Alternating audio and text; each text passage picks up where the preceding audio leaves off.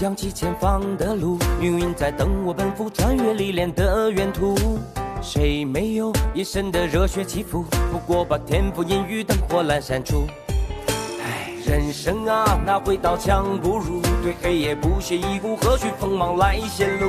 偶尔绕一些弯路，就当活动筋骨。危难前进一发，我挺身而出。暗涌上心间，我随机应变，只用双拳也不必一身凡险。暗涌上心间，又何惧深渊？不露声色，依然紧握手中拳。暗涌上心间，冷静理周全，先听心不照阳，无畏越天堑。暗涌上心间，若逆战难免，兵来将挡，水来土掩才稳健。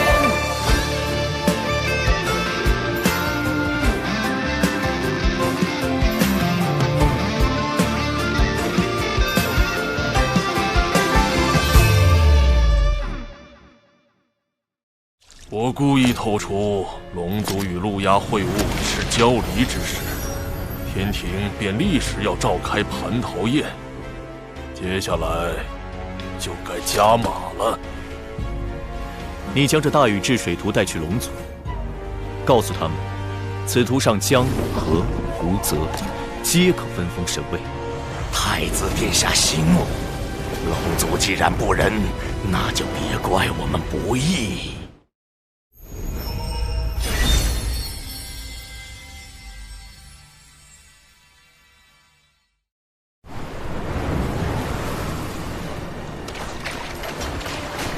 天庭和妖庭争龙之事愈演愈烈，玉帝要借蟠桃宴收龙，陆压必有后手。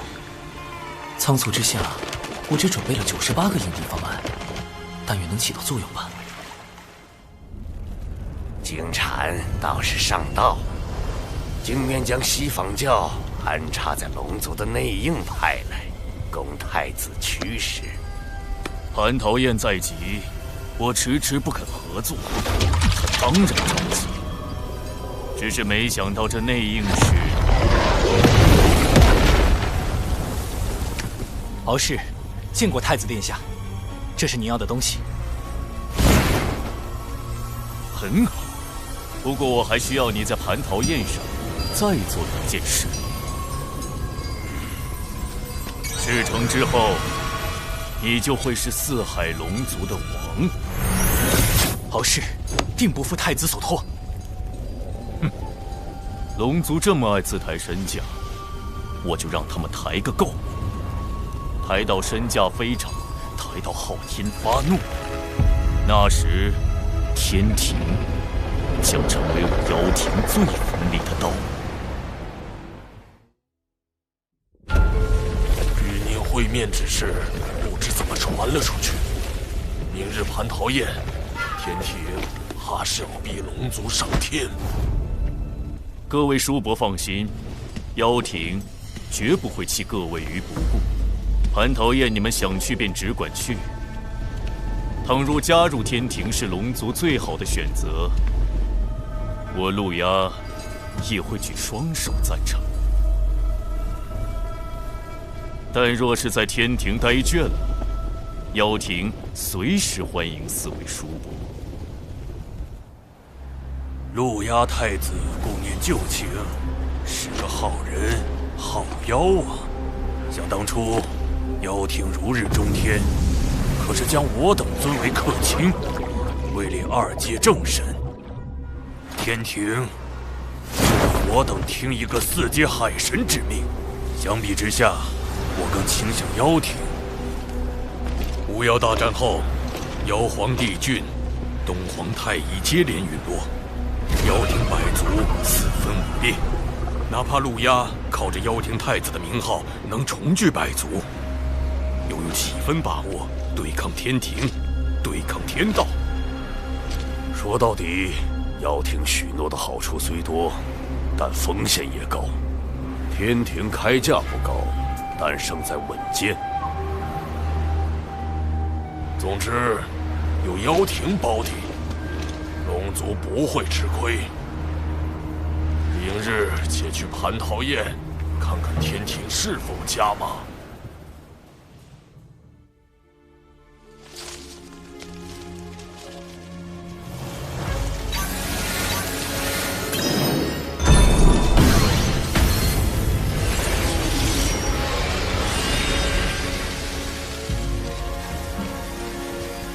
老实说，蟠桃宴将有大事发生，可能会危及洪荒。而你是蟠桃宴的操办者，更需小心。长寿，接塔。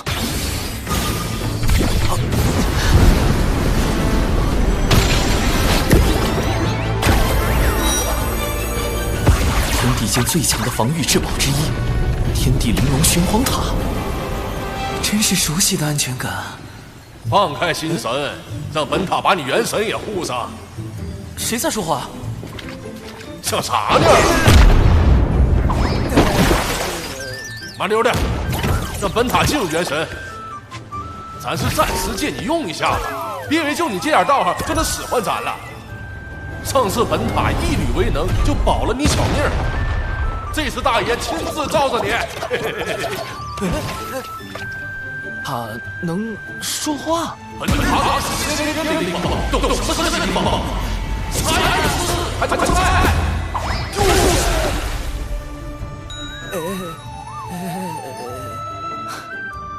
灵宝灵性充足，能用灵念跟执掌者的元神交流。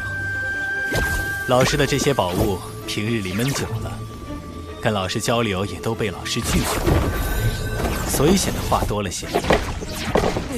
快给我削他！快开大，开大呀！围住他！跟他这个大哥，巴适得很。不能细想，燕郊大牢滤镜要碎了。多谢塔前辈前来相助。哎，这还懂点事儿，你看。小玩意儿，你这腰杆挺直点啊！有本大爷在，那什么桃子宴上，你想干啥就干啥。何人在外窥探？原来是你，血赤黑纹。他应当是来向我汇报西坊教的消息，以便安排蟠桃宴之事。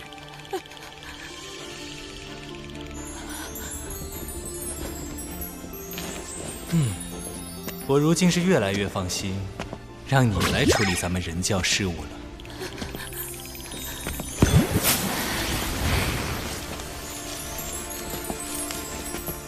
大法师性情温和，你不必如此惧怕。这般强大的味道，这般令闻生畏的感觉，第一个人族的纯阳之血啊，让本女王都有些兴奋过头，止不住的流口水呢。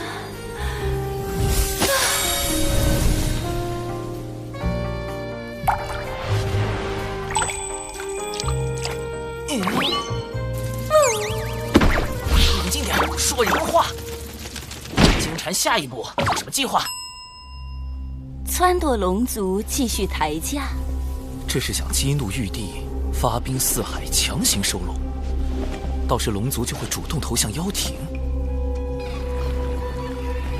龙族想坐地起价，必是笃定天庭要招揽他们。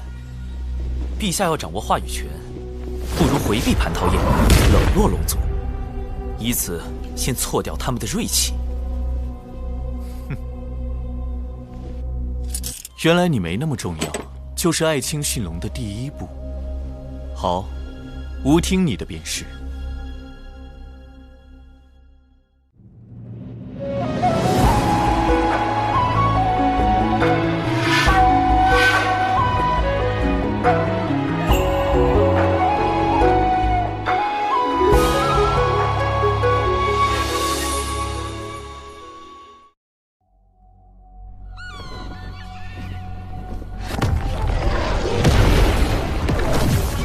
蟠桃宴关乎龙族存亡，务必按计划行事。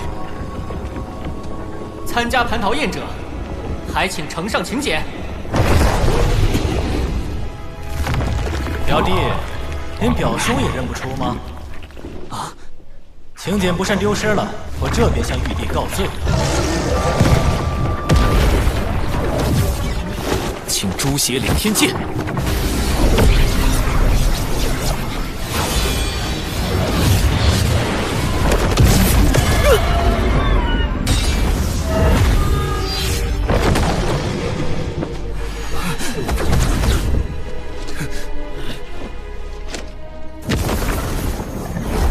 第二步，爱出出风头就要挨打。我龙族从未受过如此欺辱。海神你，敖义兄，且随我去迎产劫两教的前辈。一切都是为了让龙族顺利上天。驯龙第3步，我们的选择不止你们一个。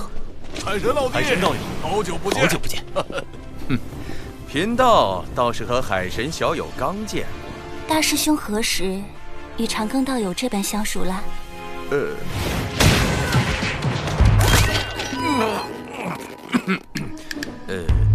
寻宝偶遇。海神老师人脉之广，当真是产劫两教通吃。海神将我等晾在此处，却与道门攀谈，这是何意？难道龙族只是天庭的备选？他们最想合作的其实是道门。既然天庭无意与龙族交好，此宴不去也罢。天庭招待不周，还请见谅。吾给诸位赔礼了。见过师叔。娘娘不可。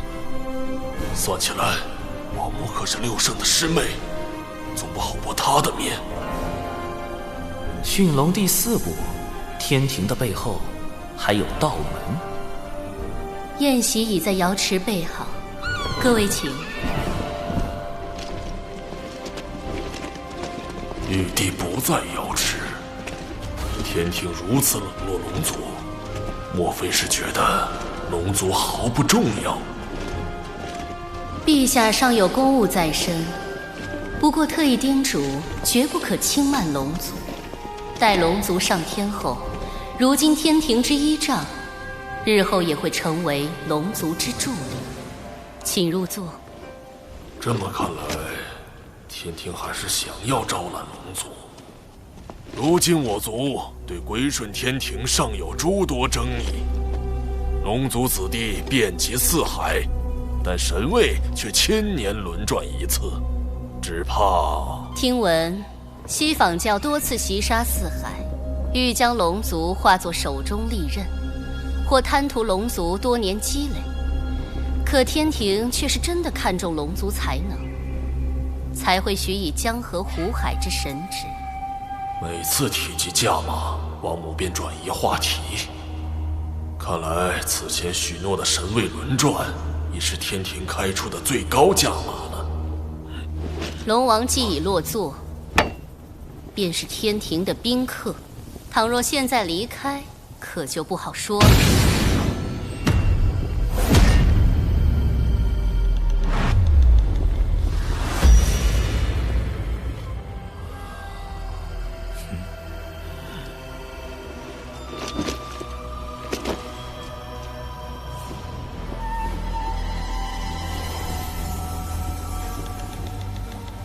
天庭这是打算逼龙族效忠。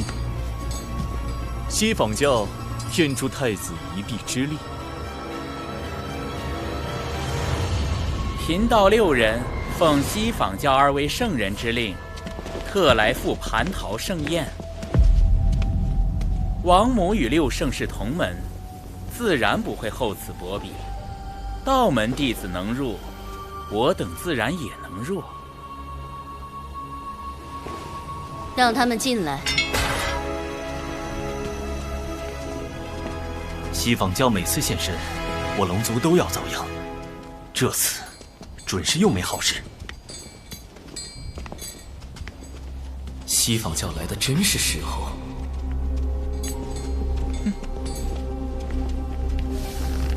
听闻龙族将入天庭，贫道6人先恭喜龙族，马上就会被赦免，填补海眼罪责。你在嘲弄我族？贫道并无此意，莫非天庭并未赦免龙族？这是撺掇龙族抬价不成，要亲自来抬了吗？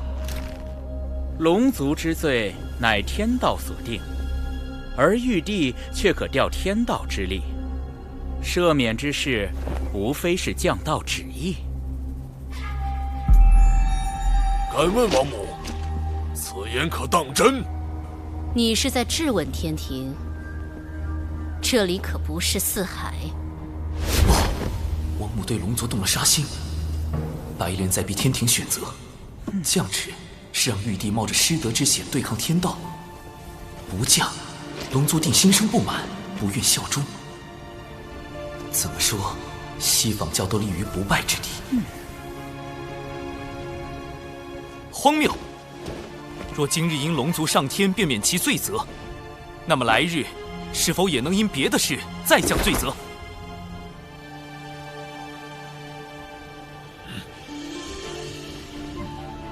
远古时，龙族打碎洪荒，累积万灵生死，自然要罚。而今时今日，龙族若能以自身之道庇佑一方生灵，当然也要赏。还是海神老弟会说啊。如此赏罚分明的天庭，才能令洪荒幸福。龙王以为呢？海神此言，振聋发聩，是无一时糊涂，在王母面前失仪了。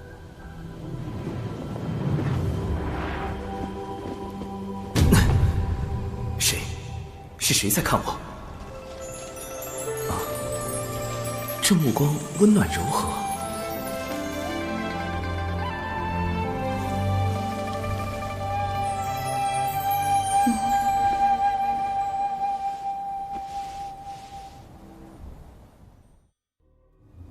如今天庭唯有海神一人想要保全龙族，连王母也对他们失了耐心。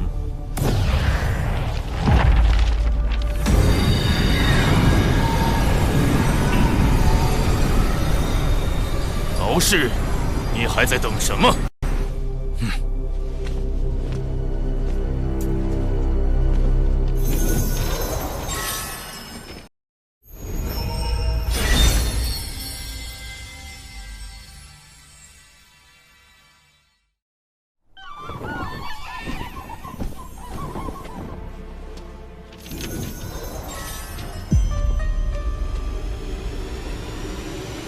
长庚爱卿说的对，无知天庭就是要公正无私，赏罚分明。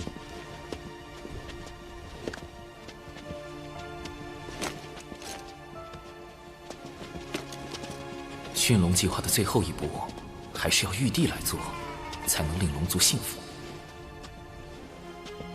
龙族镇守四海海野，护天地生灵久矣，当有一份功劳。此诏得天道认可，这便是吾对龙族的嘉奖。如此，可信了天庭。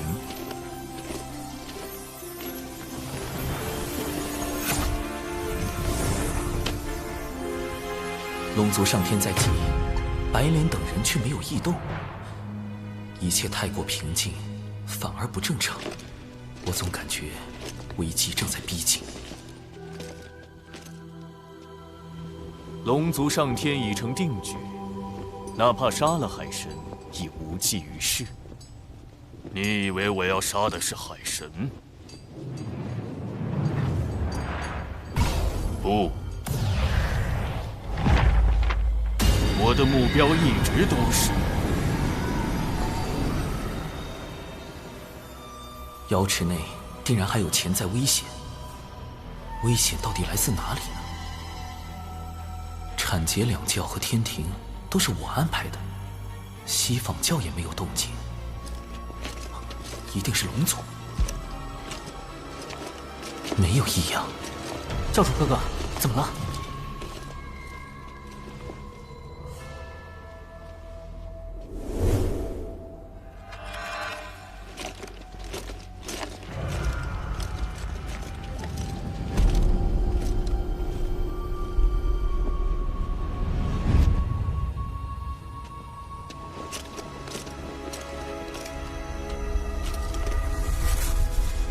你父王有危险，快！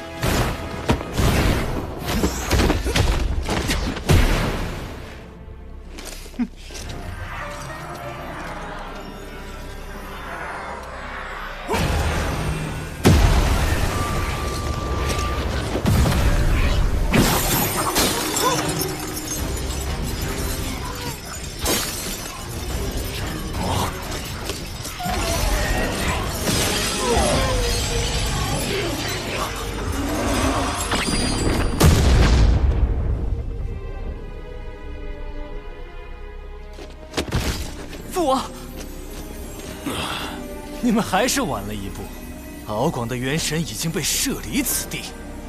父王的元神在溃散。敖氏，你到底想做什么？做什么？我龙族乃远古霸主，如何能向天庭卑躬屈膝？你这个逆子！我劝你们赶紧放了我，否则敖广必死无疑。你当众袭杀龙王，不敬天庭，若放你离开，天威何存？龙族还未归顺天庭，敖氏作为西海二太子，怎么算都该交由龙族处置。大哥受伤之时，定与妖庭脱不了干系。陆牙行事狠辣，即便我等归入妖庭，也难保日后他不会对龙族出手。三位叔父，如何处置敖氏暂且不论，当务之急是救我父王。无论敖氏背后是谁，其目的都是要破坏龙族上天。一旦龙王在天庭出事，四海必乱，得尽快找到解救之法。待火焰燃尽，敖广的元神就会被彻底吞噬，这就是背叛我妖庭的下场。隔空取龙王性命，陆压这法宝，当真诡异。只怕龙王未必能撑到海神想到施救之法。混元金斗可疗伤补元，能延缓元神溃散的速度。多谢云霄师叔。龙王乃大罗金仙，元神强横，本不该这么快就出现溃散之象。除非是来不及反击，或根本没有反击之力，能做到如此程度，究竟是？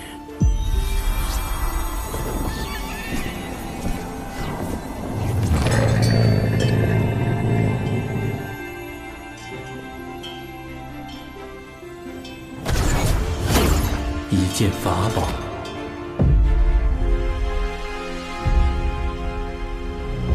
太上老君此时现身，明显在给海神撑腰。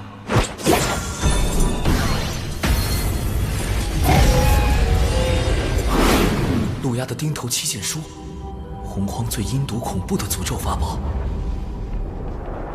施咒时，先以摄神符将对方元神摄入书中祭坛，慢慢焚化，中咒者痛苦不堪，直到元神被钉头七剑书彻底吞噬，诅咒方算完成。得赶紧找到此地，救出父王。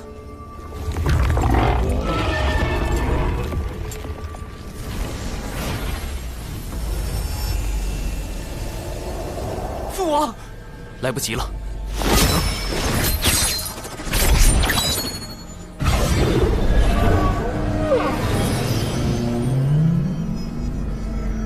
啊！这是在磁铁城争抢的那件宝贝。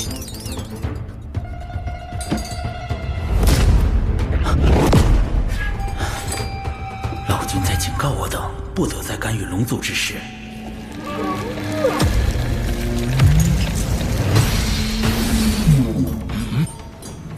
落宝铜钱能落出先天法宝外的任何非兵器类法宝，包括钉头七剑书。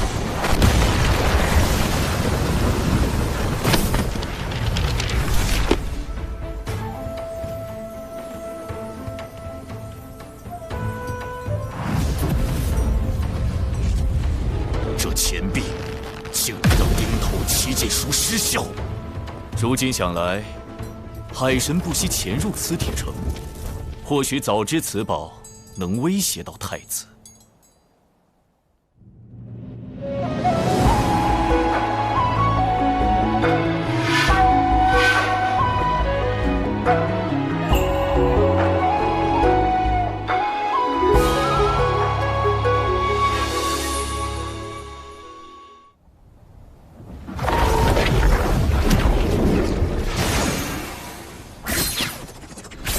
落宝铜钱已暴露，陆压定会有所戒备，日后再想对付他就难了。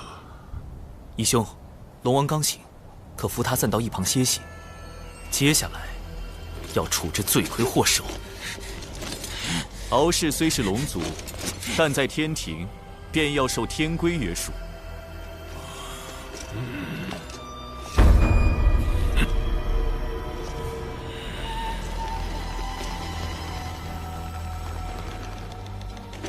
敖乙听令，着天兵将敖氏拖去天罚殿，斩龙首，灭神魂。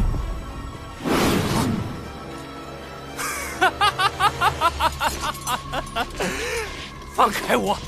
我身负祖龙血脉，乃真龙之身，天庭怎敢杀我？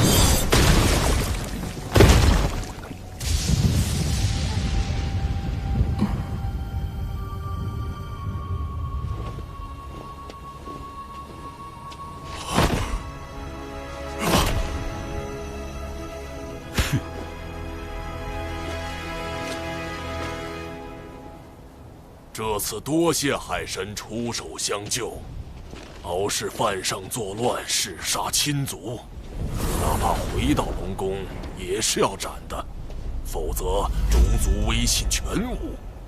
但海神愿以天庭名义将其斩杀，倒避免了一场亲父杀子的悲剧，同时也保全了四海龙族颜面。吾在此谢过。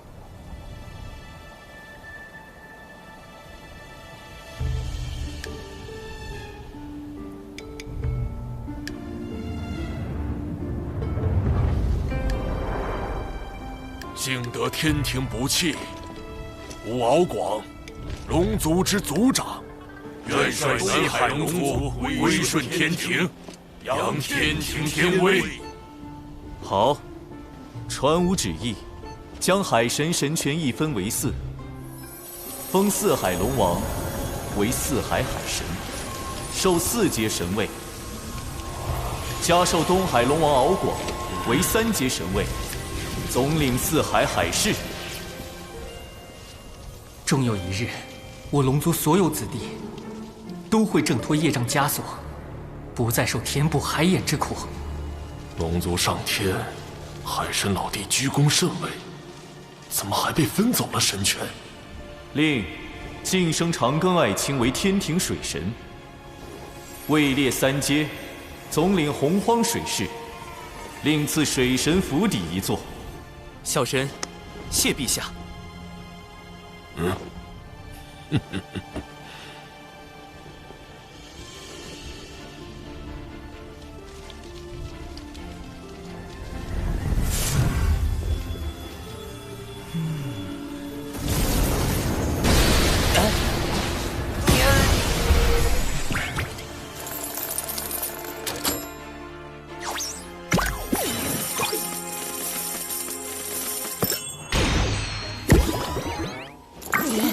为什么功德是天罚的形状？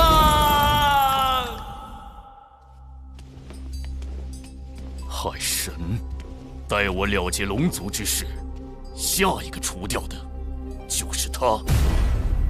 想必太子已拿到那件能够摧毁龙族的东西吧？敖氏给你传了不少消息啊。知己知彼，不就能更好地配合太子？这是最后一次警告你，不要来干涉我的事。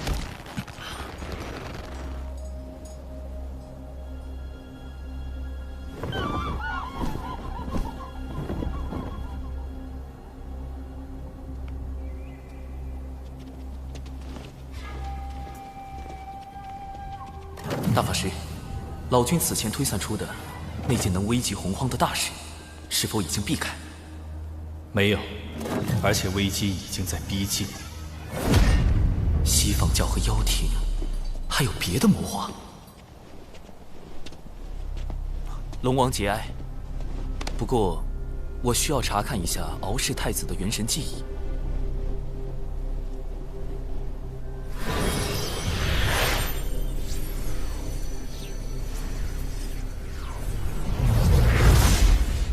西海可有一位3太子？西海3太子，未来的白龙马。西方教现在就开始谋划西游新教了。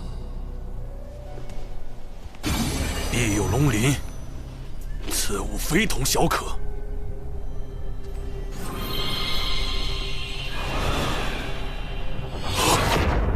必有龙鳞给了陆压，逆子！你就将龙族卖给了妖庭。那不是用来锁定杀龙者元神的吗？如今敖氏已死，龙王还找他作何？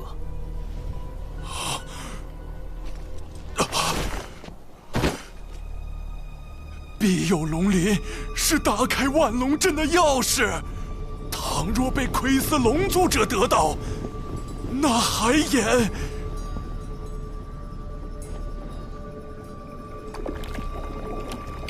禁古时，妖庭便已知晓龙族所有秘密。庇佑龙鳞，能庇佑龙族，亦能毁掉龙族。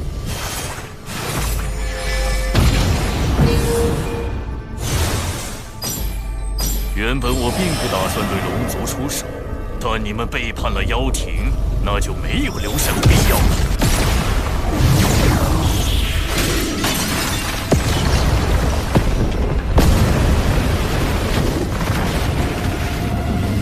万龙阵已破，海眼就交给你了。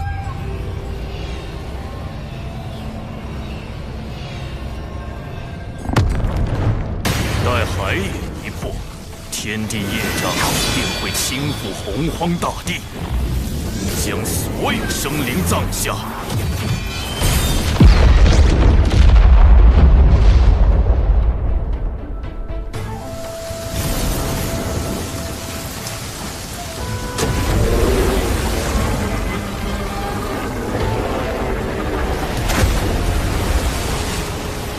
海眼开了。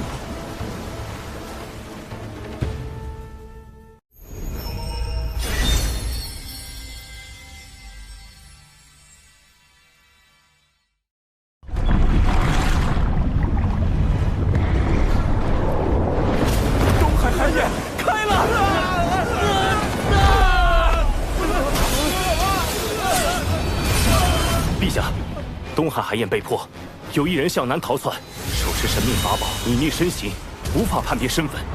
东海的远古战龙已命填海眼，损伤惨重。远古战龙是龙族最古老的真龙，实力深不可测，多年来一直镇守四海海眼。什么人竟能在他们眼皮子底下破海眼？难道是陆压？他先用庇佑龙鳞开万龙阵，接着就破了海眼。陆压向来猖狂。上回还当众刺杀天庭之人，怎么会用法宝隐匿行迹？这不像他的行事作风。海眼已开，龙族必死无疑。太子殿下高明，您破了万龙阵后，故意让此人来开海眼，不但报复龙族，事后天庭也不能追责到我们妖庭头上。反正他们图谋海眼已久，我何不顺水推舟？陛下，镇守海眼乃我龙族使命，四海龙王先行告辞。今日事关龙族存亡，还请教主哥哥相助。龙族既已归顺天庭，天庭不会坐视不理。长庚，吾将此事全权交由你，再派华傲天将军率天兵从旁辅佐，你们务必守住海眼。小神领命。今日海眼灾祸，还需诸位道友帮忙。不知三位仙子能否？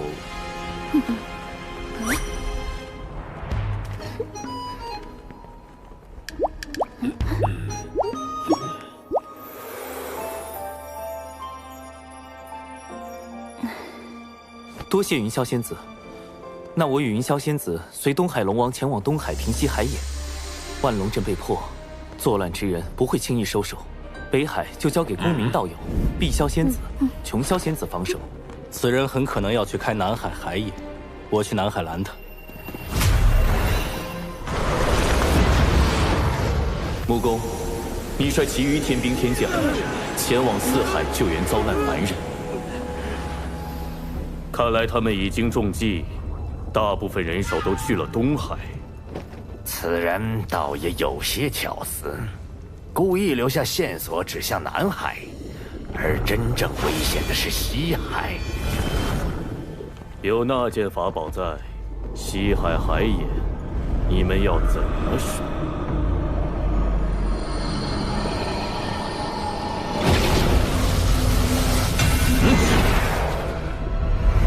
急如风，烈如火，烽火蒲团，起！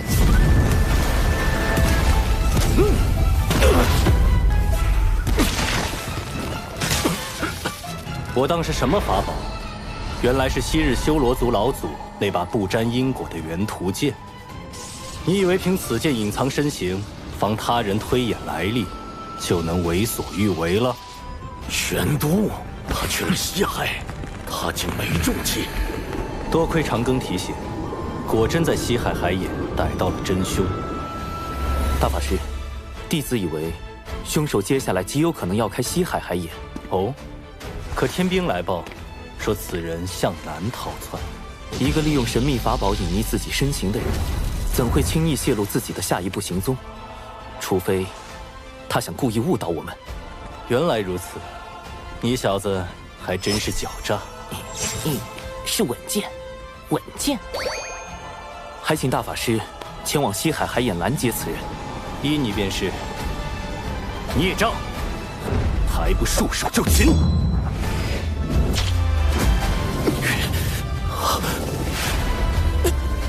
乾坤遁法，银汉迢迢，移星换斗。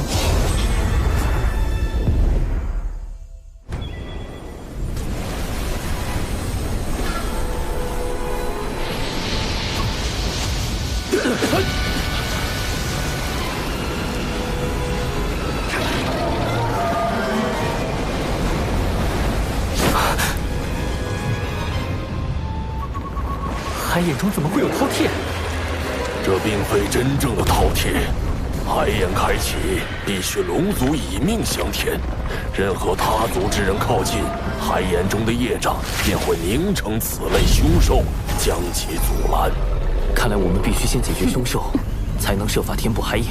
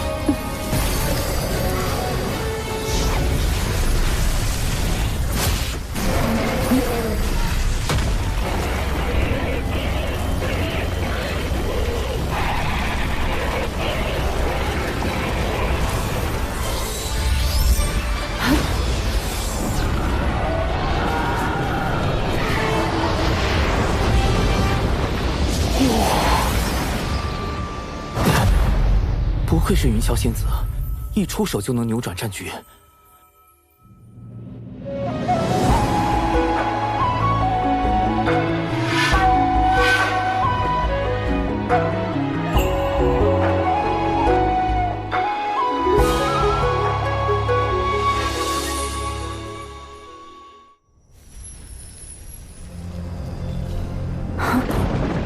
那是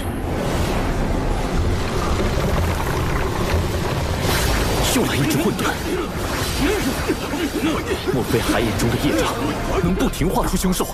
若真如此，恐怕不等将凶兽铲除，我等就要先法力耗尽。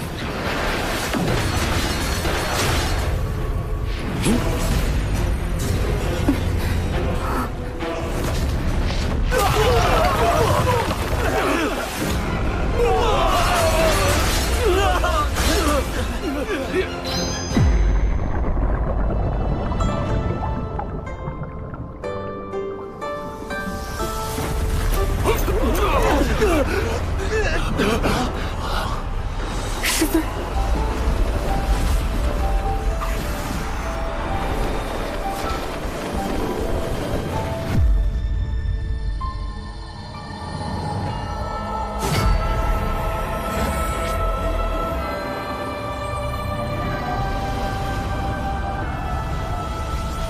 千玉真境必由精，三锋宝剑号清平。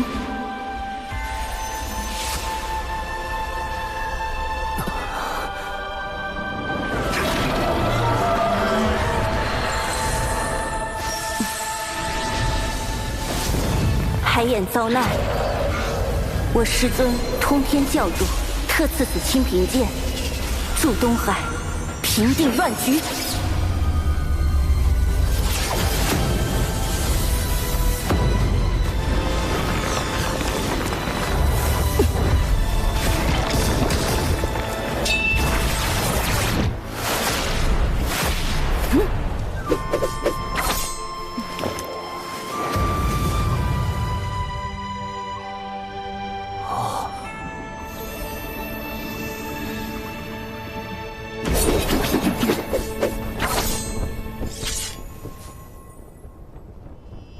长庚，太清圣人，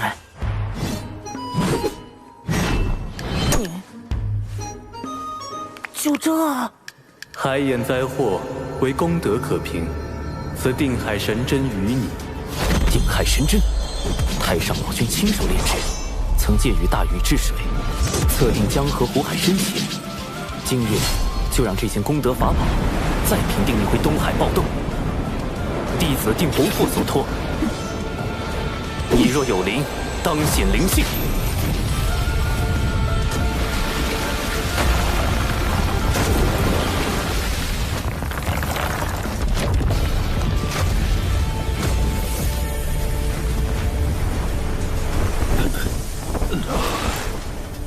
这是定海神针上的功德金光。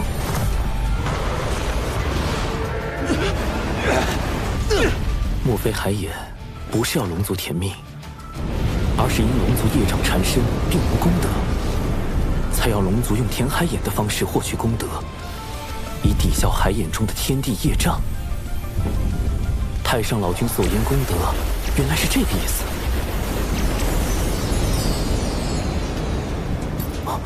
怎么回事？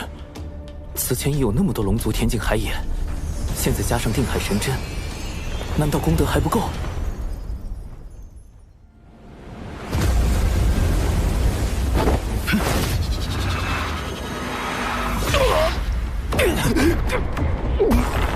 那是功德灵珠。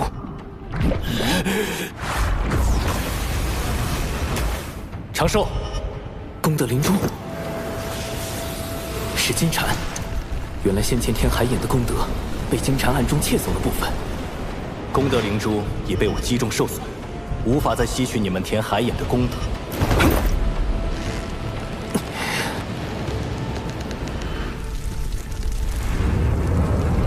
看来现在只剩下一个办法。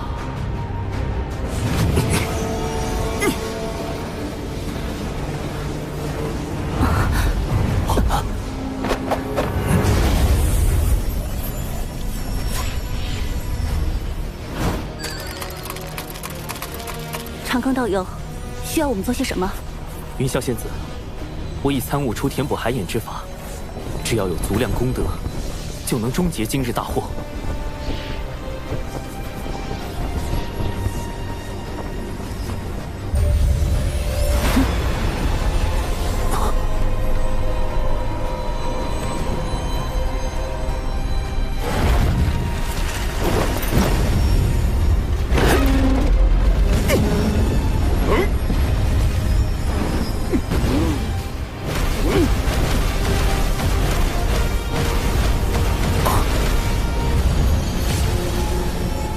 分守各海的三教道友，请速来东海，注入功德，即可平息海眼暴动。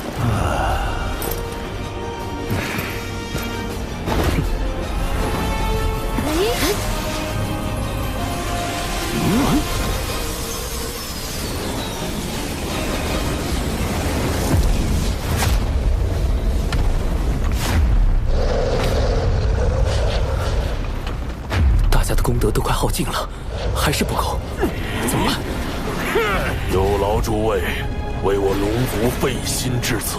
龙王，你海眼被破，我敖广身为龙王，难辞其咎，所有罪责我一力承担。您得天庭神位，自身业障尽消，已不必再以身填补海眼。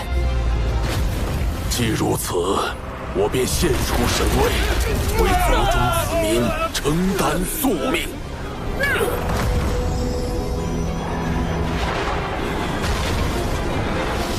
父王，我敖乙愿替父献出神位，护佑东海龙族。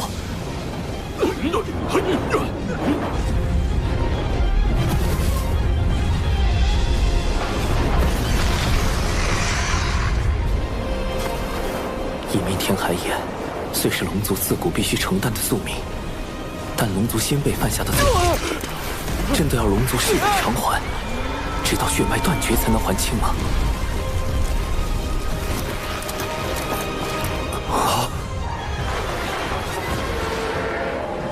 若天道不管，我该怎么办？剩下的交给吾来做吧。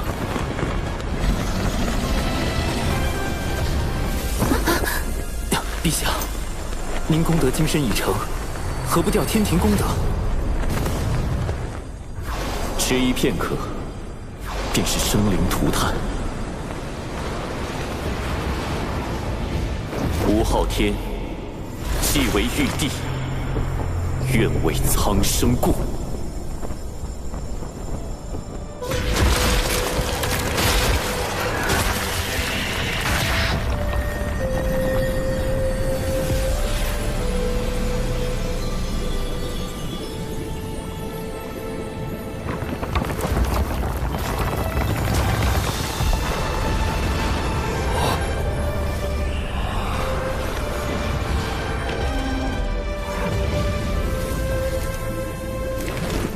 水神大人，那位天将是？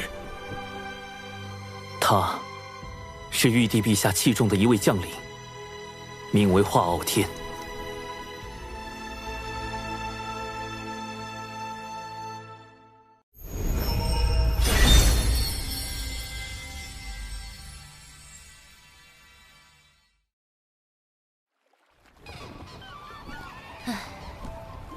未经道祖应允，私自动用功德金身填海眼，道祖必会降罚于你。师妹，你可还记得道祖将吾等立为天庭帝后那日？吾等从前只是守门童子，哪里做过什么帝后？天庭空空荡荡，吾不知自己该做什么，也不知这玉帝之位具体为何。今日你可明了？玉帝周旋，吾心有恨意。吾天庭之四海，何以被妖天余孽如此欺凌？大能动辄兜转乾坤，吾须去约束；天地与生灵，吾须去掌控。吾之天庭，便是要让强者不可恒强，弱者可安天命。师妹，儿可愿随吾前行？前路漫漫，愿与师兄执手共剑。风有徐徐，也有静寂；云有舒卷，也有注记。既以海眼祸害苍生，吾必当还之以雷霆。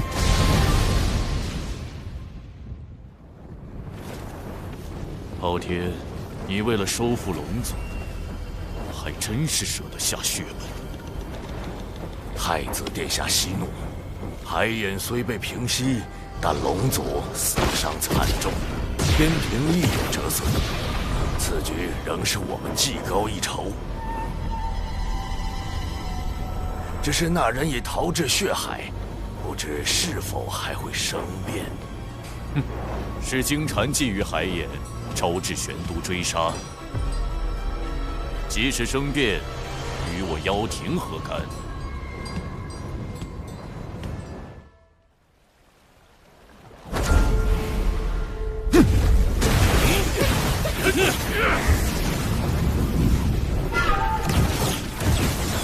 经禅开启海眼，其罪当诛。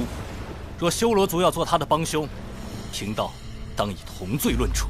血海不枯，修罗不死，玄都大法师能奈我何？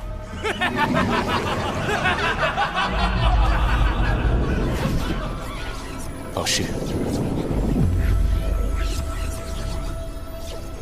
弟子明白了。水火同归元，乾坤引焚逆。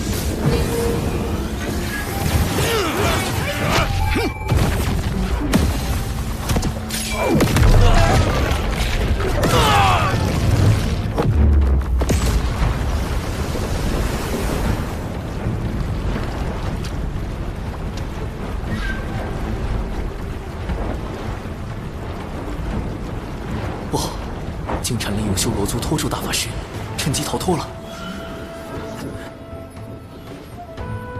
你回去后继续叮嘱经禅，这是重通3头蜘蛛丝，可以辅助你监视他的行踪。大法师，有位线人能暗中助我们找到经禅。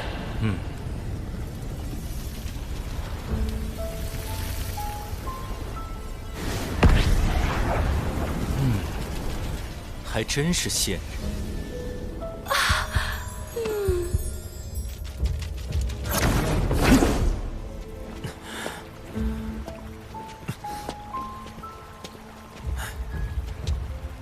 文静，经禅可有何异常？他身上的功德之力在急速增加，几乎快要凝成金身。怎么回事？他竟没把功德灵珠上交给西坊教，就自己偷偷用了。不对，西坊教、妖庭、修罗族都在为金蝉做掩护，这背后一定有一个极其隐秘且更为宏大的计划，而这个计划的核心就是金蝉。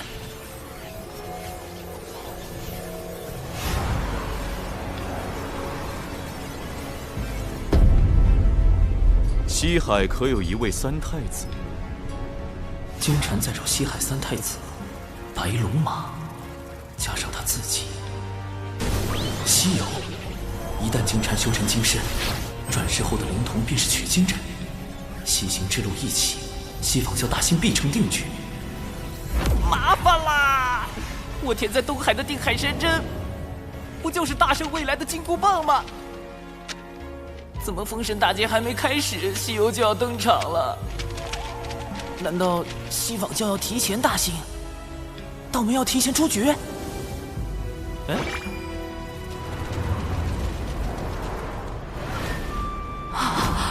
危险！快离开！文静，文静，能令他如此恐惧，还能瞬间瓦解他全部法力的灵神。金蝉逃去了西坊二圣的道场。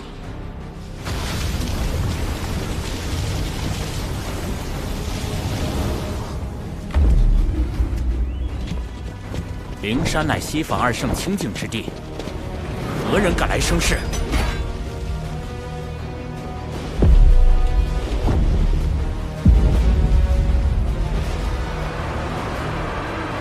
金蝉用元图剑开启东海海眼，玄都大法师祸害无数生灵，何该由贫道斩灭？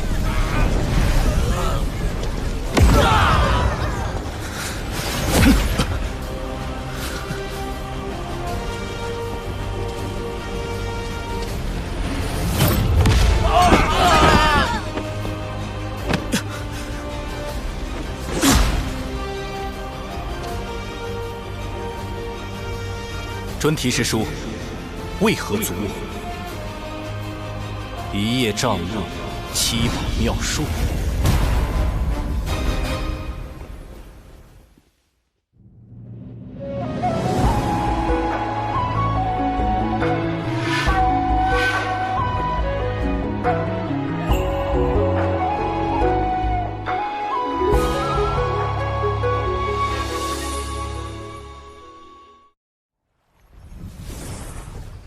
大法师这么快就杀去了灵山，还和西坊教春提圣人的七宝妙术刚起来了。金蝉是西游的关键，西坊二圣定会全力保他。哎，太清老爷传消息来了，去灵山杀金蝉，这就是太清圣人的破局之法。硬拼的话，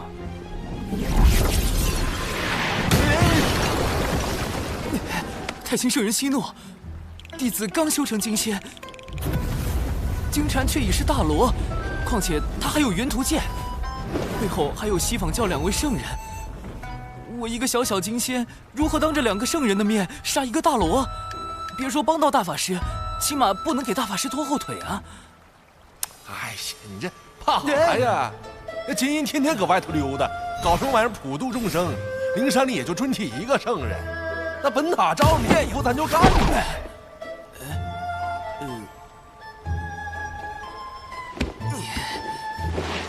截图。好深邃的道语，这是？瞧真亮了啊！这是咱太清老爷的开天至宝太极图。图老大可是盘古开天神斧的符柄所化，能令地、水、火、风演化万象。图老大最呢，图老大最呢道，图老大最强，图老大牛逼！走，咱去削了那尊体那小混哉，给小玄子出气。啊，用老子等到了，向下强调。10万火急，开启摇人模式。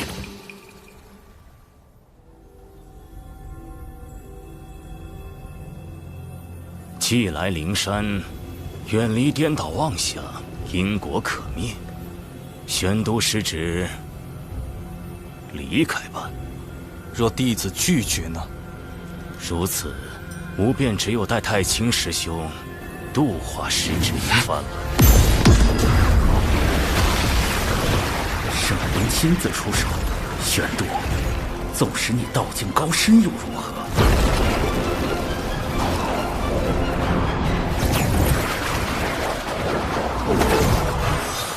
万劫化妙术，庄严明清。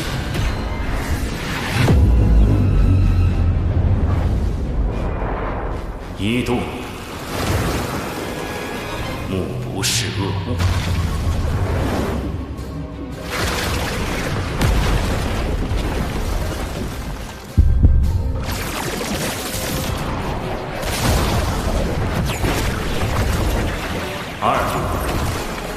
耳不闻恶声。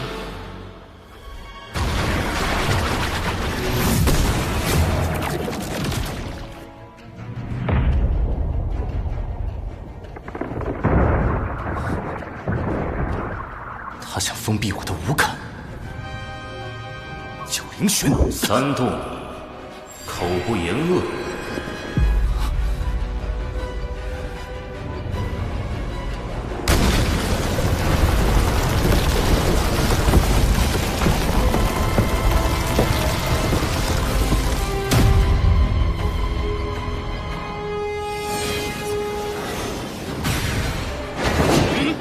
大法师，得罪。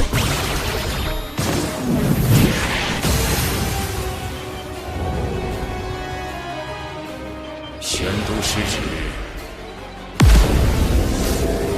静心明真知，一臂万起，剑气清平。是截教通天教主的清平剑。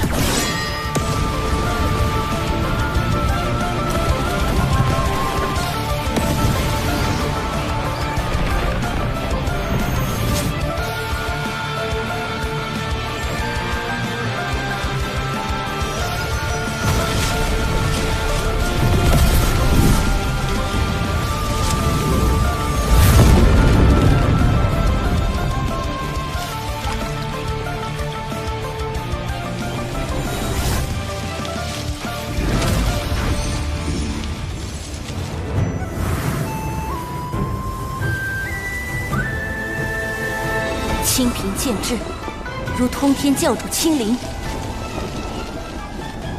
大法师身处险境，还望诸位出手相助。若与师尊赐下的清平剑相拼，或可助玄都师兄进山一战。西方教将凶手藏在了山里，还敢对玄都师兄动手？赵公明绝不答应！不向灵山讨回公道，我对不住死去的东海龙族。截教敖乙，哪怕血溅于此，也必要替龙族报仇雪恨。此时不出手，更待何时？多宝师兄，你我阐结两教，放下过往芥蒂，如何？截教多宝，亲完。金光，是玄都师兄。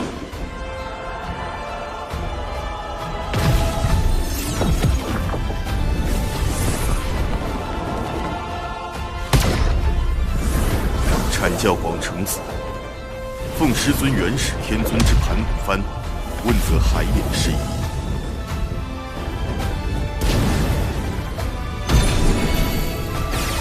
人教渡恶，率人教弟子助阵我教玄都大师兄。小叔叔传信说大法师摊上事儿了，大家跟着我一起上。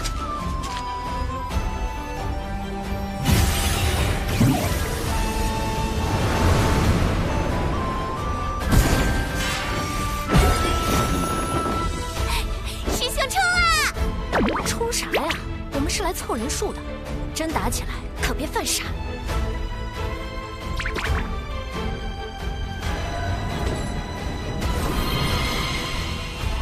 摇来的人越多，事情闹得越大，胜率越高。人教弟子天庭水神，禀太清圣元，玉帝陛下法旨，前来相助玄都大法师。今日道门三教前辈俱在，我们何不以大义对灵山施压？只要三教一心，便可借道门三圣之威，震慑西方教圣人。冲啊！给他们看看我们人教的威风！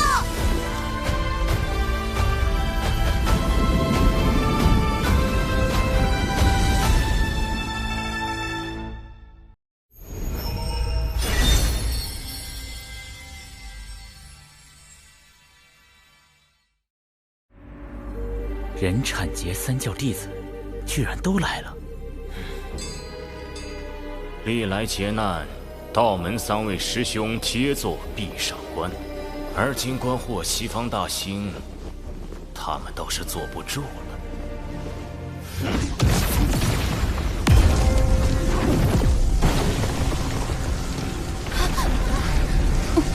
大家小心！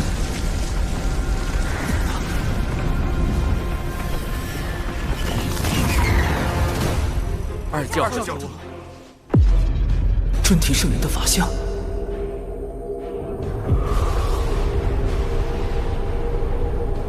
这就是圣人的压迫感。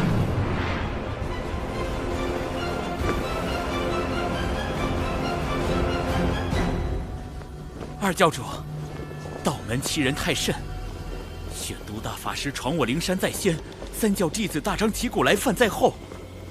他们这是要联手打压西方教，扬道门声威啊！此言差矣。玄都师兄前来，是为缉拿与元图剑开启海眼的真凶金蝉。仙子凭何断定元图剑在金蝉手中？又如何证明他开了海眼？你把金蝉交出来，我等搜魂一遍，真相自知。污蔑金蝉的是诸位，自然该由诸位拿出证据。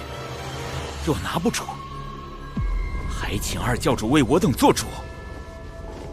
好个白脸！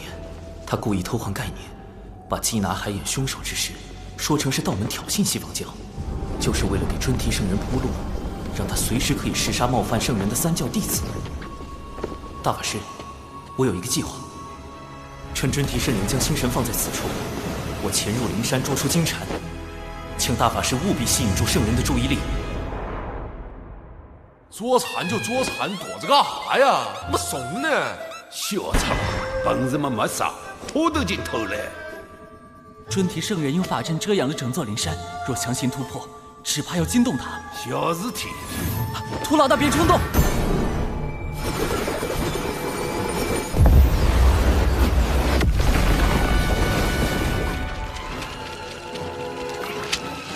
太极图的气息。大法师，快掩护我！准提师叔，我向老师借来一缕太极图微鸟，可推演出此间真相。究竟是师叔的记名弟子金蝉蓄意谋划海眼劫难，还是我等执意冒犯圣人威严？在吾面前，你当场推算，若算不出来，污蔑金蝉、冒犯灵山的罪名，你一人承担。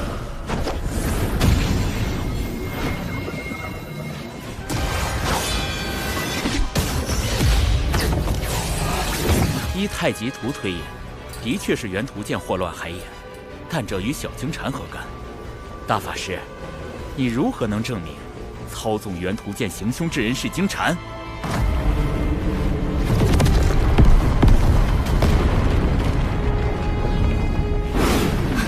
准提圣人，这是要下杀手！舅舅师叔，咱们不是来凑人数的吗？谁要动手啊？待会儿看我手势行动。小兽兽咬我过来，他自己躲哪去了？气死人！纸人军团入山寻蝉，快！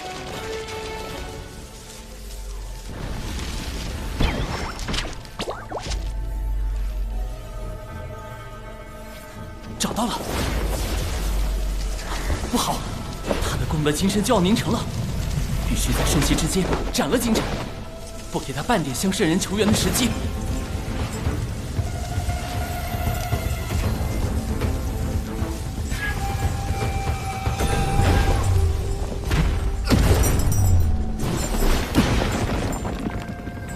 你是何人？我乃玄都小法师，奉太清圣人之命来杀你。人教太清圣人的开天至宝太极图，太清何时有多了位弟子？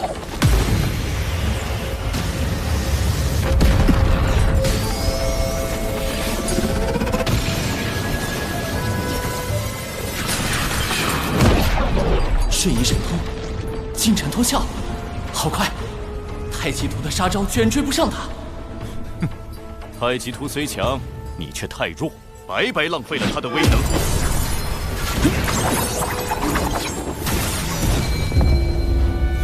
一气辟乾坤，混元小世界。凭空划破乾坤，开辟混元小世界，这就是大罗级别的神通吗？开！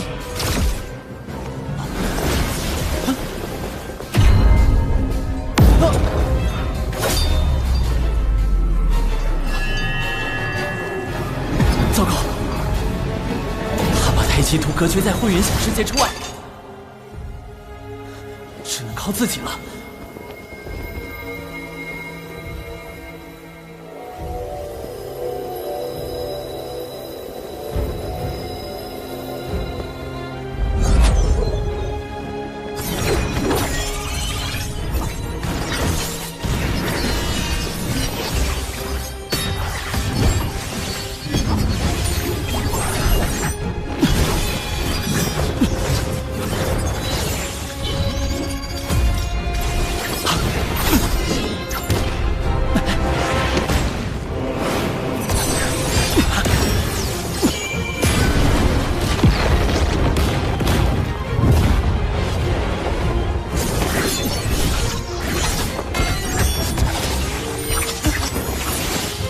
在我的混元小世界，阴阳、五行、方位，皆由我来制定。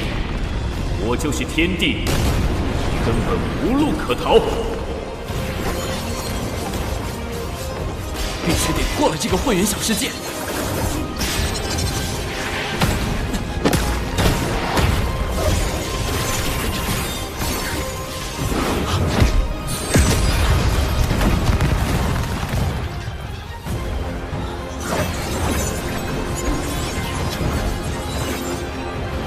小法师，你的死期到了。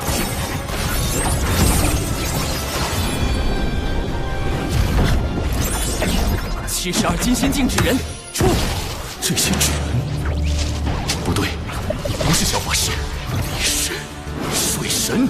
纸人1队顺时针方向运动，纸人2队逆时针方向运动。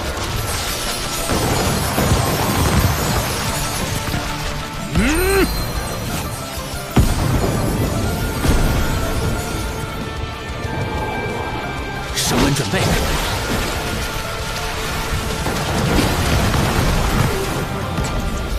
提速，提到光速。瞄准，撞击。这是什么？分明是纸人对撞，却能在瞬间产生出堪比太阳星的能量。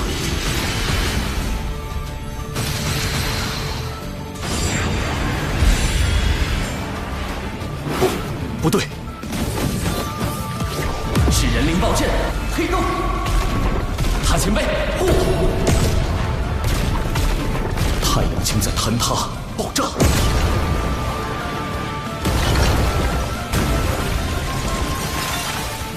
我的会员小世界要被撕裂了！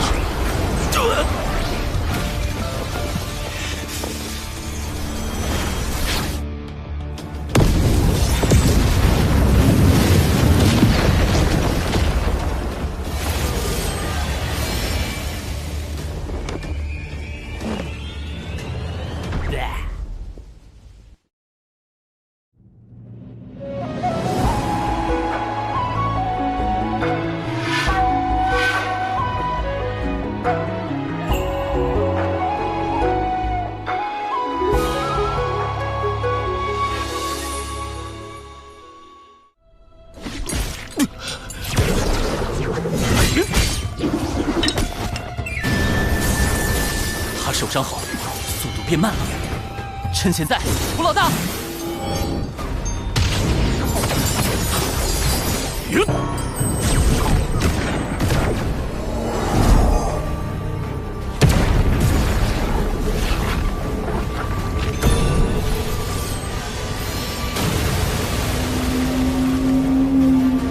两仪分日月，太极归无极。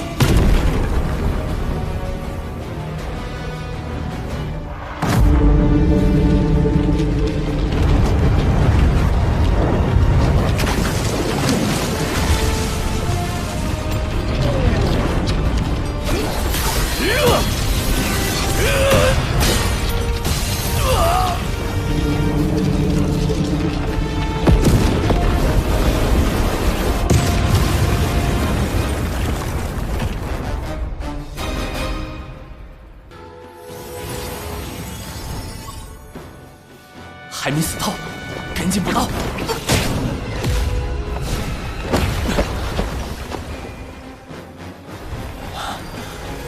连七宝妙术都到了，也就是说，准提圣人来了。妄造杀孽，扰我灵山清净地，你好大的胆子！玄黄塔，太极图。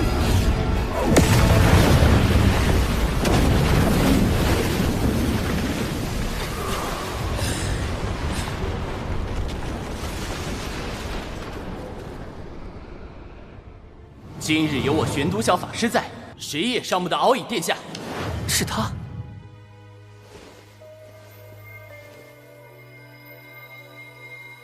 专题师叔，元图剑残片在此，足以证明金蝉就是操控元图剑引发海眼之乱的罪魁祸首。事关海眼劫难与天下苍生安危，还望圣人严查，切莫被金蝉这个心术不正的记名弟子所累，污了圣人威名。尊提，你敢当着三教的面杀人灭口吗？大法师，小法师，太清师兄真是收了2个好弟子。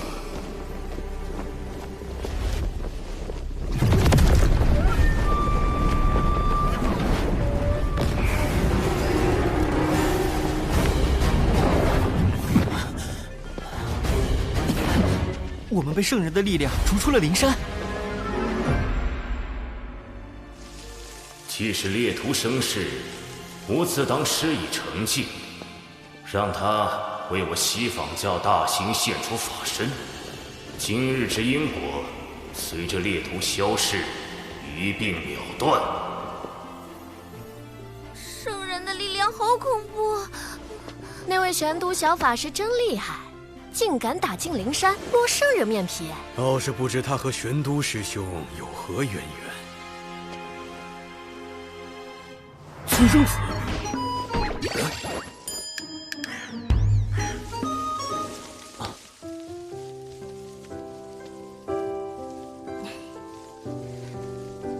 道友曾说，未成圣者，在圣人面前，终究是蝼蚁，不可大意。道友亦要珍重自身。他认出了我，多亏道友将那金蝉绳之以法，以感激不尽。是我失手，未能彻底斩杀金蝉。圣人神通高深莫测，绝非凭借至宝就可战胜。况且，你已然将金蝉打回原形，击进深陨道消，他即便恢复元气，也要上万年。西坊教想让金蝉转生成取经人，以西游之势大兴西方，只怕也要等万年以后了。文静，潜伏待命。都杀到灵山了，还要潜伏？水神想叫我做什么？这差事越来越刺激。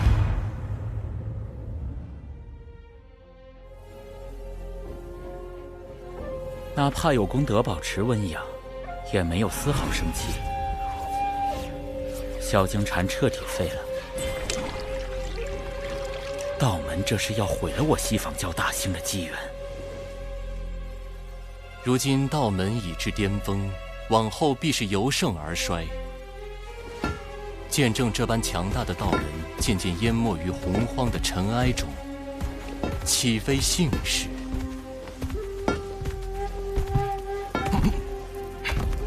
二师尊，机缘虽散，但因果未定。弟子尚有转圜之法。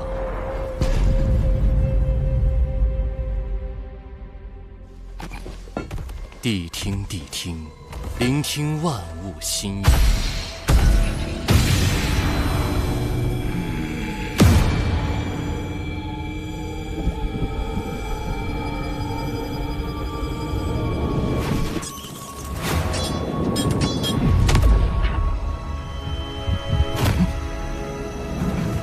主人，找到了。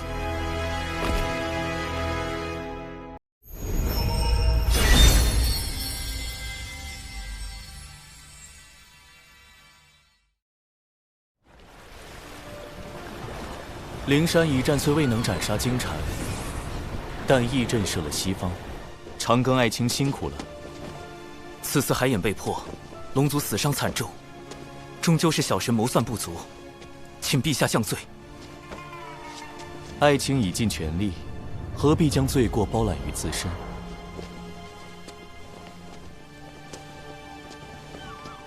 若要论罪，此战罪在妖庭余孽祸乱生民，罪在西坊教仗势欺龙，更罪在天庭势单力薄，给不了可用之力。陛下，不久后，吾便会去下界历劫，届时天庭事宜会暂交王母处置。如今天庭刚刚步入正轨，又有妖庭在旁虎视眈眈，陛下此举无疑是将自身与天庭置于险境。小神斗胆，您可是有不得已的苦衷？果然，瞒不住爱卿。海眼破开之时，按天道之意，必须由龙族以命去天。哪怕龙族已归顺天庭，却还是得不到天道的垂怜吗？天庭本应顺应天道，但吾以功德金身镇压海眼，违逆天道，自当受到责罚。可陛下此举，庇佑了无数生灵，如何能……这就是天意，这就是天道。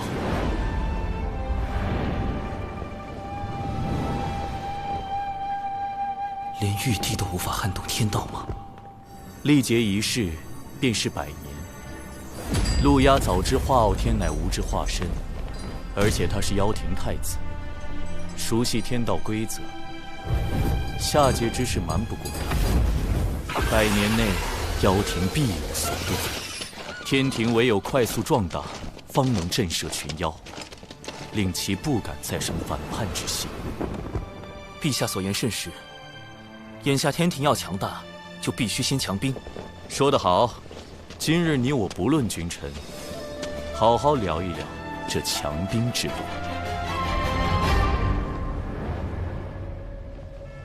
昊天私自动用功德金身填补海眼，必会被罚去下界。上次道祖红军拦我，是为保护昊天。而今昊天将暂离天庭，正是妖庭举兵伐天的大好时机。东西何时能练成？尚需100年。100年？那时昊天早已归位。不行，此物关乎伐天大计，必须设法尽快练成。西榜教地藏前来拜会陆压太子。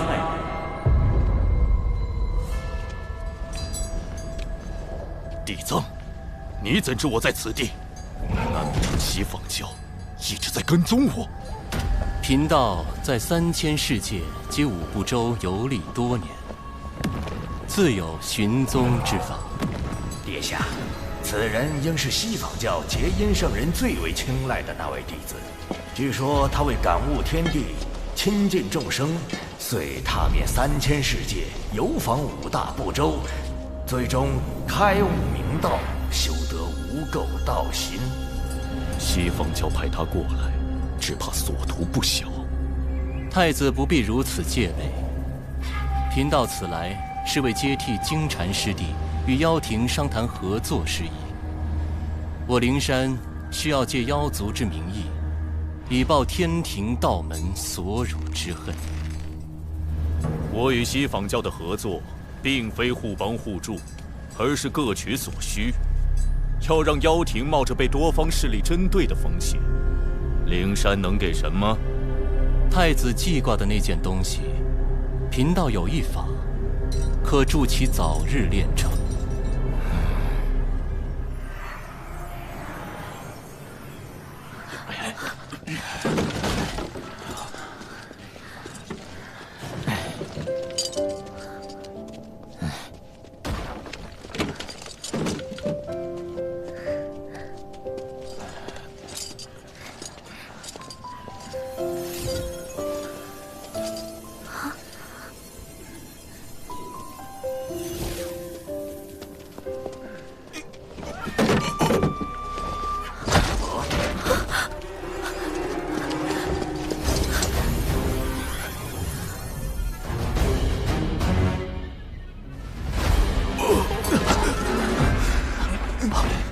千名巫悄没声的就死了，还啥都没查着。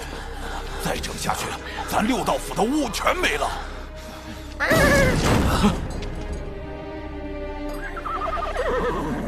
你是说找天庭水神？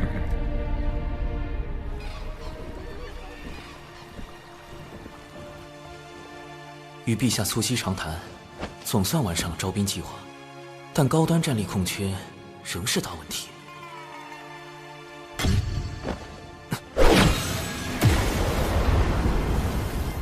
咱来找长寿，也不好吓着他的同门。头套。乌牛乌马，他们找我干嘛？此事不宜惊扰门内。长寿，我，你牛哥，嘿嘿，咱这次来是有事相求。6道府有难处，元帅尽管言明。只要力所能及，我定斟酌而为。力所能及后面，不应该是全力以赴吗？是这样的，我们巫族肉身强大，连修罗族的毒都能硬抗，更别说生病了。但最近常有巫莫名死去，蹊跷吧？修罗族一直与巫族打仗，这事有没有可能是他们所为？你们人教大法师刚虐了那帮杂碎，他们现在还泡在血海养伤。我们本打算乘胜追击，却不想出了这档子事，只能休战。我们此来是请你拜托水神，去跟天道求个情。元帅认为是天道在施罚巫族。这事说起来老尴尬了。巫妖大战时，祖屋共工撞破不周山，致使天柱倾塌，天河之水泛滥成灾，祸及众生。天地间满是散不去的冤魂。我等追随后土娘娘入六道府为巫族赎罪，也不知这些年有没有还清。天道施法，陛下应当知道，但并未听他提及。此事只怕另有蹊跷。不过，六道府的巫实力强悍，若能收编他们，正可弥补天庭高端战力的空缺。两位放心，我这便告知水神，得去六道府走一遭了。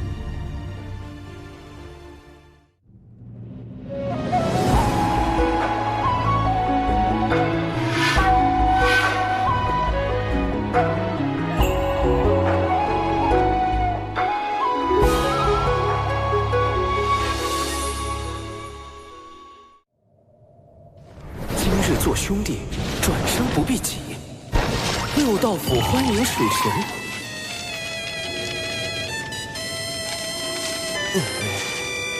哈哈！我已切身感受到巫族似火般的热情。这个，我已请教过玉帝陛下，六道府之事并非天道降下的惩处。不过陛下对巫族颇为关注。命我彻查到底。这回妥了，判官大人从没夸过人，连夸您城府深沉，诡计多端。我说的是，水神足智多谋，动手前就胸有成竹。请。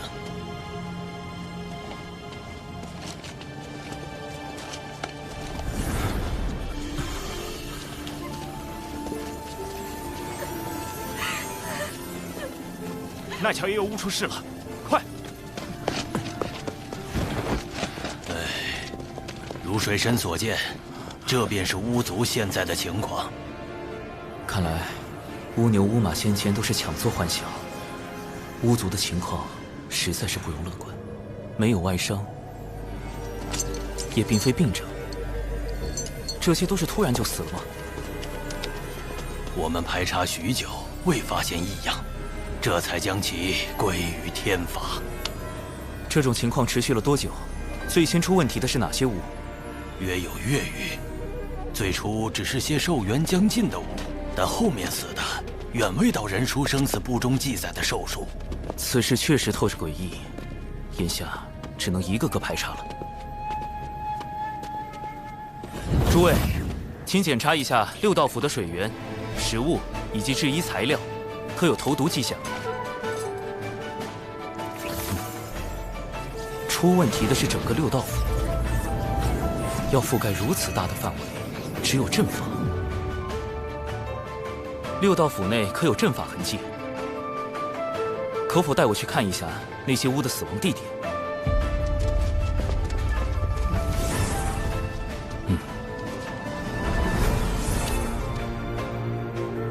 这些路线看着并无规律。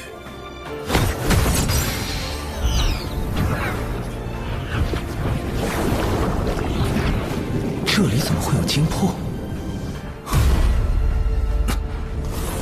阵法确实不在六道府内，而是在外面。那些巫的精魄经由地脉，被阵法吸到了别处。我进去探查，这里便交由各位了。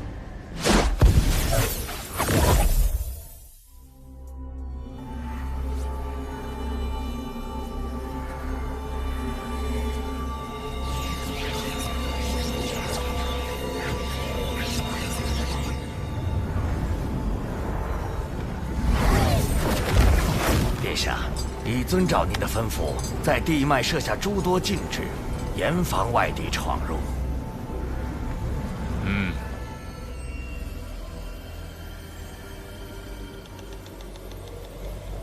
这条地脉是唯一一条连通六道府所有地脉的主干，五族精魄也都归于此脉。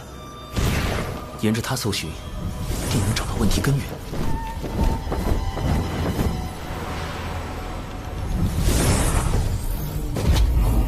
地脉中怎么有一股奇怪的道韵？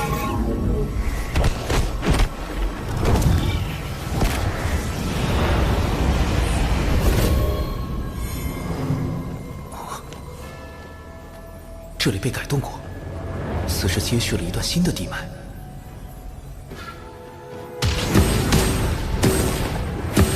这是引导神识探查的禁止，方才那股道韵是故意放出去的。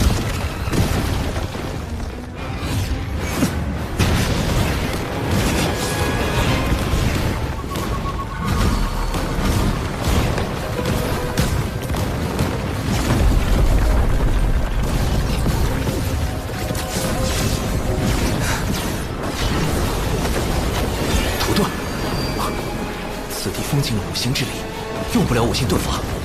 地脉是唯一的线索，无论如何，必须在它消失前到达终点。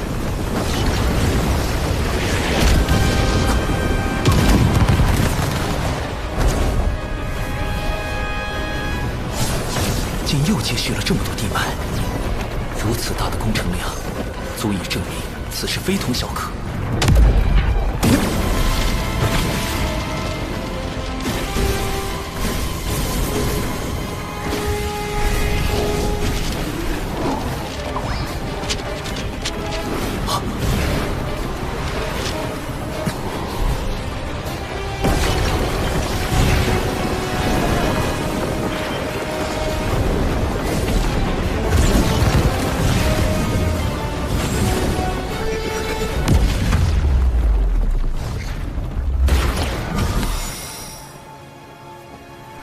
找到了，这么多巫族精魄，幕后黑手究竟想要干什么？神识被隔绝在外，看不到阵内，如此，便只能借太极图一关了。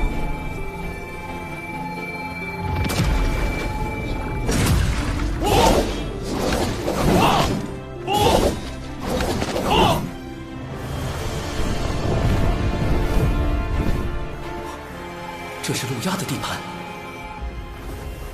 用巫族精魄熔炼，速度比以往快了数倍，距离成剑还需数月。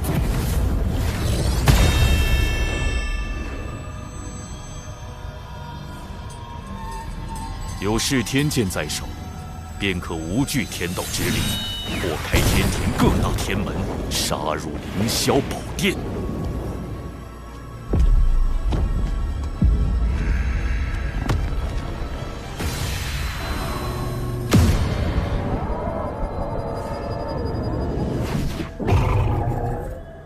主人，水神来了。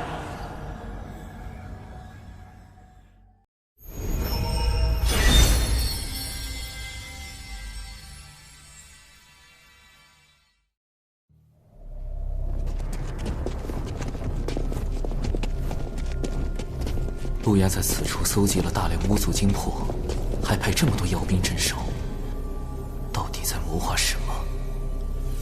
要找回六道府巫族的精魄，我必须进去一探究竟。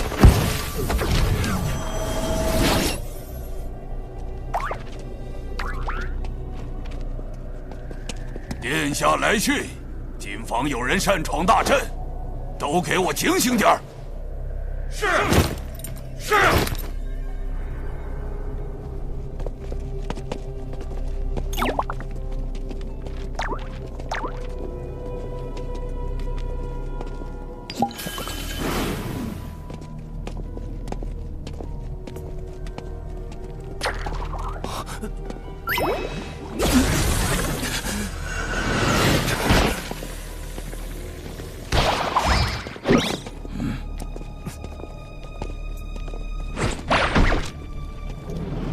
此地妖兵粗略估计有10万之数，看来上回我端掉磁铁成兵器后，陆压反听的贼心不死，便在这里重新整治妖兵。只是这与巫族有何关系？水神已进入妖生山。哦，我这坐骑唤作谛听，可探查万物心声，包括太子你。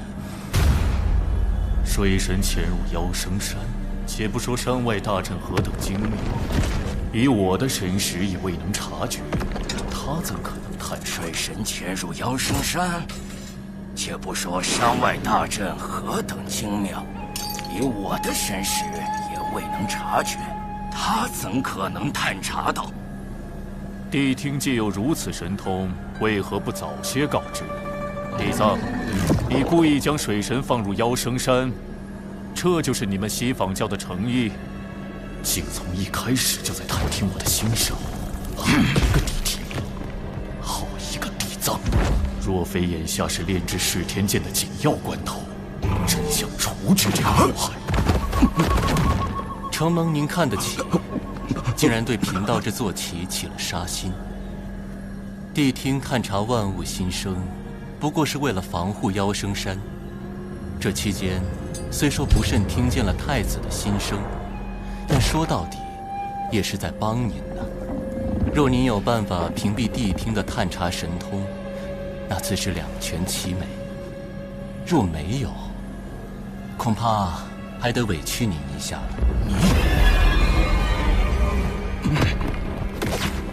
主人，太子，水神已到祭坛外。殿下，我等特来回禀巡查情况。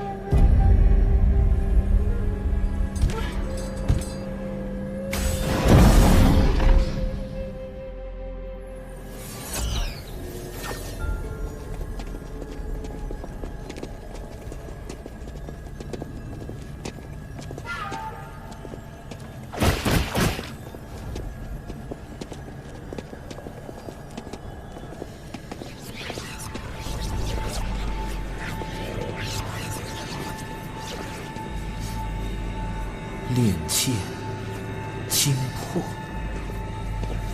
这里是个祭坛。路亚通过地脉吸收了大量巫族精魄，并将其献祭，用以炼制这把充满阴煞之气的凶剑。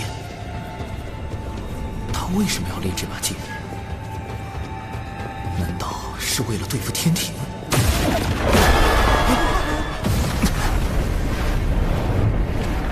路亚，他竟然在这儿！被发现了！什么时候？地底深处还有纸人。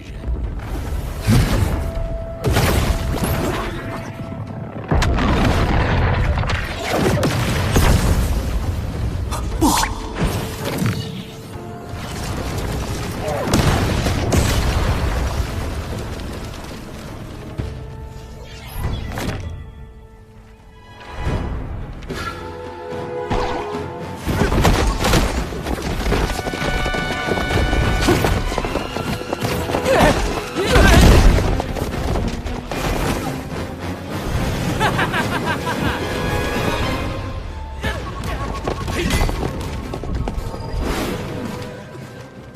没道理呀！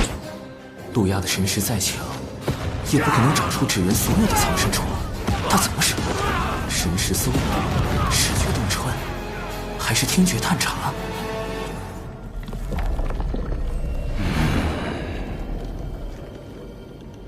路亚旁边的一人一狗，看着装颇具西方教风格。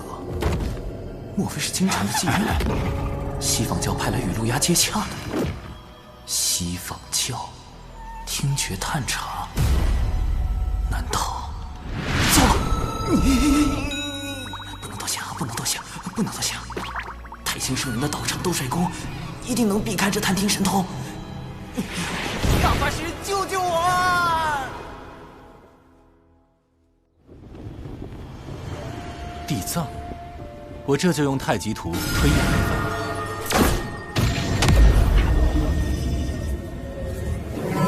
此人是西房二社最为看重的弟子，如今已迈入准圣境，刚从外游历归来。他有一坐骑，名唤谛听，可探听洪荒生灵之心声和对话。果然是他们！一想到西方交有善探听者，我便立时下令谛听。此兽的探听神通极其厉害，《西游记》中他就曾凭此神通辨别真假猴王。也难怪我的纸人尽数暴露了。大法师，谛听的探听神通可有办法应对？他头上的那只角，应是其施展神通的关键。角？难道是类似于信号发射器一类的东西？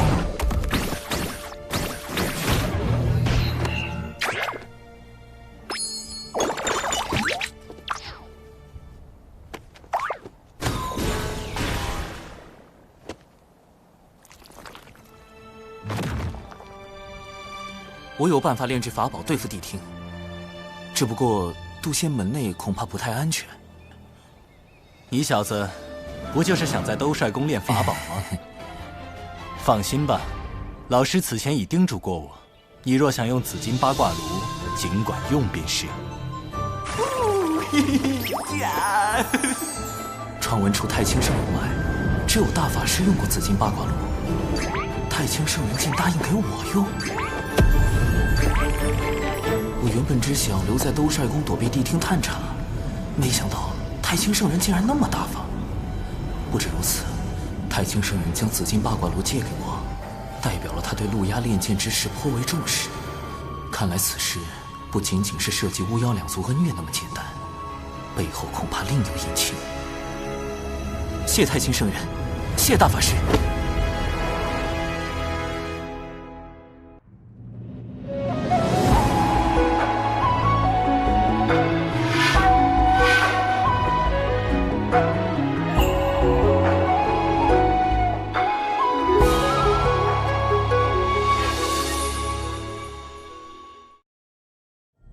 竟然跑去了兜率宫！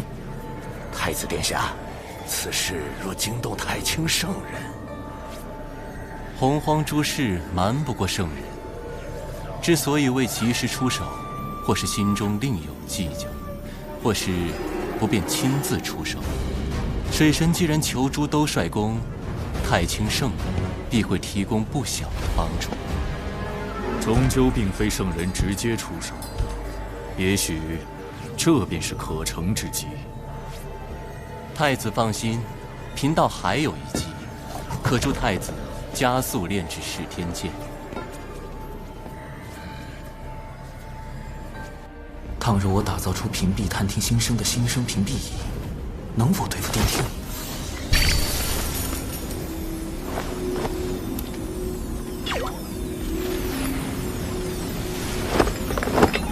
师兄，不好了！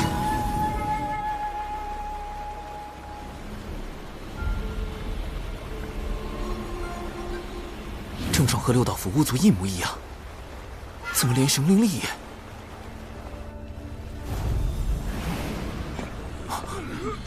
熊寨怎么也出事了？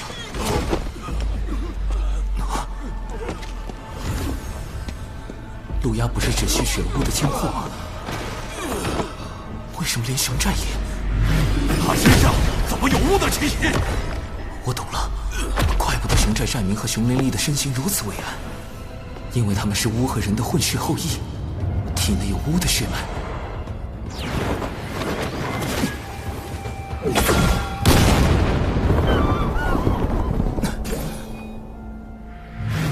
兜率宫中异草林木，尽都内源无穷。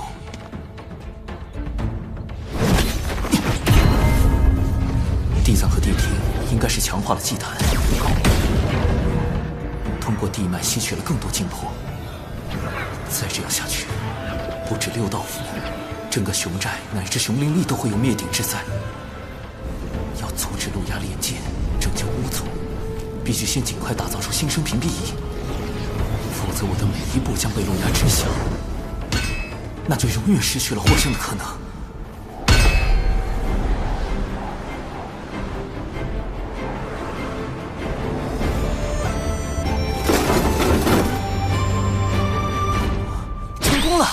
心声屏蔽仪能够阻止别人探听的法宝。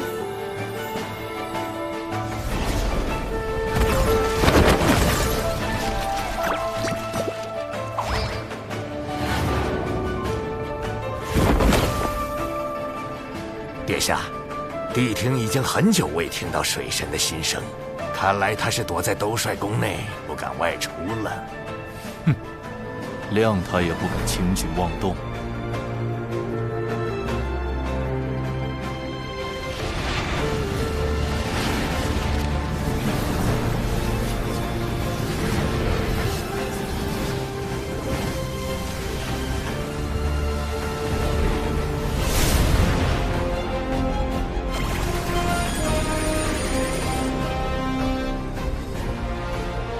综合小指人的监视，陆压与地藏谛听目前应该是分头行动。陆压专心在祭坛炼剑，而洪荒各处出现的大量祭坛，应是地藏和谛听的手笔。凶宅死伤的家具也与此有关。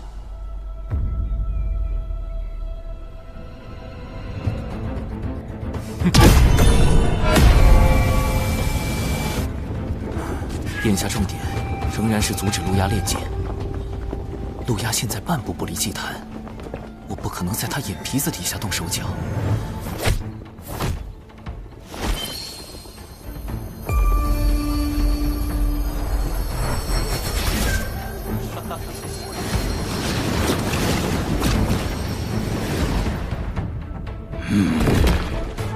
水神有动静了，他已前往六道府和天庭整治军队，准备兵发妖生山。传音给陆压，妖族陆压竟用我巫族金魄炼制凶剑，以头歹毒。实不相瞒，此前我为探查巫族金魄一事潜入此山，也不知那陆压用了什么法子，我竟屡屡被他发现，暗中潜入不行，就只能强攻入此山后再夺剑了。今日仰仗诸位。水神尽管放心，我族目前可用的兵力虽不多，但他们都是参与过巫妖大战的远古战士，实力不容小觑。趁我等还未受到陆压炼剑的影响，愿立即举兵，随您攻入山区。教主哥哥，敖乙也愿往。水神大人，殿中也愿听令。好，今夜子时攻山。是。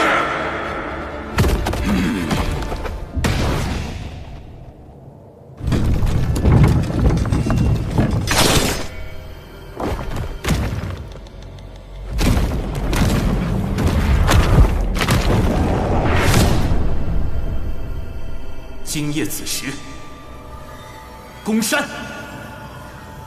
殿下，水神这是走投无路，要明抢了。妖生山内兵力充足，我陆压何惧不战？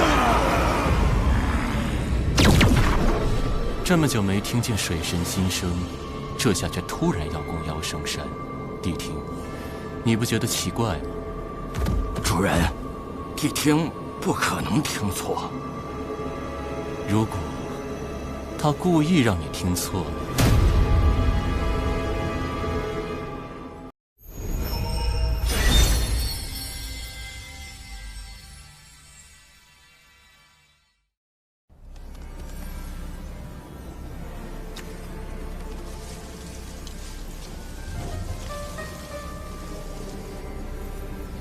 攻山在即，这大阵却是个麻烦。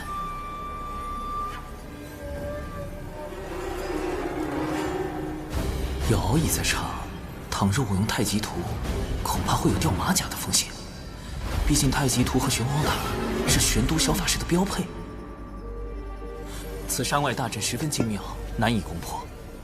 我有一计。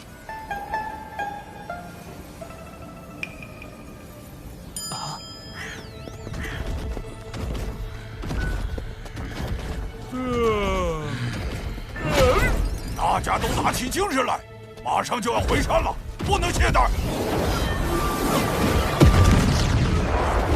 什么人？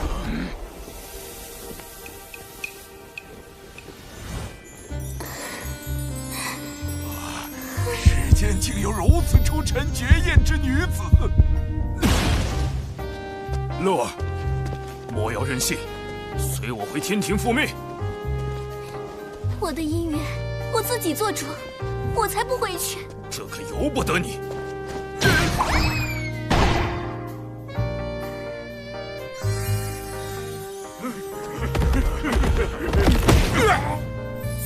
仙子莫怕，我看仙子浑身是伤，不如去我洞府休息。多谢。哼，敖义兄，记住，现在我们是兄妹，你叫科勒尔，我是你的哥哥，名叫……得取个姓柯的名字，最好能响亮点儿。柯什么呢？柯……有了，江南七怪之首。我叫柯震恶。届时我与你配合，以4级接近妖兵。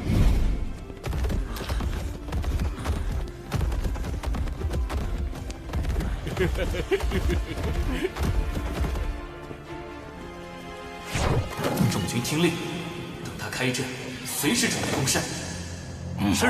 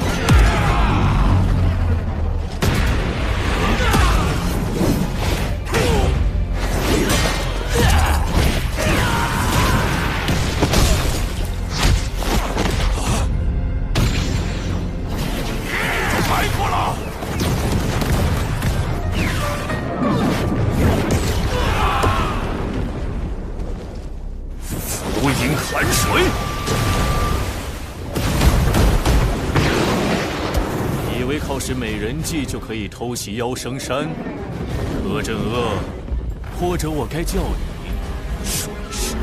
教主哥哥，他是怎么知道我们计划的？主人，你之前说进攻妖生山是水神故意误导我的，可是妖生山现在真的打起来了。他不可能毫无准备来攻山，只怕其中还有别的手段。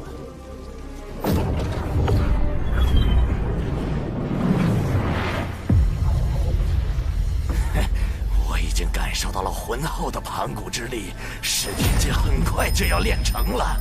有了它，定能助太子攻破各大天门，重建妖庭。恭喜长老！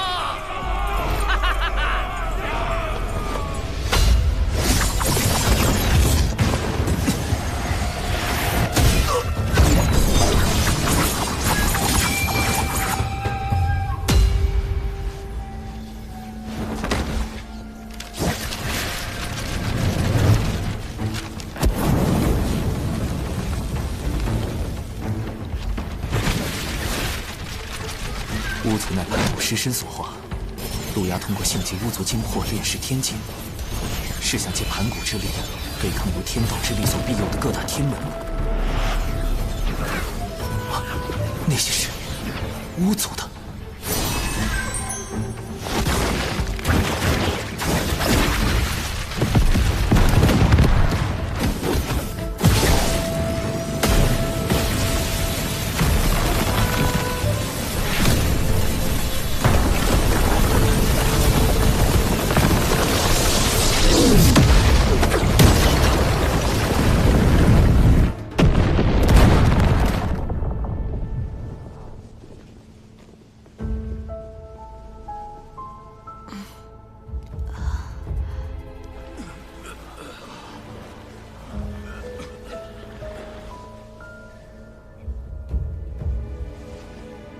帝庭很快就会察觉此处的异样，我必须抓紧时间。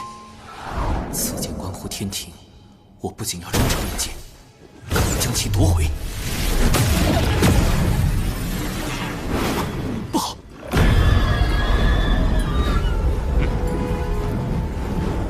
大前辈救我！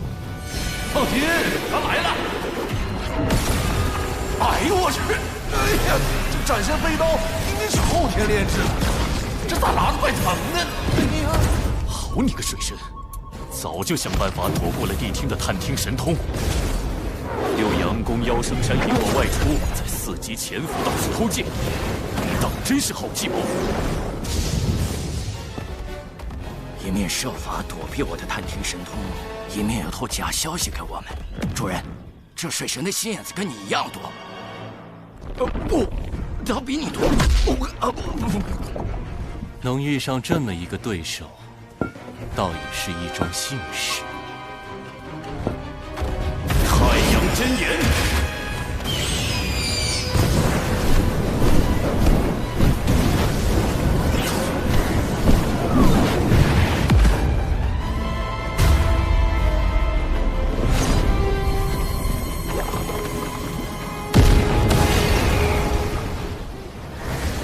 太子，您先设法夺回噬天剑，贫道在此处重建祭坛，等您会合。这个西方教，关键时候一点用都没有。主人，你是让陆压自求多福吗？妖庭与西方教并非互帮互助，而是各取所需。这可是陆压亲口说的。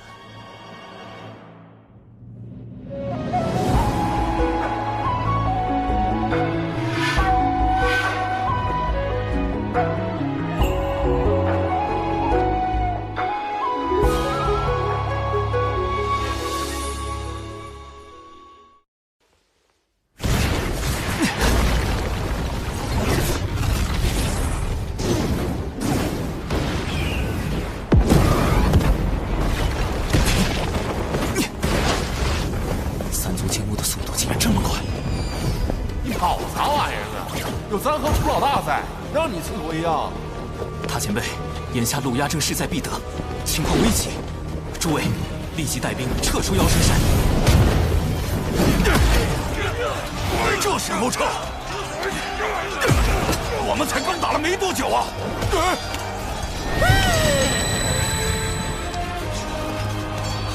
郑天明听令，撤！要不要搭个云？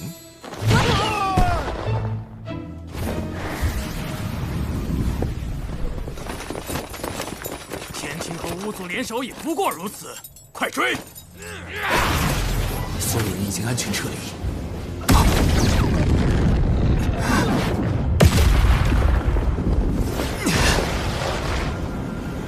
水神，你根本逃不掉。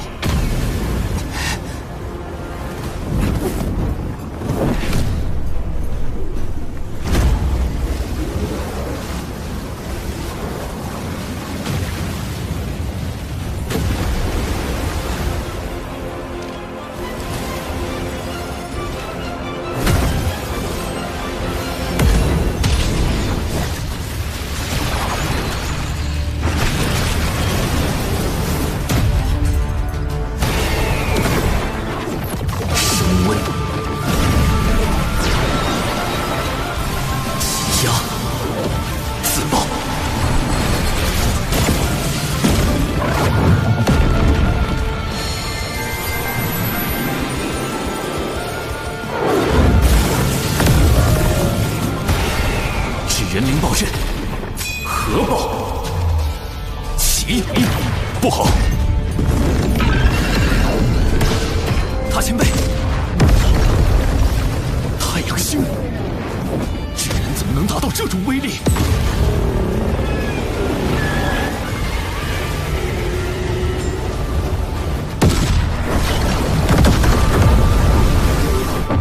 上次杀金蝉后，我将纸人灵爆阵进一步改良。将自爆纸人通过高强度压缩的方式挤压进球中，以达到更强的挤压爆破效果。知情攻入此山后，我便立刻安排了大量小纸人在山内埋下灵爆阵，看起来效果还不错。若能灭妖生山内10万妖兵，必能保天庭百年安稳。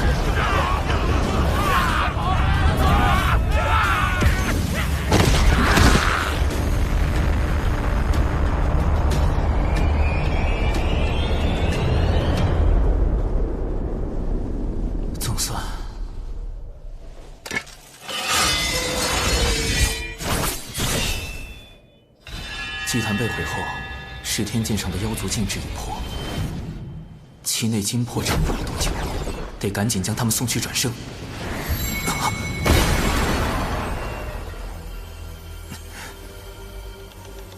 五行运生，聚灵合一。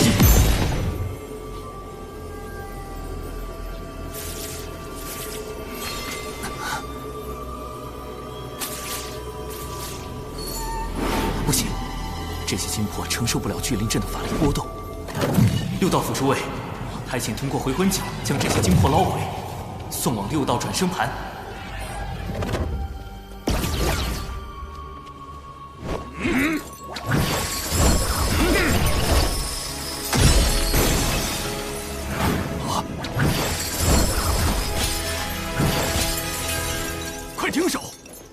神，这些精魄太虚弱了，聚魂所触之则散。怎么办？对了，还有酝酿精魄的丹药，还是不行。莫非这一次我要失信于巫族？不，一定有办法的。这些精魄太过脆弱，什么东西不会影响到他们？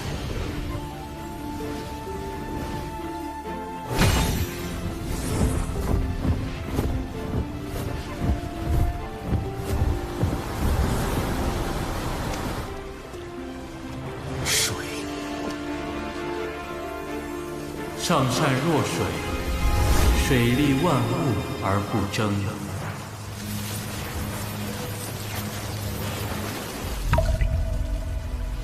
天下莫柔弱于水，而攻坚强者莫之能胜。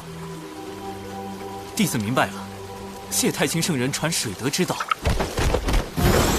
虽无法离开水的庇护，但精魄未灭，尚有转生之机。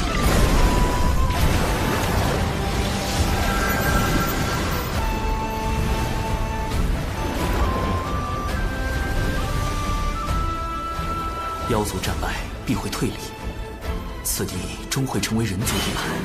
我再为你们加一道天道之力，应该能安稳不少。天庭水神长庚以神权宝器为证，订立此地规则。今后有饮下此地之水者，则受益精魄，孕育为婴孩，并得天庭庇佑，无病无灾，安度一生。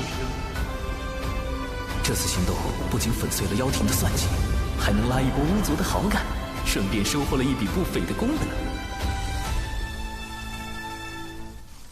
主人，现在的结局是你想要的吗？陆压得胜，与我较有利；陆压落败，我较亦得利。陆压能在洪荒潜藏这么多年，其后必有圣人相护。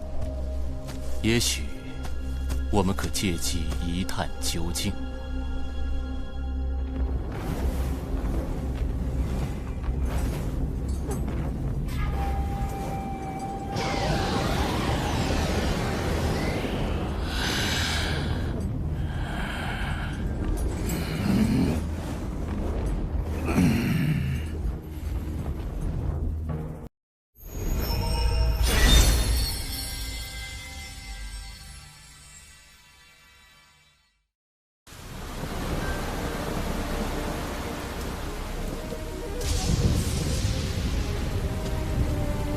陆压太子，你既已离开圣母宫，私逃回五部洲，便是无意再受圣母娘娘庇护，如今又为何回来？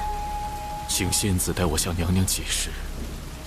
陆压深感昔日恩情，若非娘娘出手，我早已亡于巫族大义剑下。只是陆压身负妖庭大业，不敢苟且偷生，唯有拼死一搏，也为妖庭移民之志。圣母娘娘有言，太子一日不放下过往，她一日不再见你。太子，请回吧。巫族射杀我兄弟，逼死我父母，我向他们报仇，有错吗？那天庭水神灭我妖生山10万妖兵，我妖族难道天地不容？该该当此职。求娘娘为我，为妖族指条明路。唉，圣母娘娘，从前种种，譬如昨日死。路牙，吾受故人之托，照拂于你，这是最后一次。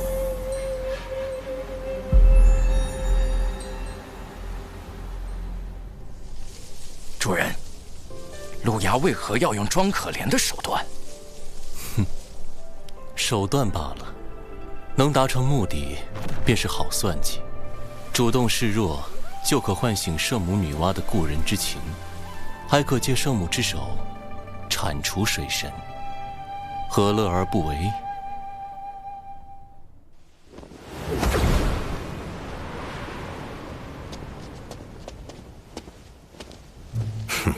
天庭重地，仙子止步。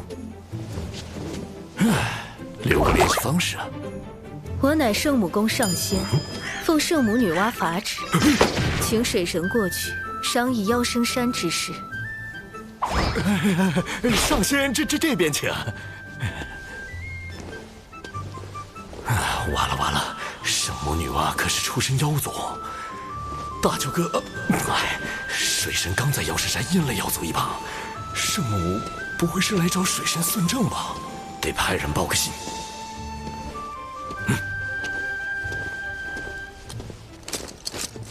长庚爱卿此番大胜，不仅得巫族之心，未来可将巫族纳入强兵计划，更重创10万妖兵，令妖庭余孽一蹶不振。而今，吾方能安心下界历劫。报！圣母传来旨意，命水神前往圣母宫商谈妖生山事宜。女娲师姐早已得到超脱，素来隐居天外，竟指明要找长庚爱卿，恐怕来者不善。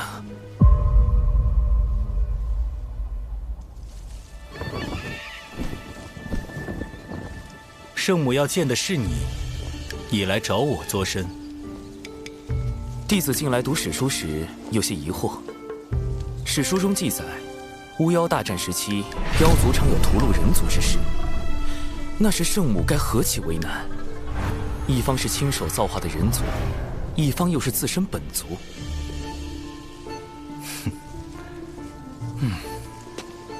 我猜你真正想问的是人族与妖族起冲突时，圣母会偏帮何方吧？果然瞒不过大法师。圣母乃是6圣中与天道关联最深的圣人，从不插手世间族群纷争。你呀，莫要胡乱揣摩圣人心意。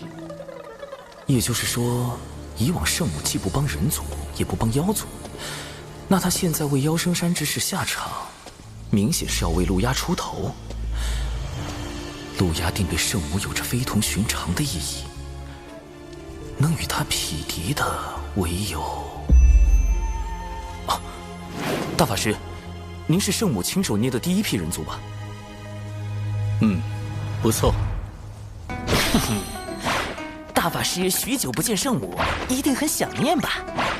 不如……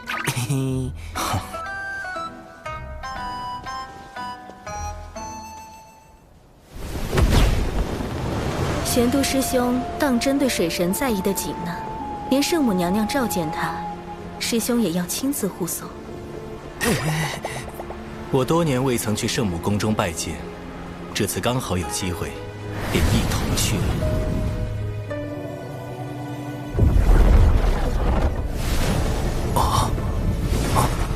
飞离五步洲这么远，横渡天外虚空还是第一次。但即便跃出洪荒这片天元地方的乾坤，仍然能感受到浩瀚的天道之力，在维持着天外虚空的秩序。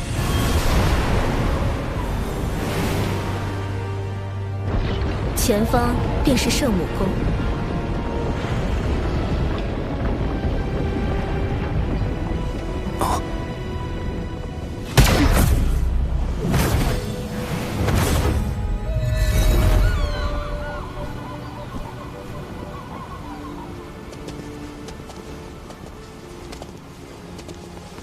启禀圣母娘娘，水神已带到，玄都师兄也跟来了。玄都去别处玩耍，吾只见水神一人。玩耍？只见我？圣母这是几个意思？有什么话题不能当着大法师的面聊吗？长寿小心，宫殿内有陆压的气息，我会在暗处为你护法。切记，勿要冲撞圣母。玄都大法师的面子也不顶用了。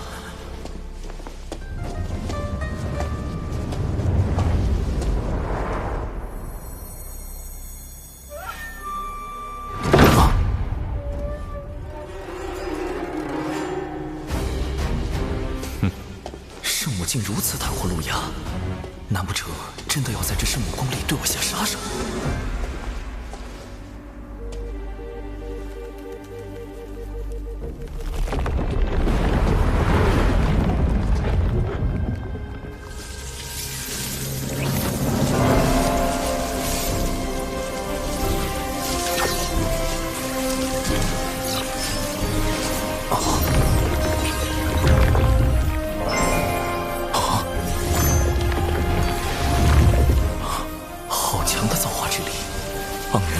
瞬间充满了整座宫殿。这个女子就是圣母女娲。娘娘，灭杀10万妖兵的柯镇恶，就是这个天庭水神的化身。破我妖生山大阵的，就是他妹妹柯乐儿。请娘娘为妖族做主。各族消长自有定数。人妖之争自有定理，不必多提。陆压，退下吧。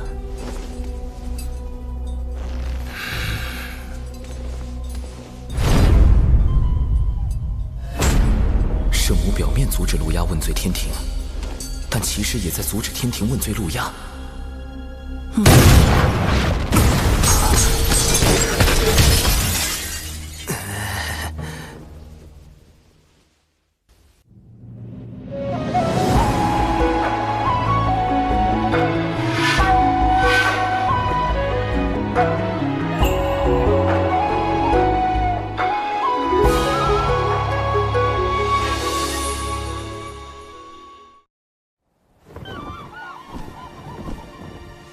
见过圣母。水神不必多礼。柯镇恶的妹妹不应叫韩小莹，为何会是柯乐儿？得取个姓柯的名字，柯什么呢？有了，江南七怪之首，韩小莹，《射雕英雄传》里柯镇恶的义妹。但问题是，韩小莹这名字怎么从圣母口里蹦出来了？很多蓝星人都不一定知道吧？自我意外脱离蓝星所在的世界，误入这个由洪荒神话所构建的世界，我曾试图探索2个世界之间的关联，找寻重返蓝星的办法，却一无所获。为什么神话世界里的女娲竟会知道与她毫无关联的蓝星世界里一本武侠小说里的角色名字？不对，只怕圣母是在试探我。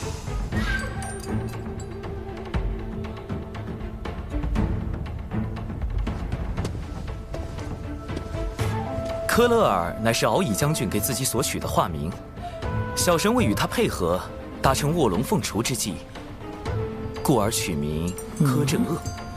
意为震慑恶煞。至于韩小莹，小神从未听过此人。卧龙凤雏这种蓝星人才懂的梗，圣母会察觉吗？未曾听过，只是巧合吗？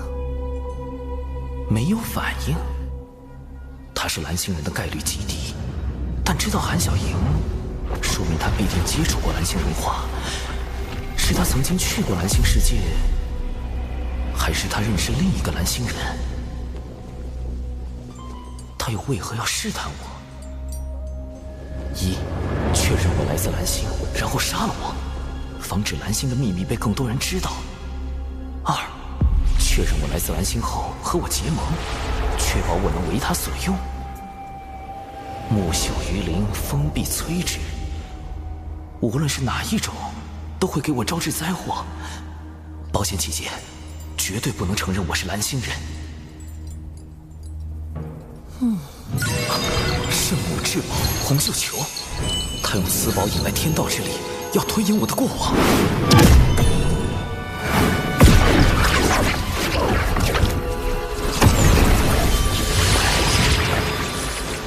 一股极其强大的威能，将太极图镇压。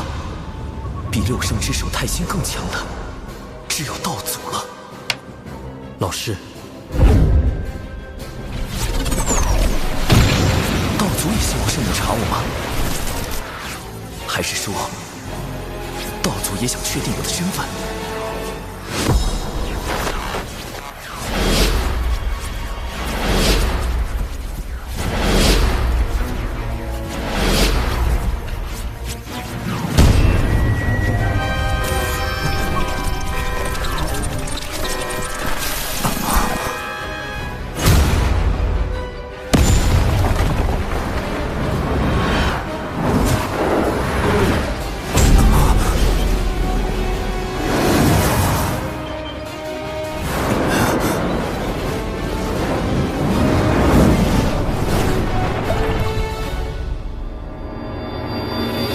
抓到你了！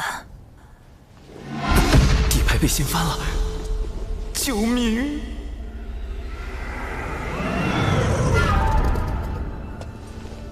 我不会为难你。你的经历虽然特殊，但能修成金仙，证明道祖与天道已经认可了你的存在。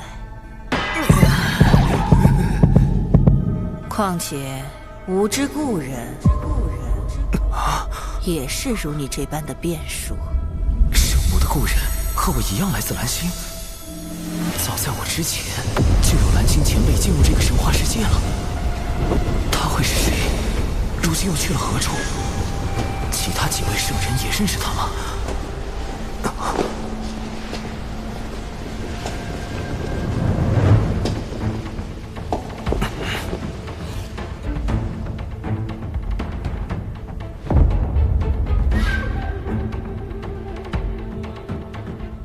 圣母，您的故人……水神如此聪明伶俐，大可自己去猜。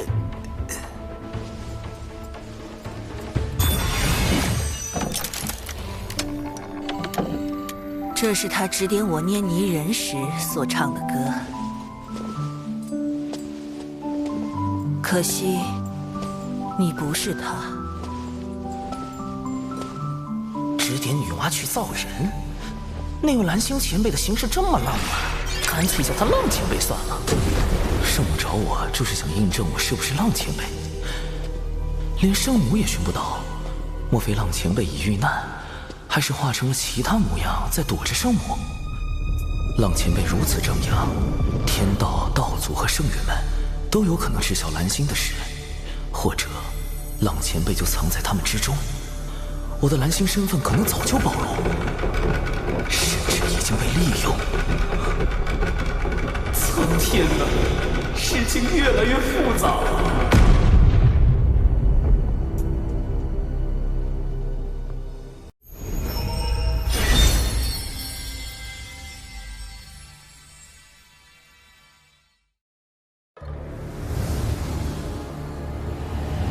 若圣母想要寻找故人，小神可奏请玉帝陛下，天庭众神定竭力相助。不急，你今日欺瞒我，要想不追究你的罪过，需为吾完成一件要事。果然来了，确认我是蓝星人后，圣母要发布秘密任务。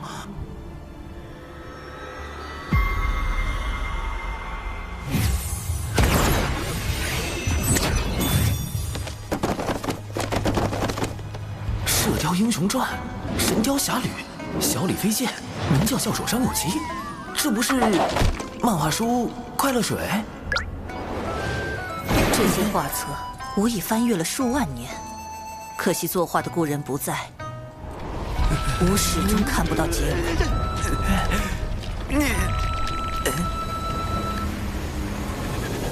待水神为所有画册续完结局，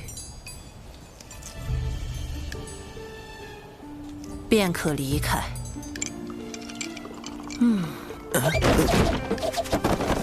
冷前辈把宅文化也传给圣母了。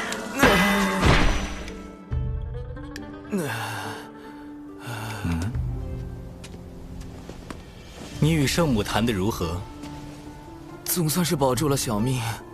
还莫名其妙画了几万页漫画，几万页啊！宅区圣人真的太可怕了，那位浪前辈实在太浪了。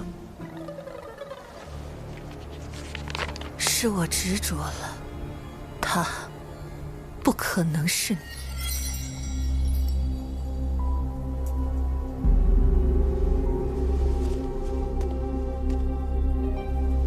圣母是在拜师道祖后才造化出人族，那时与圣母密切交往的大能，有他的老师道祖红军和他的师兄道门三圣。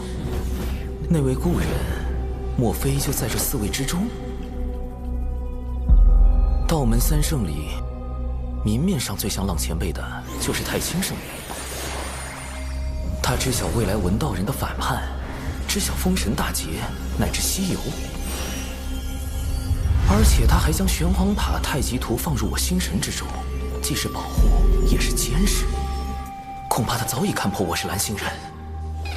劫难将至，生机在天。难道他当初召我入兜率宫，就是想利用我的蓝星记忆来办事？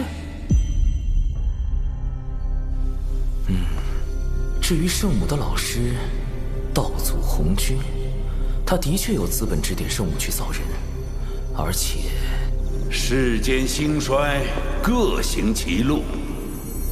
路亚，勿要强逆天命。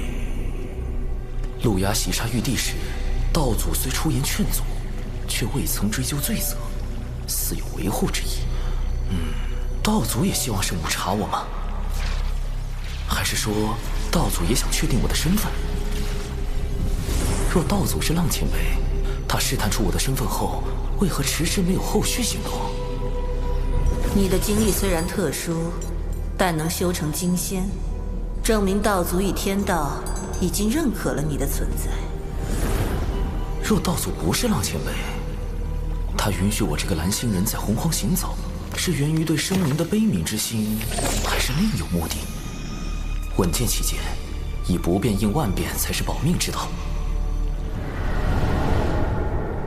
眼下娘娘严令我不可再与天庭作对，既不能走明路，那便施以暗计。听殿下的意思，妖庭与我西坊教还有进一步合作的空间。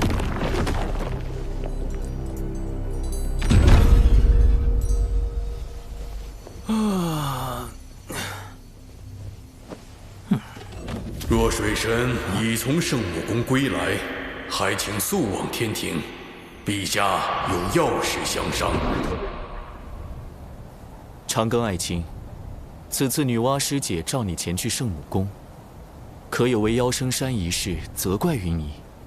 圣母深明大义，非但没有怪罪小神，反而对小神多加勉励。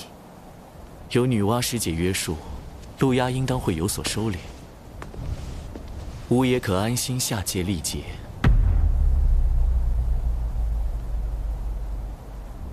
天庭不可无人坐镇，小神斗胆。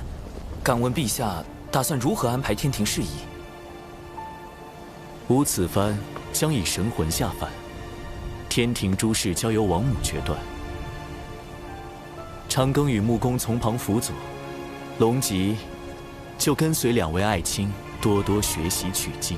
吾还留下一件天道法器，若妖庭生乱，王母可权宜动用。稍后便由吾与水神、龙吉一道护送陛下神魂前往六道府。陛下此前已有收复六道府之意，吾也可趁此番契机，为陛下探查六道府内详情。凌霄宝殿受天道之力庇佑，谛听无从探知此间之事。加之我已将新生屏蔽仪改造升级为范围项目，进入六道府后也能有所保障。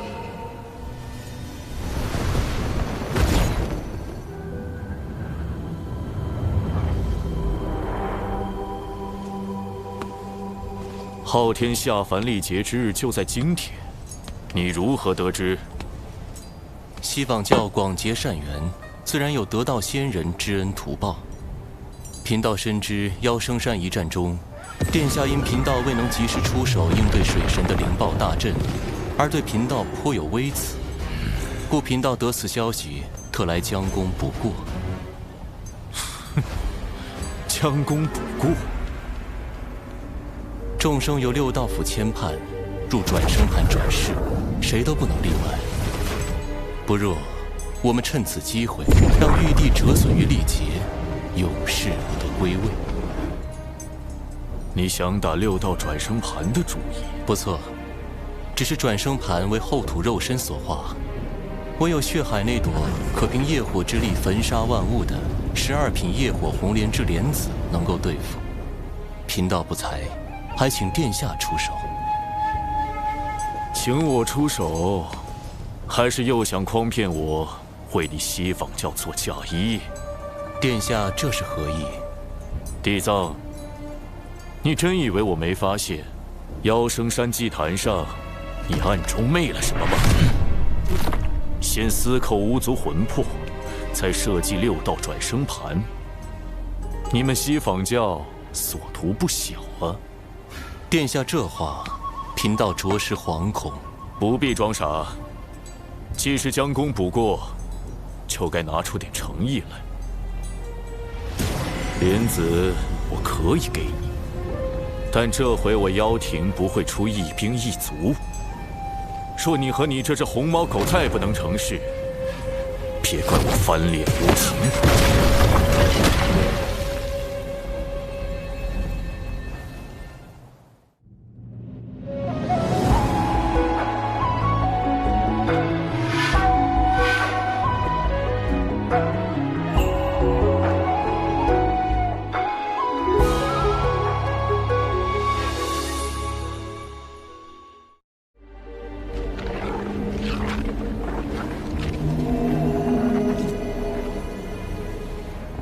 高明，假意向陆牙低头，实则借陆牙之名行自己的算计。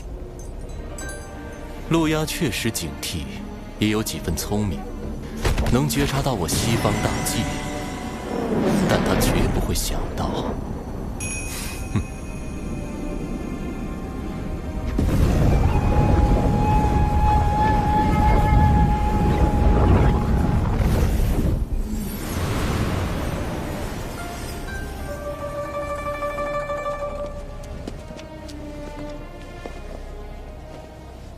有劳判官为此神魂牵绊。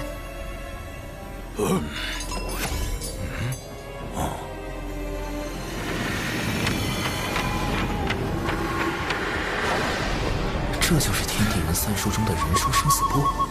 据说生死簿记载众生生卒年月时辰，一旦命格敲定，大罗金仙也无法逃脱。我总算见到真容。此神魂已由天道判罚，可直接引忘忧汤，过奈桥，入六道转生盘。我领诸位前去。这就是大德后土肉身化作的六道转生盘吗？盘古劈开混沌，天地阴阳初分，往后世间皆循此理。12族由盘古肉身演化，后土娘娘遵盘古遗旨，身化转生盘时取男女阴阳，化生万物之意，故变作了如此模样。大德后土果如传闻那般，大德慈悲，仁爱无疆。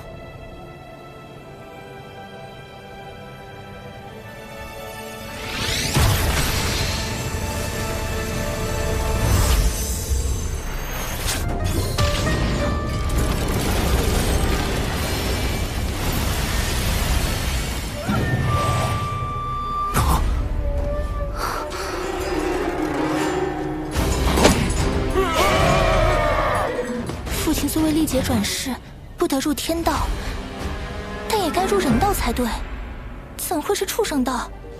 这明明该是人道，转生盘竟出了差错。转生盘有异，娘娘小心！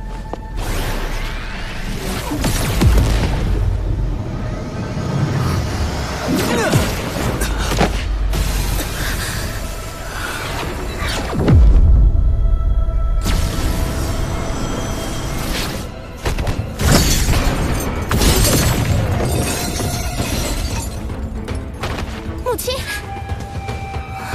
不好了，老师，母亲的神魂与父亲的神魂一并被6道转生盘射进去了。母亲，一下得罪3个天庭大佬，咱这是要宣战。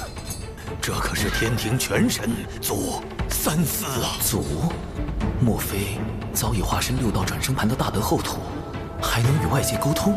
龙吉殿下，你先带娘娘离开。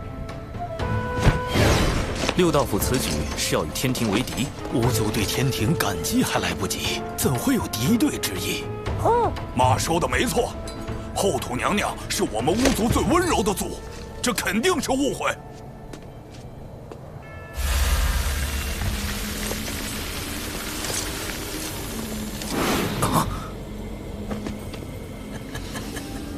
送你进畜生道，陪他们如何？你想做鸡鸭鱼，还是猪牛羊？烤起来，老香了。态度转变如此大，可与6道转生盘上的阴暖浑浊之气有关。塔前辈，这不是神通，也不是法术，因果循环，自孽障。鸡在天，负面情绪在被放大。稳住！生来往，莫关心。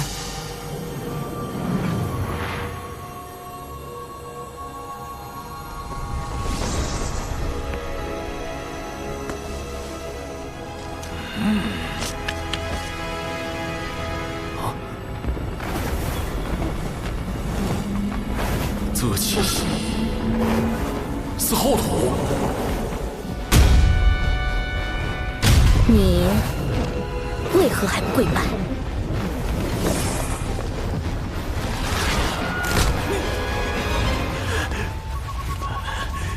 我们巫族最温柔的族。天庭水神见过。你不愿意，那就烤了吧。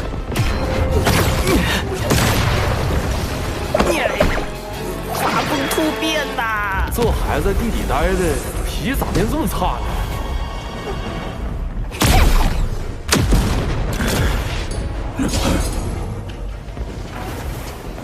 吾乃大地之主，妖庭怎敢反吾？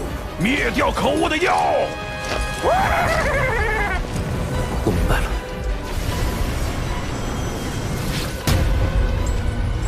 哼，把妖魂全投入幽冥道，让他们永受折磨。此举若成，6道转生盘会有崩坏之嫌，陛下和娘娘的神魂必会受累。前辈，不经人书生死簿直接审判，会扰乱转生之路。且此举违逆天道，巫族必遭天罚。干我何事？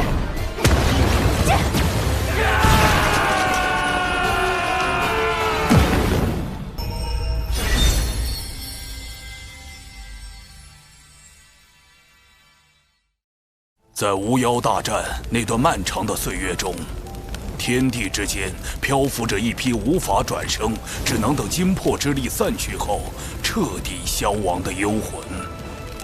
为偿还巫族各部在大战中犯下的杀孽，我们的祖后土娘娘以身化作6道转生盘。自此，众生精魄有了可归之处，但祖自己却永远留在了这洪荒大地的深处。哼，把妖魂前辈，投入幽冥大不经人书生死簿直接审判，会扰乱转生之路，且此举违逆天道，巫族必遭天罚。干我何事？这。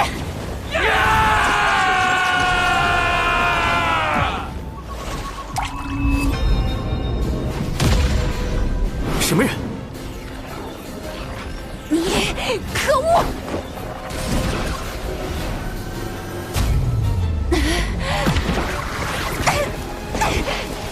放开我！你被众生所害，如今你还要护着他们？这是怎么回事？小子，给我等着，早晚弄死你！怎么回事？祖，到底怎么了？六道府大乱，陛下和娘娘被困六道转生盘，必须上报。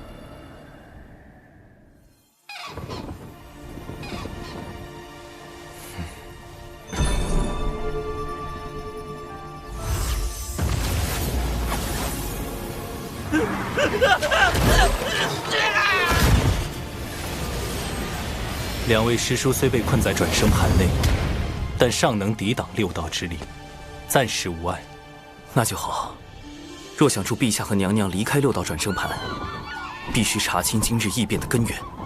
老师曾说，在巫族12祖巫中，对盘古神之道领悟最深的便是大德后土，但他所画的六道转生盘并不完整，具体弊端是何，或许得向另一位圣人请教。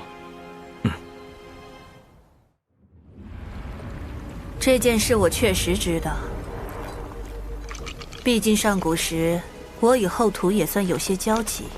上次差点把我老底掀翻，这次务必小心。还请圣母解惑。哼，你见到的是后土，也非后土。你当知世间万物若开灵智，便有七情。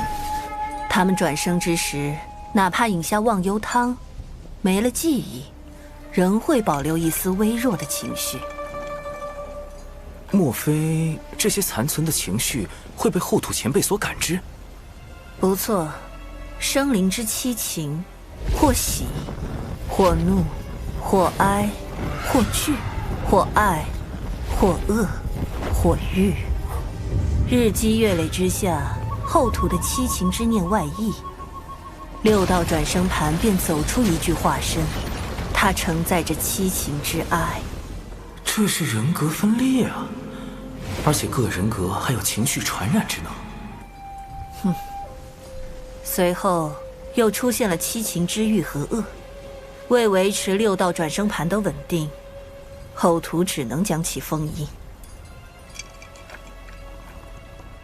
此番脱困，应是大德后土出手。只是，既已封印，为何又演化出了七情之怒？众生魂魄不断转生，七情之念只会不断增强，封印镇不住是迟早的事。倘若七情具现，该当如何？全部抹杀。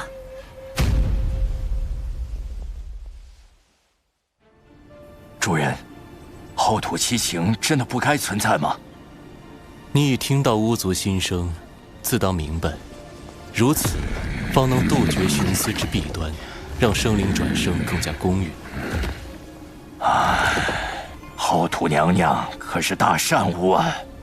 安静，这一次我倒要看看水神如何应对。可后土前辈会彻底沦为天道法器？这是保护生灵转生不受影响最有效的办法。但你与我们不同，或许你能帮他。你若能想出办法帮后土度过这次危机，天道定会给你降下大笔功德。这是在暗示道祖默许我相助后土。稳妥起见，得拉上大法师一起干，然后再多请些道门高手来助阵，实力强的高手，道心稳的高手，不为七情所扰的高手。还有，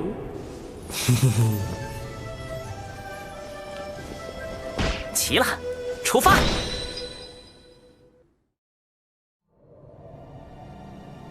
大德后土曾封印过七形化身，眼下唯有进入六道转生盘，找他问出封印之法。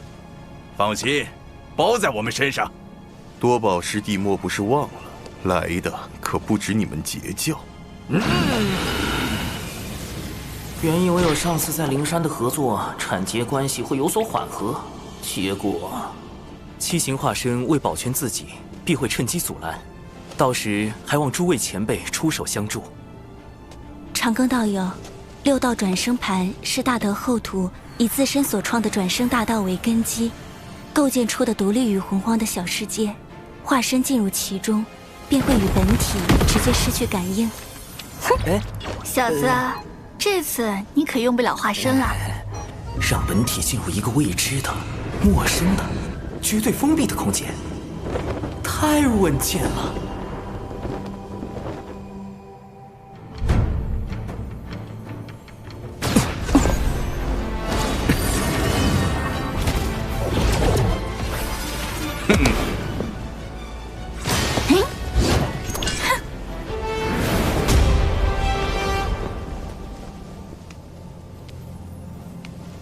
来了，做好战斗准备，七情之哀现身了。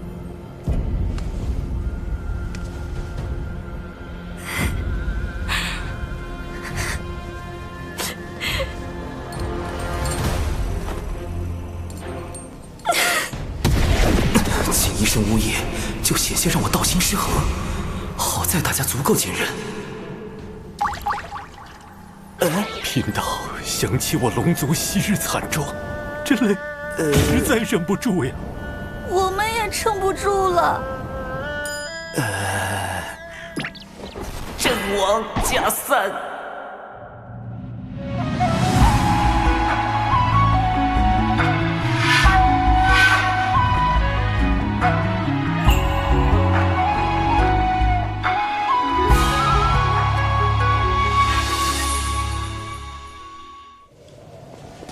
你们先退后，与哀拉开距离。哀的情绪感染力虽强，但看着似乎并无攻击性。能否请前辈挪一下，让我等去救大德后土？天帝亦是囚笼，他活着就要继续受苦，悲伤那么大，救又有何意义？寻宝有什么可快乐的？贫道也不太行。我也是。阵亡再加3。好在云霄仙子情绪尚算稳定。前辈执意不动，我等只能将您抬走了。你们在意的，终究只是他，谁在意我呢？我拥有的只有泪。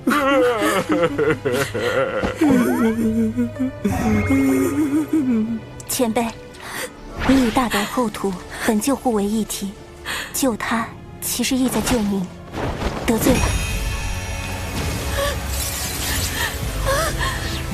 不，为什么要这样对我？我不要！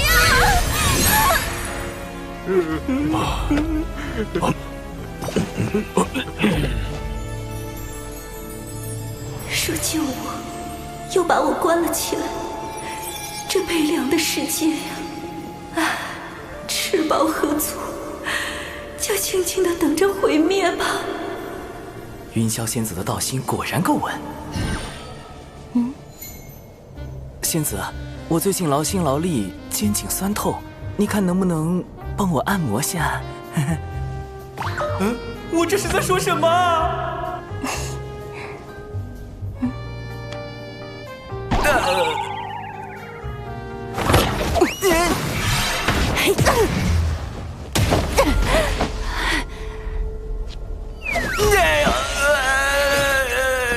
这到底是什么情况？早说过，靠哭哭啼啼可搞不定。不过也好，毕竟欲望是难以抑制的。努力一把，才知道什么是绝望。七情之欲。不过，普通生灵确实难抵挡欲望，但我身边这位可是道门大师兄。那个，长庚啊，后面先交给你了。唯美梦与安眠，不可辜负。别睡呀，起来打怪呀，大法师！您的欲望就只是睡觉吗？没点别的追求吗？我很好奇，你的欲望是什么？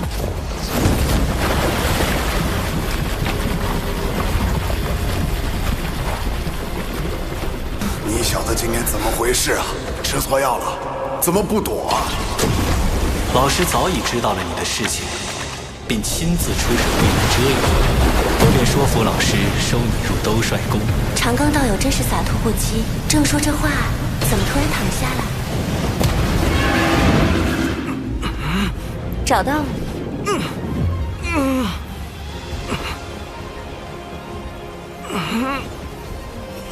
让我看看你的真面目。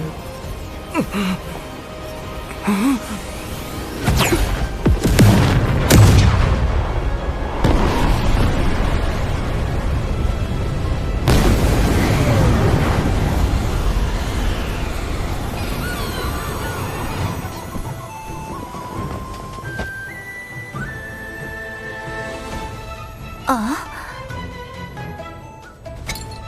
你一个几百岁的小娃娃，权力、法术、神通什么的不想要，却渴望追求一个吻。前辈，晚辈的欲望您看也看了，不如挪个地方，让晚辈见见大德厚土。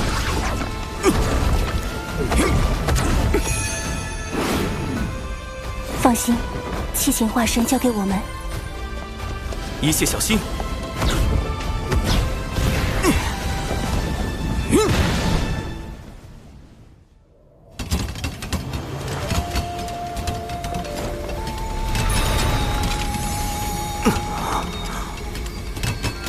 果然，精魄入转生盘会被引去六道大门，而本体则会去往后土的神石之海。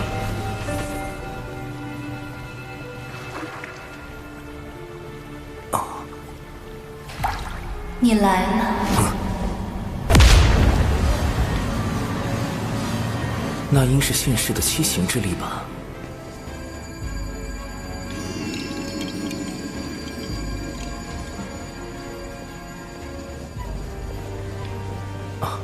前辈早知晚辈会来。这是人教对我的许诺。如今七情脱离封印，一切正到了应验之时。前辈，晚辈要如何做才能助您镇压七情化身？此物生于不周山，乃先天灵根之一，可用来封印七情化身。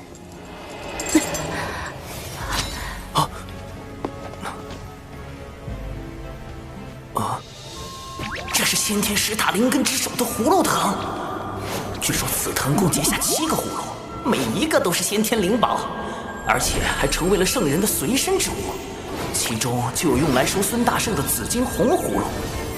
先前灵藤不知何故突然枯竭，致使七情化身从封印脱出。偏偏赶在玉帝转生之时，我以清净元神之力将此修复，或可助你们封印七情化身。晚辈定不负前辈所托，只是七情化身如此厉害，晚辈应当如何应对？稍后，你们可进入我的元神查看。你需在那里设法均衡七情化身之力，并用灵藤将他们收束。你们进入我元神之事，必定瞒不过他们，务必小心。晚辈明白。若不能封印七情化身，6道转生盘将会受损，世间亡者将再也无法安息。一切都交给你们了。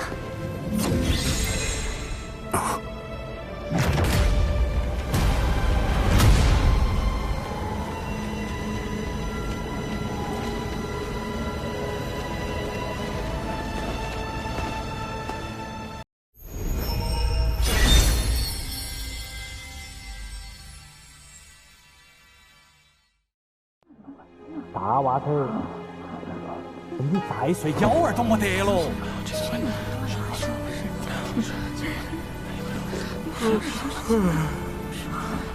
怎么这么吵啊？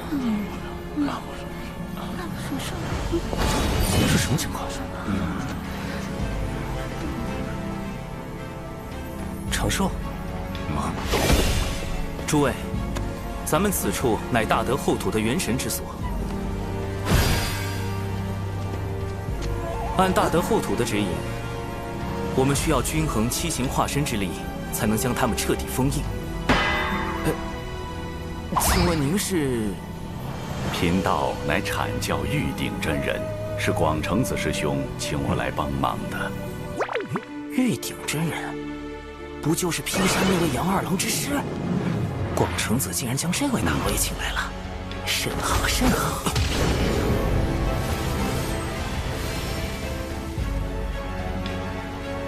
此时七行之力中，恶最强，小哀、欲、怒次之，其后是惧，最后是爱与喜。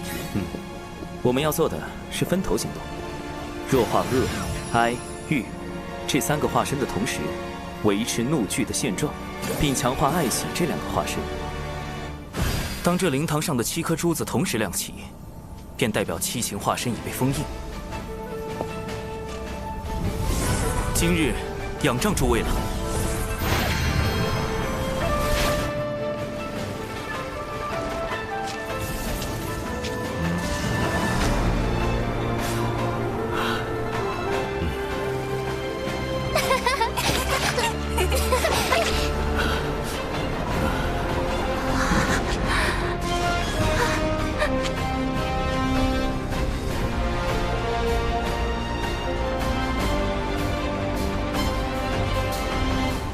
天地运转，冥冥中自有定数。修仙之人，真能摆脱命运的掌控吗？吾辈炼气时，便如同这漫天狂沙一般，随风而逝。唯有以坚韧之心，悟天地之道，方可超脱一切。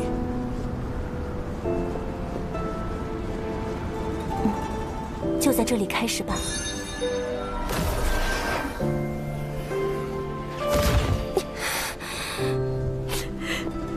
非要在这里奚落我一个伤心人吗？你们有你们的快乐，我有我的伤悲，你们就不可以换个地方笑吗？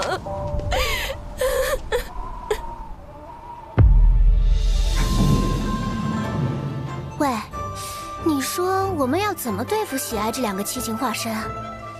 那还不简单。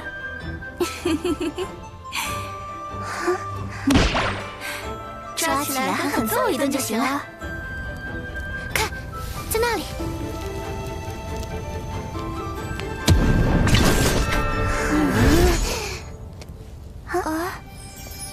小姐姐，你们是来找我们的吗？你们跟我们一样是双生，来，姐姐跟我们一起玩耍吧。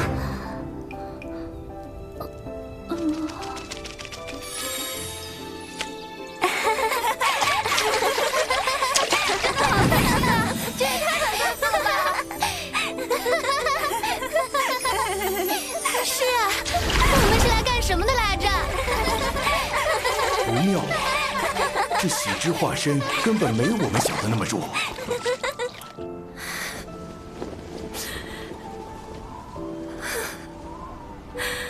互相理解有必要吗？真的有人想要去理解对方吗？不过是为了得到回应，才去假装做出一副理解别人的模样吧？不累吗？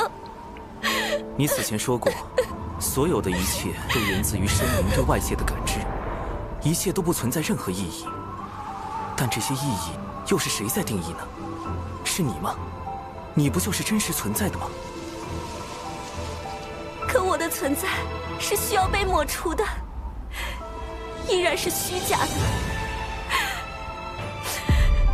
不能让我就这样消失吗？对你自身而言，或许没有意义，但对于需要你们相助的人，很有意义。一直躲在这里不敢走出去，怕伤害到别人的你，与那个背负了一切苦难，还想着去帮助旁人的他，终究只是同一个生灵罢了，一样的温柔啊。我能帮上他什么？我只是一个只知道悲伤和绝望的废物罢了。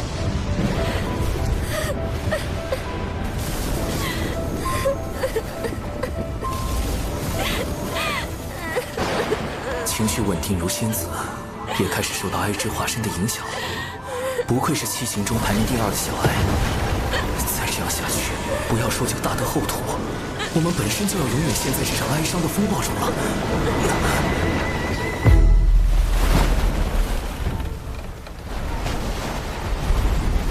来了。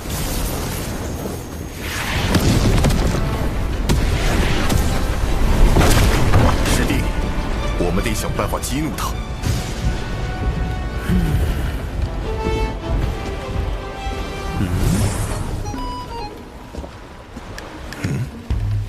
师弟，唉，这个化身也太弱了，要不咱们放了他吧？欺负这种小不点儿也没意思。你说谁是小不点？别自卑，相信自己，你会变强的，慢慢来嘛，相信我。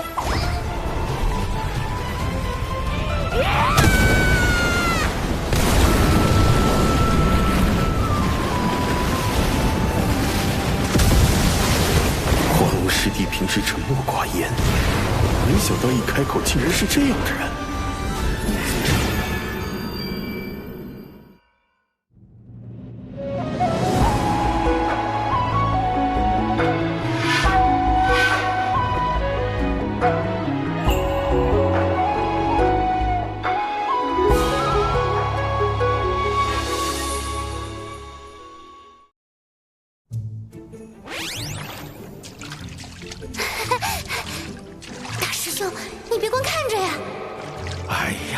我这张老脸呐，不要也罢。好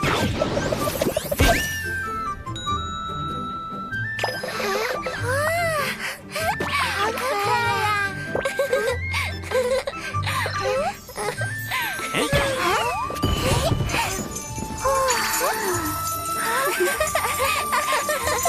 既然喜那么强，我们就让他喜极而泣，乐极生悲。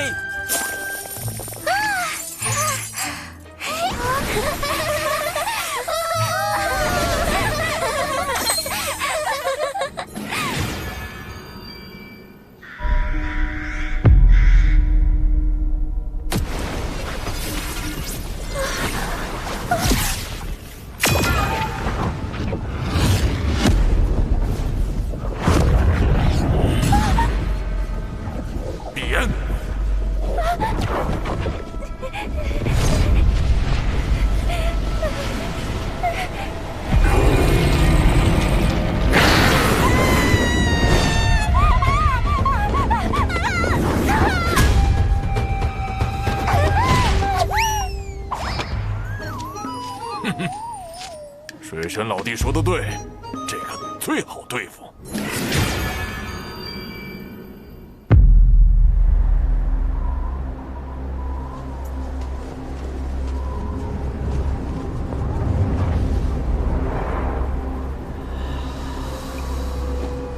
你渴望什么？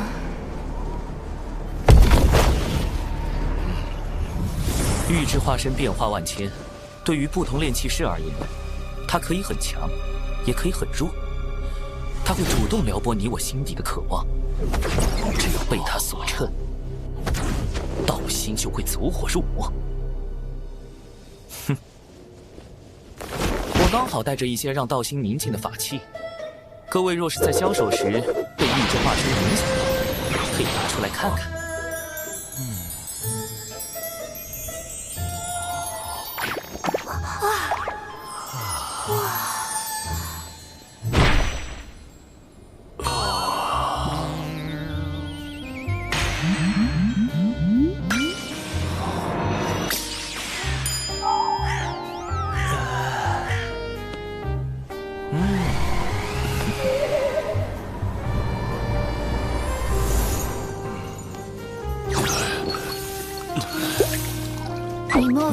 见我姐姐前，多看一眼自己这些大作？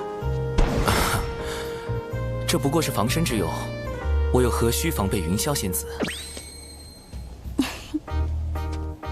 水神小友能常人之所不能，非常人矣。多亏有此物在。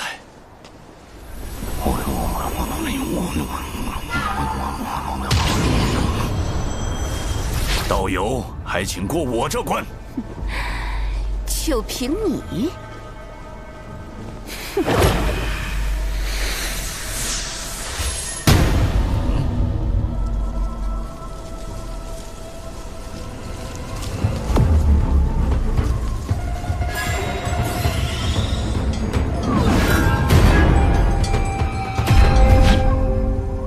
自在化生，方正圆融。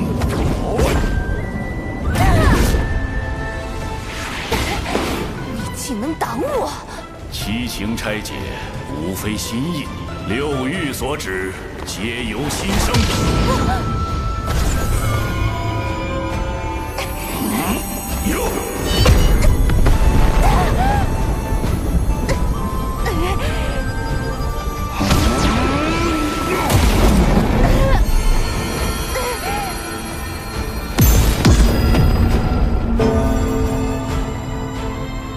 这口鼎便是贫道的道心。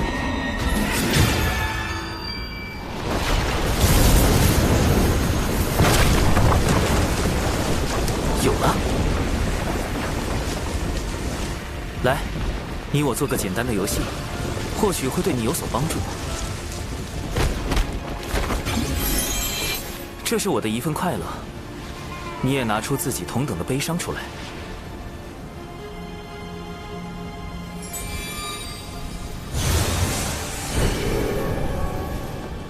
你说，这里面是愉悦还是悲伤？都不是，是情绪的混沌。混沌生阴阳，所以就有5成可能是悲伤，5成可能是愉悦，对吗？似乎是这样。那假如这块黑布你一直不去掀开，悲伤和愉悦可以算是同时存在的，对吗？也可以这么说。所以在此刻，悲伤和愉悦已经叠加在了一起。那你向前看，下一刻、下一个时辰，或者更远呢？那里的情绪是不是也是5成可能是悲伤，5成可能是愉悦？不，你说的这些都是歪理，我根本活不到那么远。那你说，这里面一定是悲伤吗？悲伤并不是你存在的意义，感受生灵的悲伤才是。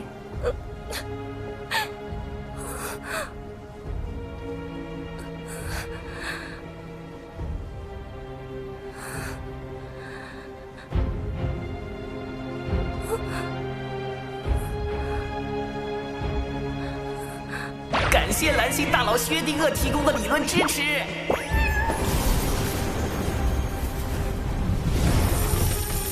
七情中，喜、爱、怒、惧、欲，5情意倾向稳定。小阿也即将被我说服，接下来就差大法师那边了。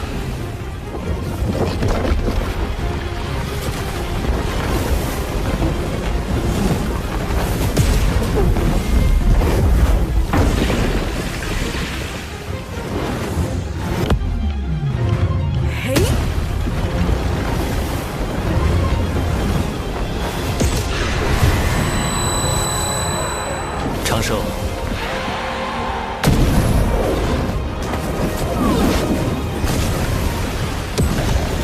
看样子我可能要费点劲儿了。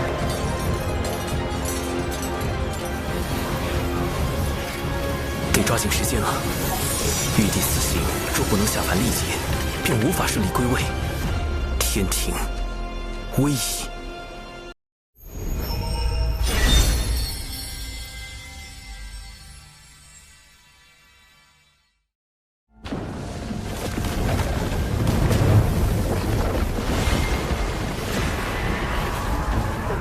还以为你们去做什么，竟然是去喊帮手，我就先杀了你。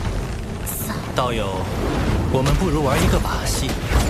你看，我拿出一部分善念，你拿出同等的恶念，让他们……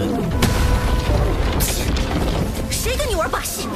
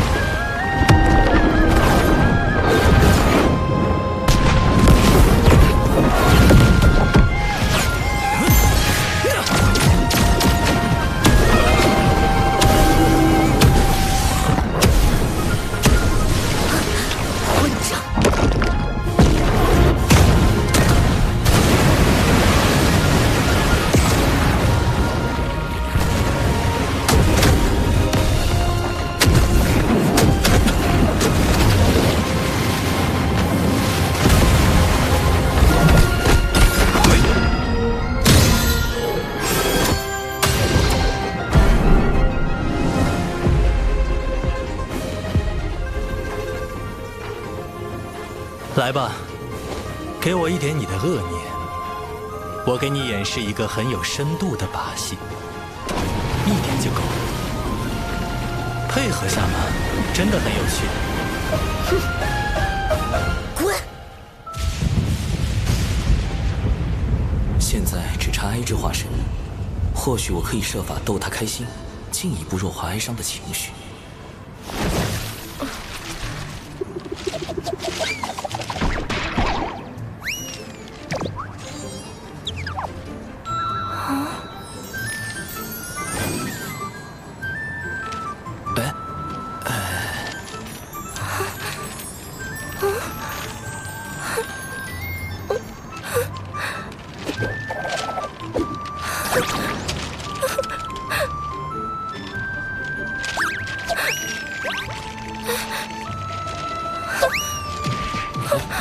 推不掉了。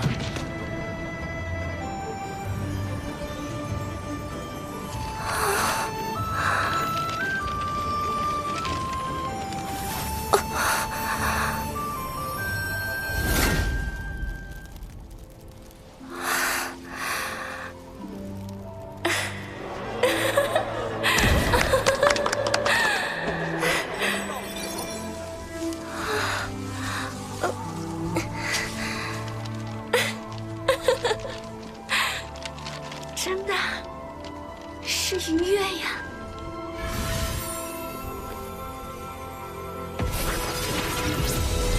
虽然知道你们不是为了我，但我还是因你们产生了点不该有的念想。只是既然最后都是虚假，为何要有开始呢？我怎么这么悲惨？贫道号长庚，人教弟子，天庭水神，能与你相识，引为道友，共成今日之事，相助大德后土，三生有幸，不胜荣焉。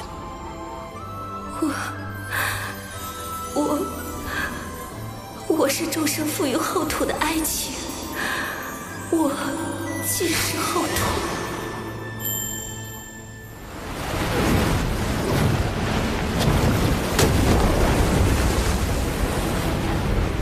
你们俩等着，以后我见你们一次，打你们一次。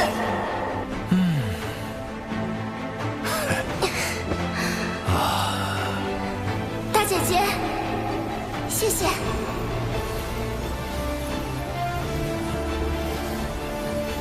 保重。放开我！你这怪物！多有得罪。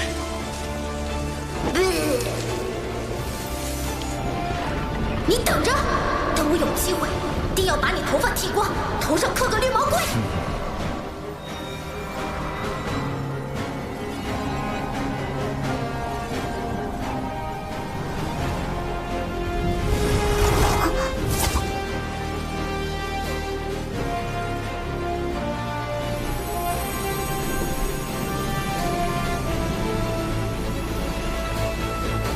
后土之德，天地共鉴，请后土娘娘归位。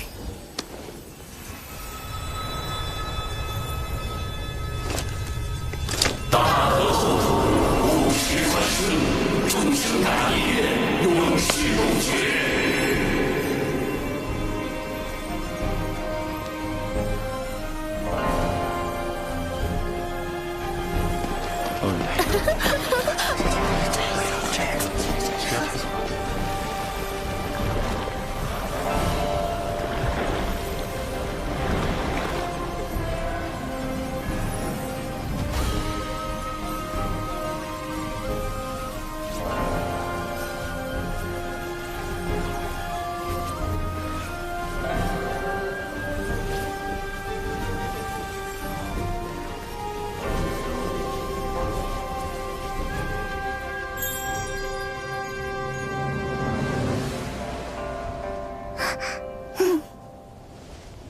若前辈担忧七情再度生乱，晚辈愿借玄黄塔一缕威能，助前辈守护七情。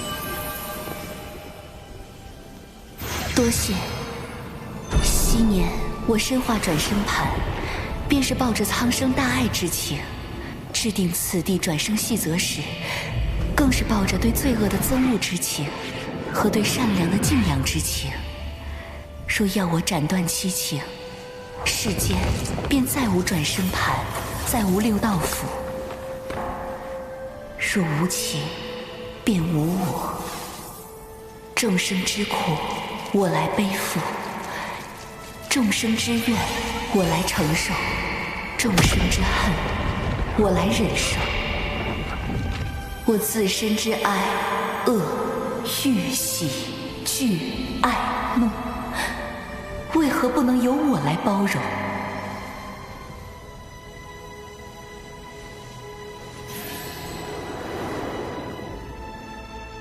以后要乖哦。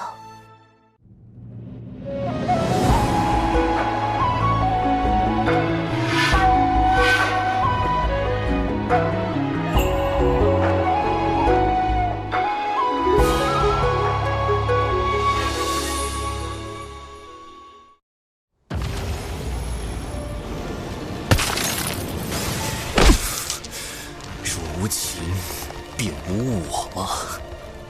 我本以为身为天道法器，理应摒弃七情，方可做到公允。然后土拥有如此包容万物的大爱之力，竟令我也产生了几分动摇之心。大德后土，贫道受教。主人，这水神可太厉害了，你斗不过他的。哼，到底是我疏忽了，毕竟我还有10层算计。主人，你厚脸皮的境界可更高深了。少啰嗦。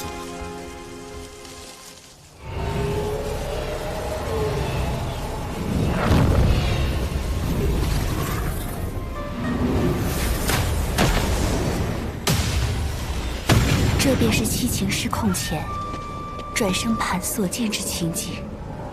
那是修罗族12匹业火红莲之莲子，看来是修罗族用红莲莲子污染灵藤，想以此谋害娘娘。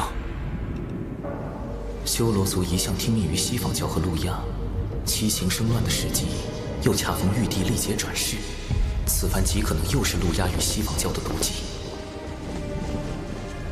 后土前辈放心，此事晚辈定会追查到底，不让六道府白白遭难。有水神作保，我自然安心。只是为护玉帝神魂，王母神魂亦有所损伤。且从未有过神魂进入转生盘而不入转生道之先例。稳妥起见，王母神魂也需随玉帝一道下凡。有劳后土前辈，晚辈还有一事想与后土前辈、判官及乌牛、乌马两位元帅商议。水神请讲。天庭出力，正是广纳良才之时。玉帝陛下此前就有意招揽六道府，此番王母亲送玉帝神魂下凡，亦是为了此事。只是，眼下王母神魂已随玉帝陛下转生，龙吉殿下需坐镇天庭，便只好由我来代玉帝陛下与王母问问诸位意思。六道府并入天庭体系，就能得天道之力庇佑。妈，你觉得怎么样？判官意下如何？六道府巫族能得天庭赏识，实乃幸事。只是，判官可是有什么顾虑？六道府并无顾虑，而是巫族还有一支血脉，自巫妖大战后便退居北周苦寒之地，同族水深火热，我心中一直挂念。不知六道府归天后，可否请水神对北周巫族也施以援手？这并非难事，玉帝陛下与王母归位后，我会及时禀明前辈心愿。多谢水神。如此一来，六道府顺利上天，天庭就得到了巫族这一大助力。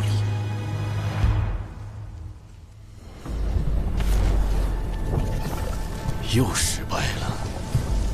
地藏邪他那坐骑谛听遁入3000世界，还说什么追寻大道？西方教已指望不上，不必再白费力气。此番天庭必然有所警觉，你去告诉手下妖族，继续监视水神，其他不要轻举妄动。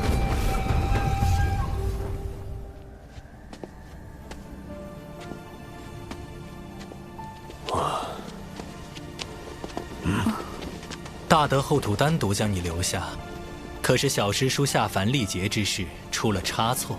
有劳大法师与诸位前辈仙子挂心。玉帝王母无碍，是大德后土为表谢意，赠予一门8九玄功，让我道门3教同享。8九玄功乃肉身修行第一法，大德后土有心了。玉鼎真人对8九玄功的评价颇高，日后他的徒弟杨戬修习的也正是此功法，不可谓不是缘分。稍后我亦可将此功法传授于熊灵力，助熊灵力精进修为。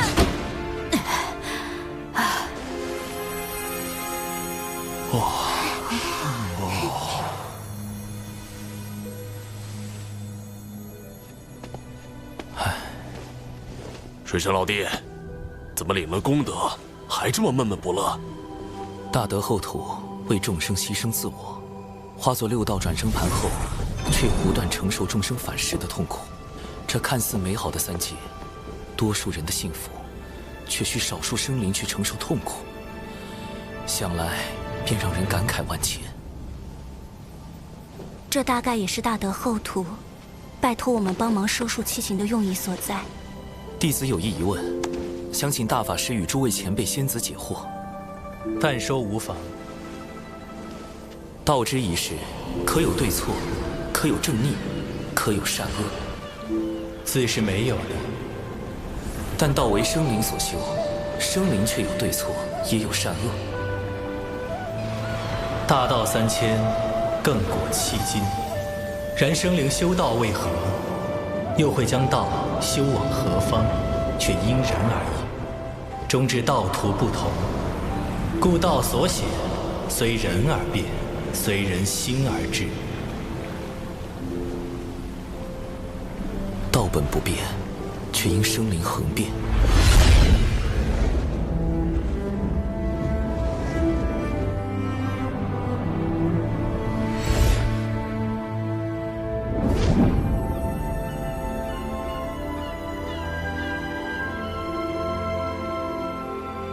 能否有一种道，可均衡生灵之变，使大道恒长？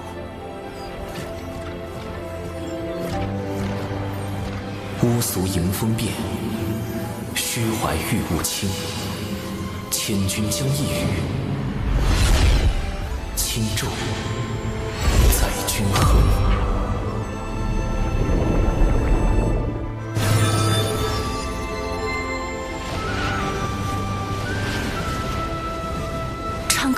之时，悟道了。道基圆满，道心无垢。长庚这么年轻就能悟道至此，来日前途不可限量。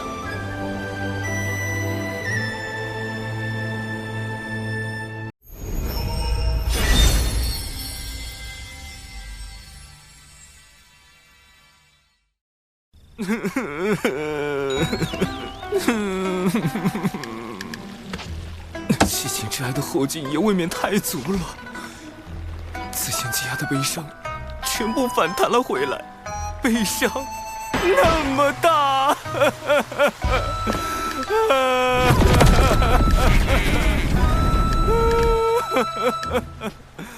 后土之事证明了，劫难并非是主观说躲开就已躲开，即便是实力如此强横的后土，也难逃算计。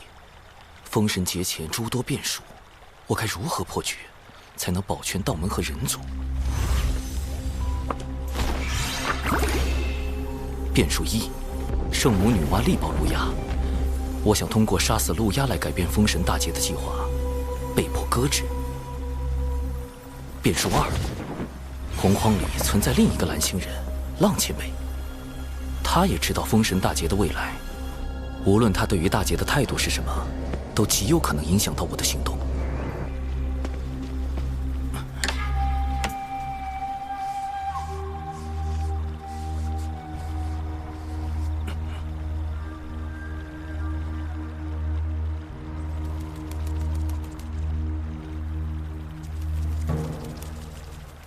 师兄，你听说了吗？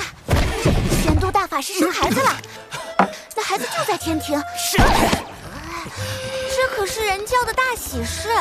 据一位不愿表明身份的仙界内部人士透露，大法师修行阴阳大道时，往太极图上一坐，天地交改，然后就……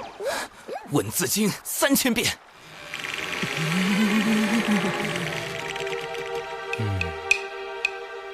弟子实在不知竟有这般谣言，还请大法师恕罪。我自逍遥自在，何惧闲言碎语？水神，恭喜你们人教大法师喜得贵子啊！男人生崽当真厉害。误会，都是谣言。长寿邀我前来，就是为了看这些小惊喜吗？不，弟子有件事需要与大法师商议。如今天庭急需人才，更需要值得信任的人才。我们或许可以引荐人教仙人加入天庭。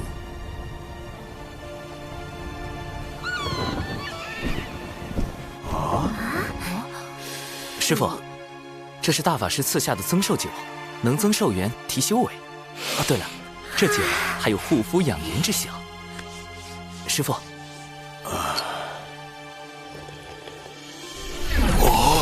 师父步入真仙境，便可以上天庭任职了。我突破到真仙境了，我修到了仙生巅峰。实力不够的，就把蟠桃弄成酒送给他们，保留营养风味的同时，加速提升修为。师妹师叔也快来尝尝吧。酒，小九要喝酒。上天庭任职。师父，不久前天庭发布了强兵计划的招募令，弟子自作主张将您报了上去。今日天庭要召您上天，封您为山神。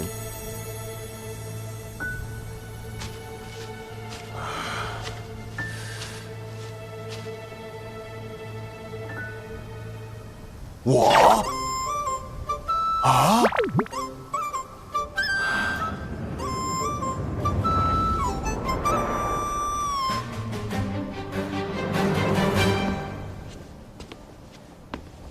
师父，是我。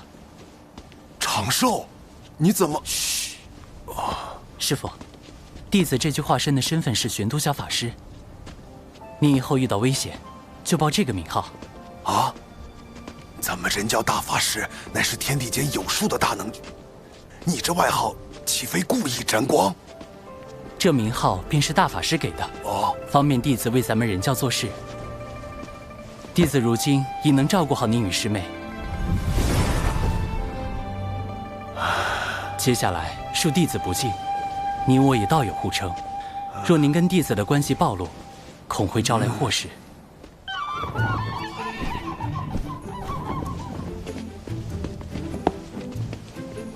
殿下，我在水神老师那里上课，带老师走一趟。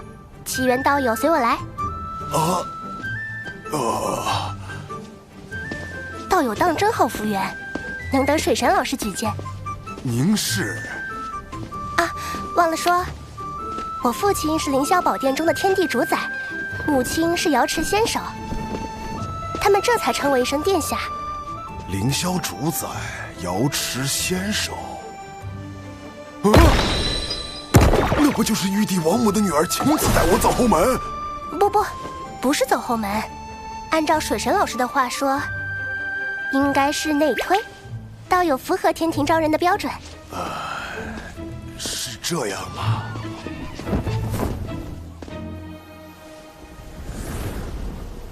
能得水神举荐，道友定是人教高卓贤。定是高品性之良才啊！多谢道友。不必客气，我乃东木宫水神好友，今特来送道友上任。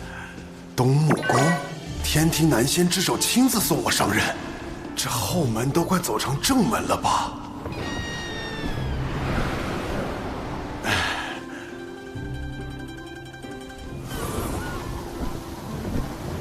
我这就上天庭做山神了，辖区还在渡仙门这儿。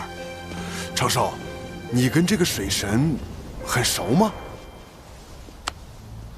弟子就是。啊，天庭重臣是你？龙姬公主的老师是你？东木宫的好友是你？玄都小法师也是你？那大法师的私生子也是？不，师傅，你听我解释。如今接连收复龙族、巫族，天庭已有崛起之势。只要天庭能提前大兴，就无需再通过分封神位来壮大自身，大劫就不会落下。天道有感，神位已现。今有大德后土主持六道事宜，统辖天与地之沟通，列二阶镇神之位。但与此同时，我与天庭之间仍需要掌握好尺度。我可以成为天庭的臣子，却不能成为被天庭操控的棋子。这位人教弟子真是了不得呀！龙族开路，巫族相随，天庭怕是要出现一位新的权臣了。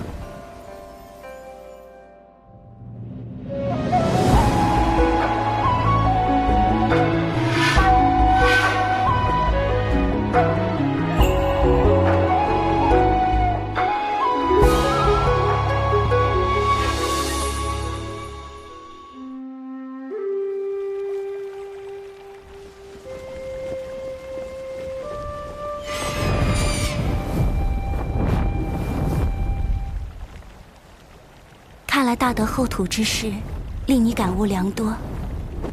你的大道快要凝成了。我只是刚刚触及道的边缘，要修成大德后土那样的大道，还差得很远。哟，这小子还挺有自知之明啊。后土之大爱，实属可贵。似他这般先与天道而生的生灵，天性与道相近，对凡俗情念一知半解，探寻大道尚且需要漫长岁月。若非心存一腔孤勇，又何敢耗费光阴，演化七情？仙子也是先天生灵，不知仙子是如何找到道心所向的？我诞生之初，本是天地间第一缕云彩。当我睁开眼的那一刻，我看见天空与大地分离，混沌的浊气缓缓退去，缥缈云雾冉冉升起。晨光是我，微风是我，朝露是我，万灵同类，混元而生。我想，那就是我要追寻一生的道。仙子笑起来当真好看。我搜肠刮肚，还想吟诗作赋应应景，却发现自己所知的那些诗词，抵不过你美的半分，只能用这般一句好看来夸赞了。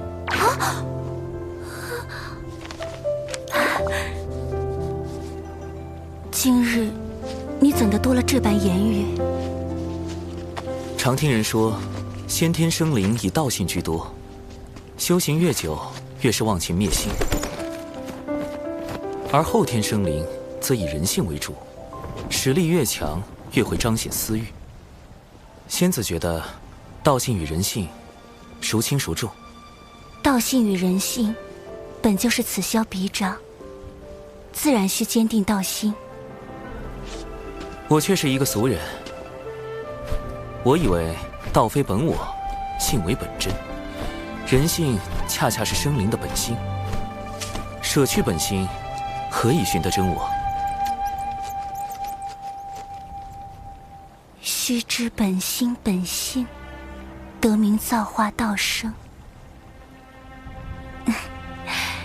云霄受教了。果然，如果云霄仙子真能断绝人性中的情念，又如何会在公明前辈死后，以身入劫，替兄长报仇，最终落得那般惨烈的结局？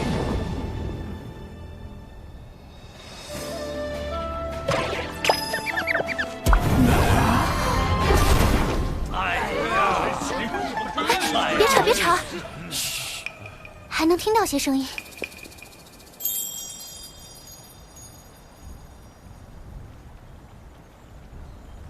仙子，你可想过，若你我结成道侣，会是哪般情形？怎的突然说这些？我与你此时只是相熟，虽彼此有心意，但此路漫漫，言之过早矣。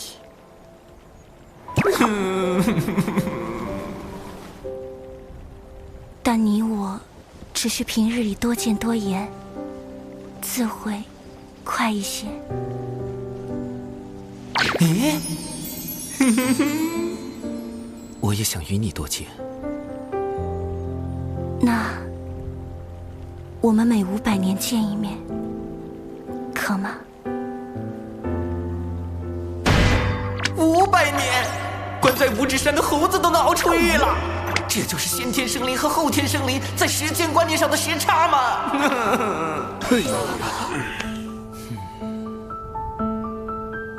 这枚落宝铜钱，还请仙子收下。你我之交，本应淡如水才是，怎的还要赠我灵宝？此物放在仙子这里，我最安心。倘若封神大劫避无可避，有了此物，或能帮公民前辈挡灾，降低云霄仙子入劫的因果。我知你有你的缘由，你不便说，我便不问。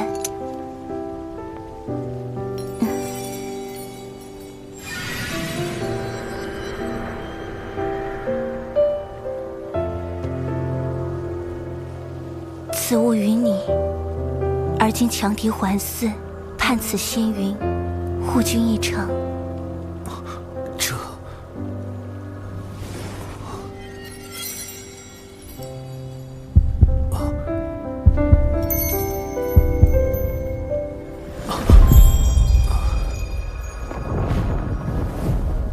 亲赠一缕青丝，我还一份因果。那仙子，500年后见。大家把什么给他了？啊，我们该不会要多出个姐夫了吧？嗯？啊，难怪那家伙喊我就是前辈，喊云霄师妹就是仙子。让我看看这小老弟打的什么鬼主意。你们仗着法宝如此窥探，难道不怕云霄师妹教训起来？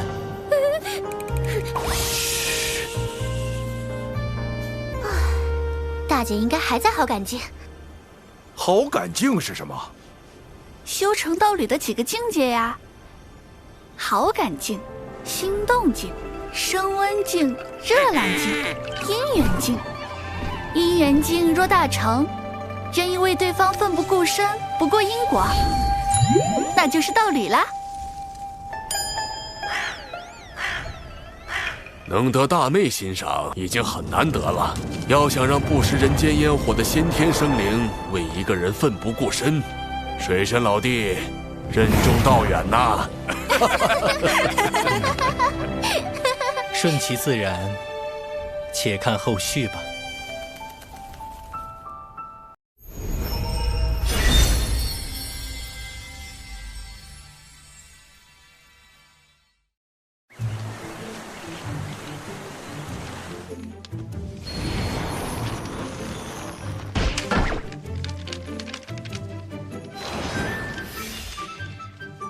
师兄真是的，一定要让我带这么多东西吗？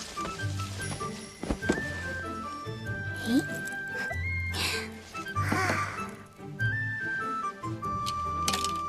下山修行不快乐吗？出去有那么危险吗？天还能不是这片天？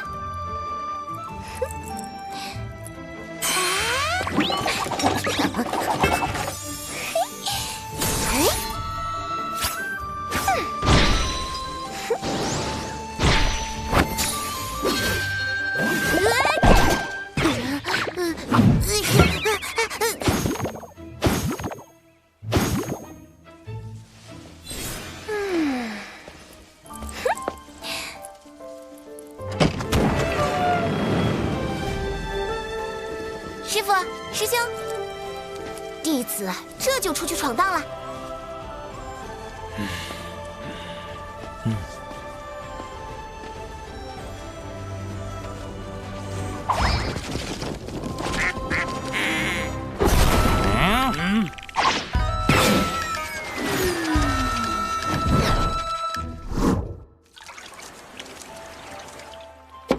我要修成真仙，我要下山历练。这么突然吗？师兄，师傅都去天庭了，我也要去。我最近几年修行遇到了一些瓶颈，始终无法突破。师傅说是我总待在小琼峰，日子太过安逸的缘故。师傅说的不错，只有在险境中磨练自己的意志，才能增长道心。人族生存权并非生而就有，我辈至今日是前人用性命拼回来的。等你下山就明白了。啊，这么说，师兄是同意我下山了？我会交给你3个任务，限期3年，完成之后，想必你也应该突破了。为师是不是该跟上去护灵儿一场？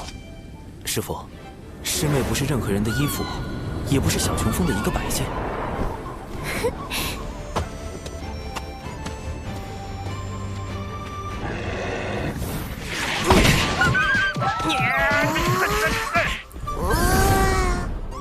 他应该去了解，天地不只是眼前看到的这些，人生的选择亦是多种多样。那时，他才能开辟出自己的道。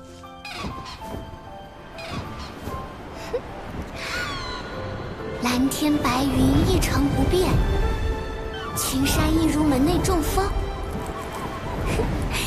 但一眼望去，总觉无比壮阔。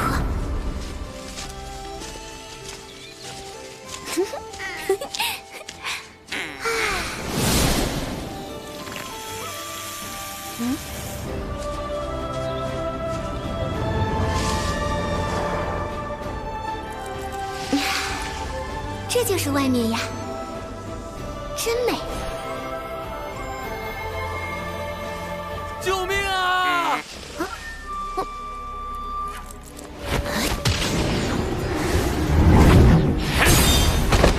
别再做无谓的挣扎了，你逃不掉，把宝材都交出来！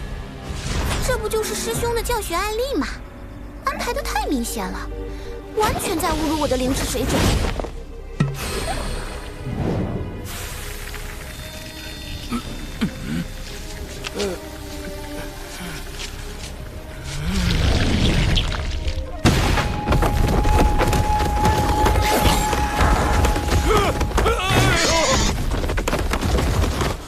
多谢恩公，还请恩公救我救到底，我愿当牛做马。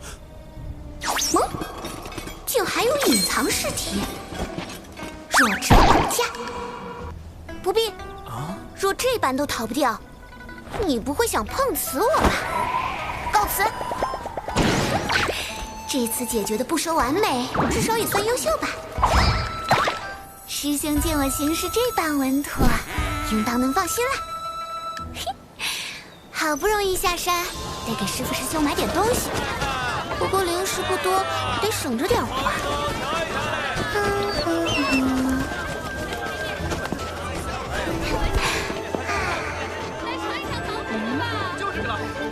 小妹，你就是赌气外出，也不能不带盘缠啊。这是大哥命我送来的，当街送零食，这么突兀又直接，不像是师兄安排的。大姐姐，你是不是认错人了？我家中只有一位兄长，并无其他姐妹。啊？警惕性挺高，不会被灵石骗走。小妹怎么还在说气话？啊？敖乙怎么直接放水了？哎，也罢，毕竟是我失策，忘给师妹多备灵石了。我家穷得很，大姐姐接近我，究竟是何居心？啊？单一个吻字能确定什么？师兄外出都用纸人，但他根本没有纸道人特有的气息。更重要的是，小琼峰的月宫都被师兄拿去换药了，怎么可能有鸡仔？我竟不知长寿兄生活得如此窘迫。其实并没有，毕竟身兼数职。灵娥道友，长寿兄特意让我追来，除了是送灵石，还想考教你的警惕性。敖乙，真是送灵石？不，师兄行事素有深意。有诈！这里真没有。这里一定有诈。不了，我带了灵石。长寿兄所托，请务必收下。我尚有任务在身，告辞。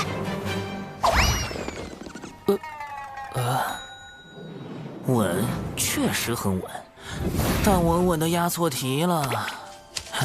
师妹，师兄，我确实忘了给你多备些灵石，所以才……我不信，你怎么证明你是我师兄？某人一日沐浴最高纪录是12次，13岁被蛇咬了，哭了3个时辰，17岁。你这段时间的表现我都看到了，你已经有能力去完成任务。这次我不会特意安排什么，也不会出手干预。接下来的路，你要自己去走，去看，去经历。心有不定时，可抄稳字经。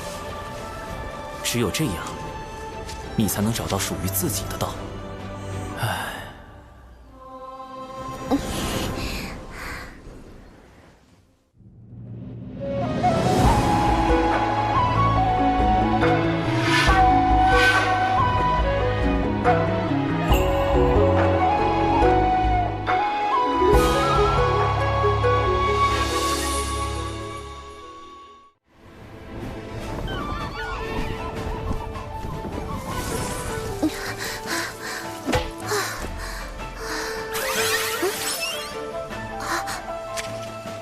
前往南州边界，诛杀100头真仙境修为的妖兽。真仙境，也就是和99师叔差不多的修为。正面打我可是一个都打不过，100个。师兄，你是认真的吗？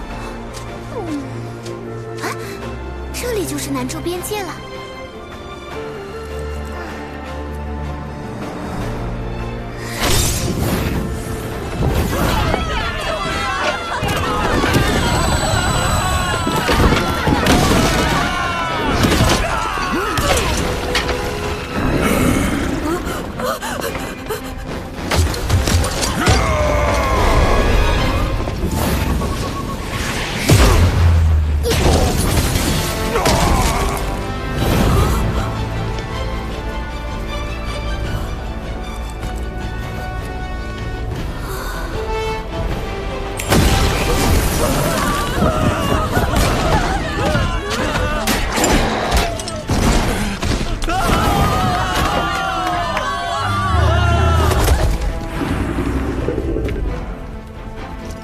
生存权并非生而就有，我辈至今日是前人用性命拼回来的。身为人族炼器师，我亦当为此地人族尽一份责任。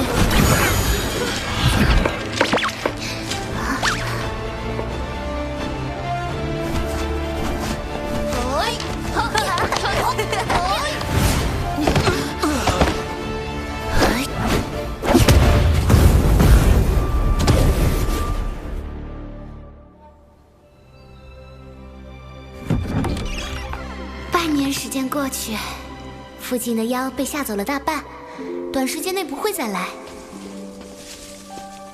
疗伤药方还有灵石也都留给了村长。历练任务已经完成，小兰姑娘，这就要走了。小兰姑娘，晚上来沈家吃饭？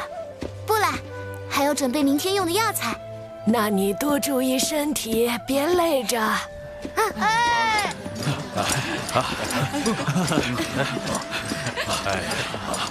若是能学到些仙人法术就好了，或许就不会有这么多兄弟没了。等我再长大一点，就去仙门拜师，修习法术。到时候我来保护家乡。为何不舍弃村落，退到后面的城关？若我们退，妖兽就向前追，那样死的人更多，而更多妖兽也会闻讯而来。我们再怎么跑，能跑得过妖兽吗？朕有祖训，便是俱为妖兽所食，亦不可将人族之土拱手相让。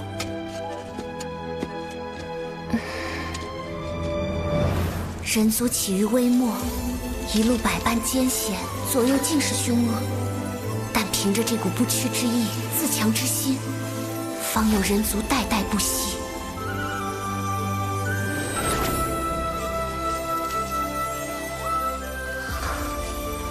道心似乎圆满了一些。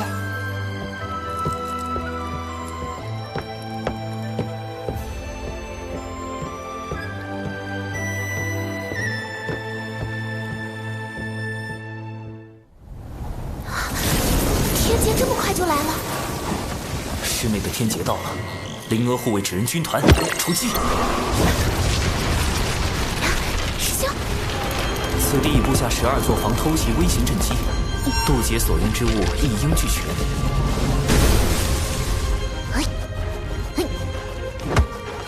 最后的底牌9转金丹，我从老师那里求来2颗9转金丹，一切收好。撑不住了再吞，这是本命啊！不过也无需太过紧张，你的道基稳固，渡劫成功率还是有9成8。师兄，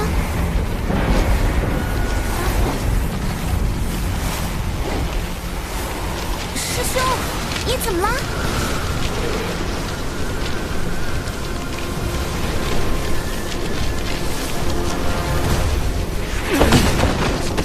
为什么？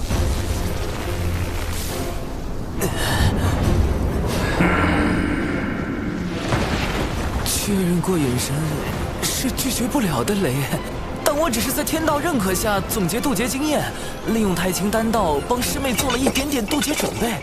凭什么挨批？为什么被罚？怎么就……且慢，稳字经。谁能想到罚他抄稳字经抄多了，抄出一条大道啊！这我只能认了。感谢天道老爷百忙之中赶来训诫，弟子甘愿领受责罚。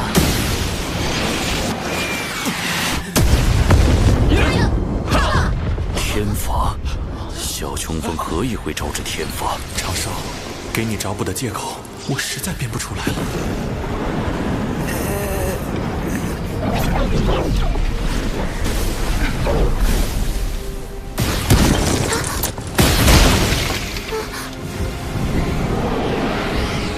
师兄，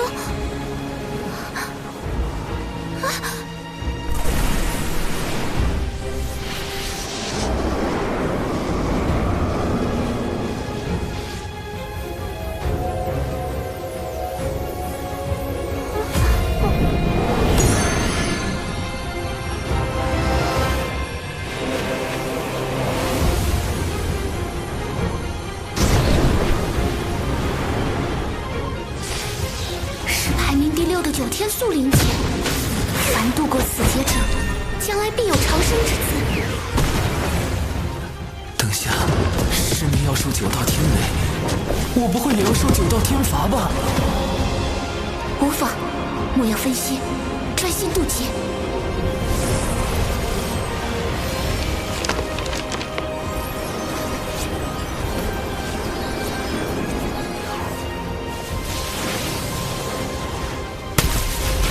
大道轮转，天地井然。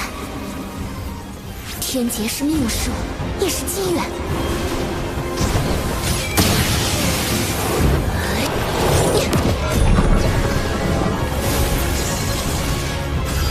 我准备好了，来吧。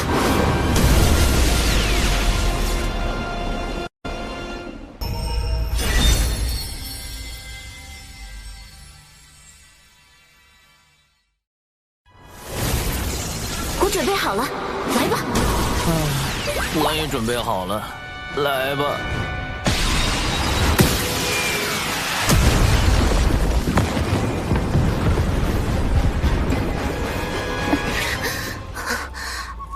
还有3道天雷，就能成仙了。苍天啊，还要挨3道天罚！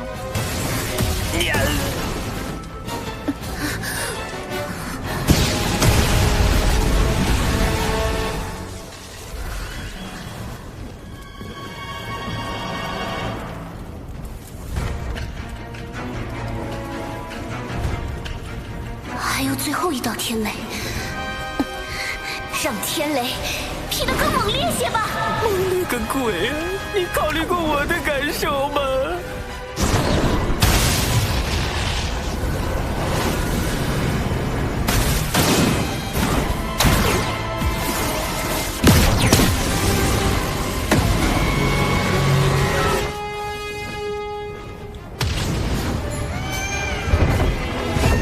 我一定要渡劫成仙！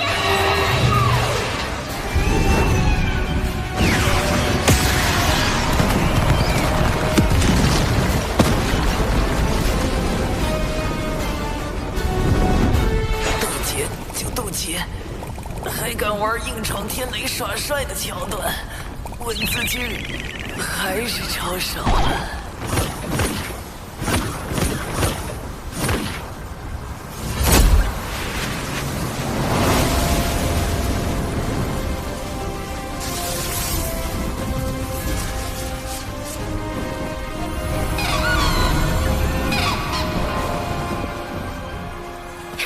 我成功了！师兄说过，大道自生，非灵而动，非信而往；自道由心，非天地生。为正为本，却不知我道为何。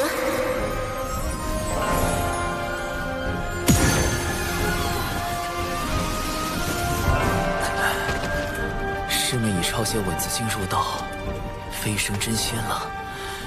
啊，师妹这天劫渡的，真是费师兄啊！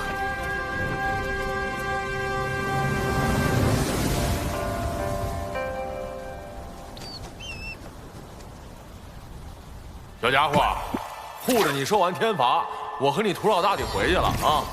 太清老爷这么久不和我俩唠嗑，你一定老想我们了。哎，我讲许多，太清阿嫂来得才浓。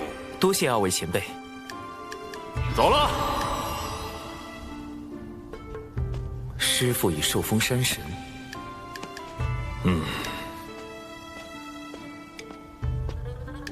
师妹也顺利渡劫飞升真仙，可自行继续历练。幸好有掌门为我掩护天罚之事，我也该继续去南州寻找玉帝王母转世身的下落了。卖包子嘞！公子今天起来晚了呀，就等您了。公子请品茶，这是刚来的高级货。公子好久不来我们这里了，可想你了。哎呀，昨晚在戏楼玩得太晚了，还输钱了。今天起来这个腰酸背痛，来，我给公子按摩下。你给我挠痒吗？重点儿。是。不够。再重点儿。没用的东西，快，再给我用力，用力！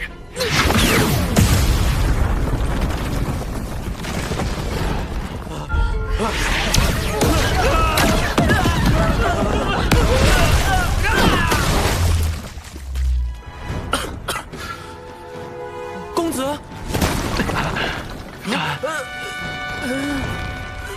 太重了。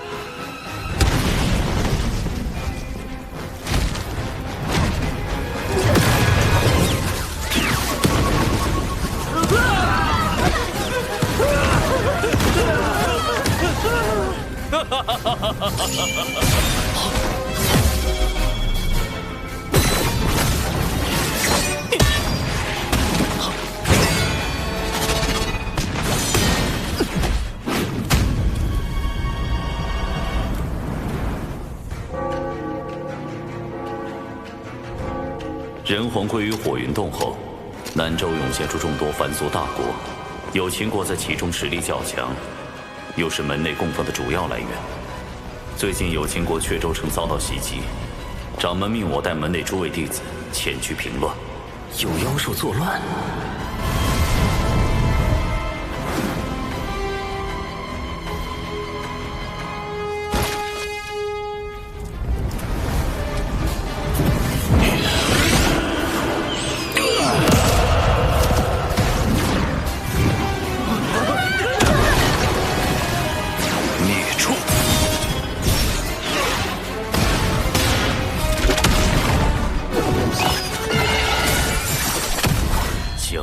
就地格杀！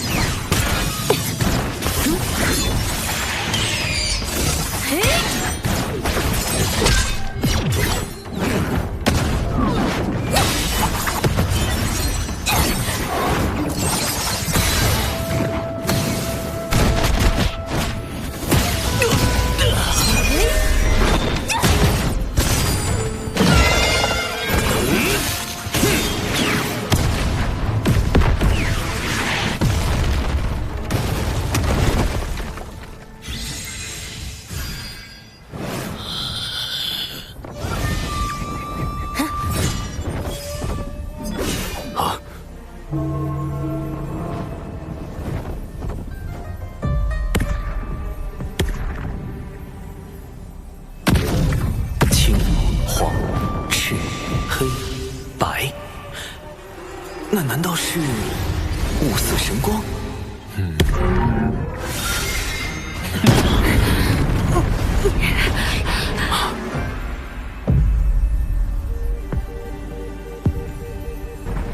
乃日，可他身上没有任何阳刚之气，也没有半点阴柔气息，阴与阳在他身上仿佛完美相融。此人现身时，那一手挪移神通，已是显露出非凡的道境。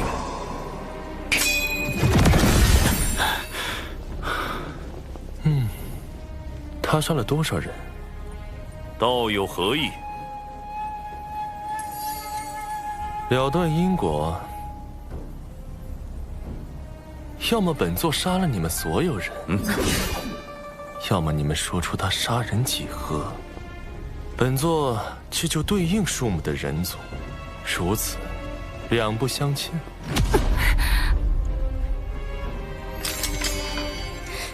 别开口，惹不起。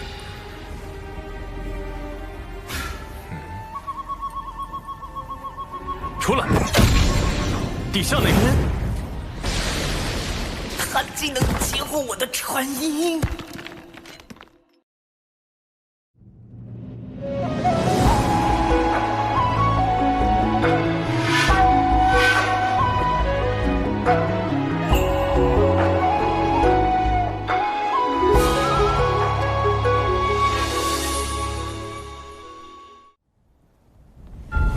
孔雀乃天地间第一只孔雀，身上有元凤血脉。他第一次现世是在巫妖大战时，据门内记载，神鸟孔雀自南而来，张口吞云食妖，以此玩乐。后因杀孽太重，惹来天罚惩处，又被大法师现身击败，送归于南。只是不知孔宣后来为何会参与到封神大劫中，但他的五色神光之下，杨戬、哪吒皆非其敌，燃灯路鸦尽数败退，最后还逼出了圣人法相。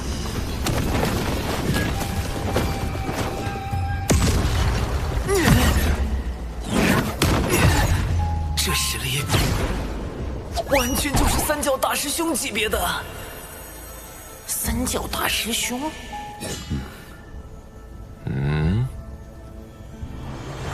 有办法了。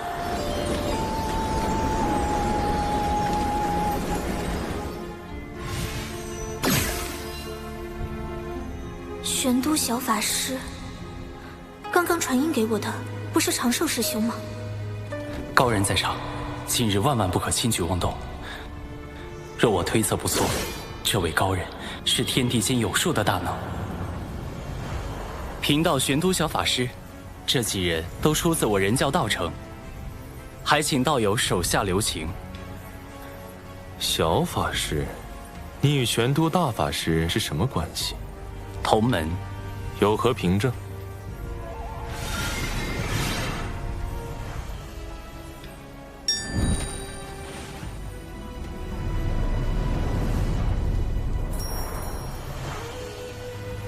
他近来还好吗？啊？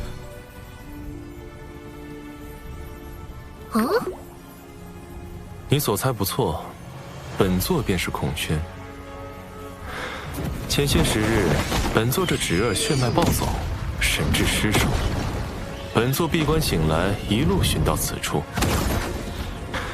他应已吃了一些人族，说个数量，本座去救了人，再来与你交谈。杀人、救人，本就是两码事。昔日本座亦曾吞噬10万人族，又如何？其后妖族为练陆无剑，欲灭绝人族，本座出手护住100万人族，偿还了因果。业障功德即可抵消，杀人救人为何不可护抵？所杀所救，可是一人。天数昭昭，增减护抵。所被吞食者，哎，宣雅，少说两句。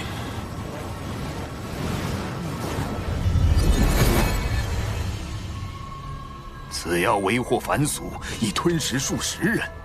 哼。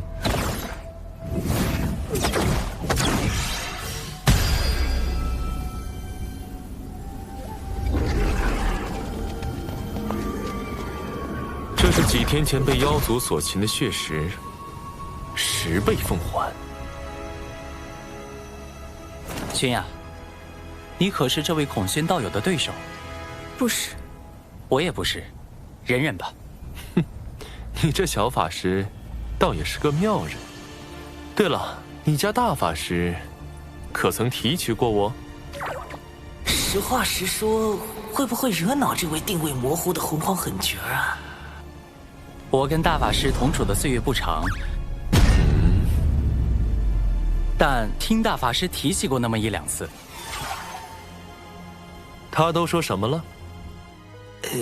您到底是男是女啊？这个问题不搞懂，总觉得事情会变得非常之刺激。道友，涉及我家大法师清誉，恕我多嘴。您道号写作宣草之宣，还是宣告之宣？问本座属阴属阳，直接问就是了。刚才还觉得你直言直语，性情不错。哼，本座此时尚未决定阴阳归属，若非他当年避而不见，我或许已做出抉择。这都行？今日终究是我凤祖之过，此乃传信玉符，本座随时可偿还人情。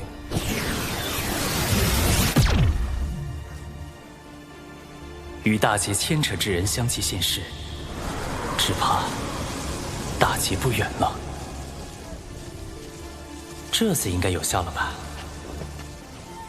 接下来就该继续寻找玉帝王母的转世身了。你看看嘞。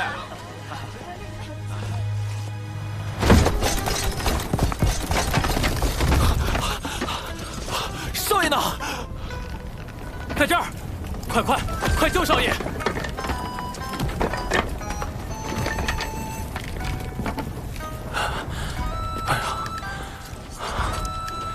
华有明，你可是阙州城将军之子，怎么被这孔雀妖弄得这么灰头土脸？夏明霜，我好歹是英勇负伤。 你身为城主之女，却龟缩在后，怎么好意思说我？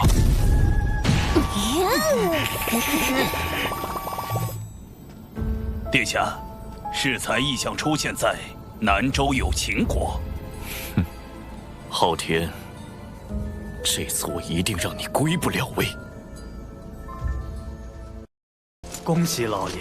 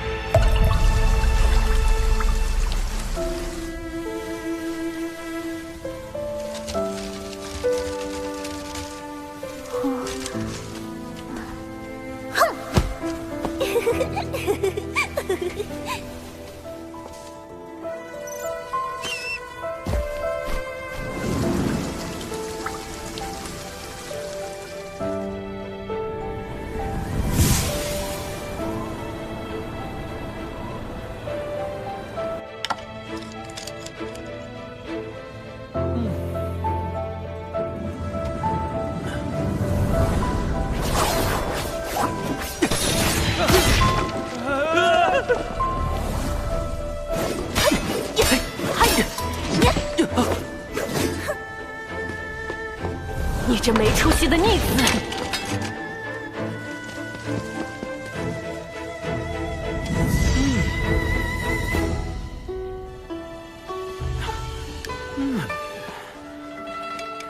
今天就谈到这儿吧。莫要累着了，我明日再来看你。是，少爷。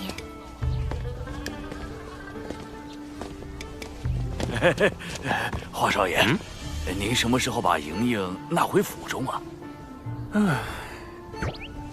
本少爷听个曲儿，就要把弹曲的带回家。那爷来你这多喝几杯茶，是不是也要把你这茶楼盘下来呀？华少爷您别误会，小老儿只是……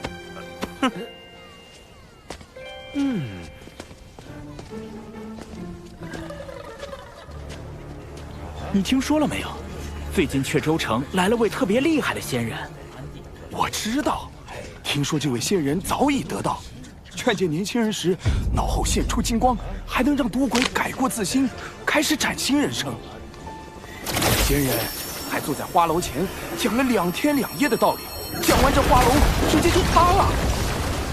花楼掌柜善心大发，允许花楼姑娘赎身离开。何止啊！这位仙人走过之处，死鱼变活，枯井生水。仙人席地而坐，就能地生花朵；抬手一招，就会引来漫天飞鸟盘旋。仙人还拜访了阙州城最有名的书院，一场辩论让几名老贤高呼老师，仙人自己却不计声名，飘然而去。哎呀，若能拜入这位仙人名下，可巧了。仙人说与阙州城有缘，要落脚在此开课收徒呢。仙人还说了，他不收学费，不收礼物，唯有一条，就是只纳聪慧灵敏之弟子。这么厉害？指那聪慧灵敏之弟子，哼，那不就是我吗？来了，真的来了！人生太短，天地太大。吾心虽怀无限，然双足不堪用。本城人杰地灵，风景也是不错。吾愿在此逗留3年，教导7、8名弟子，而后继续远行，探究天地之边界。仙法讲求仙缘，吾之精力亦有限度。最先20位入门者可听我讲课，依据课堂表现决定去留。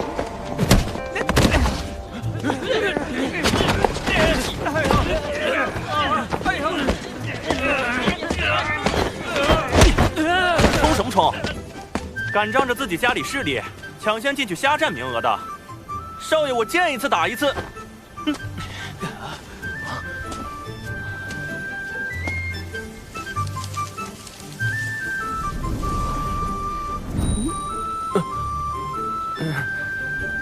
去，后边去。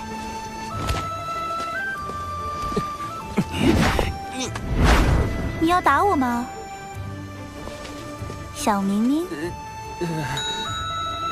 本少爷不跟你一般见识。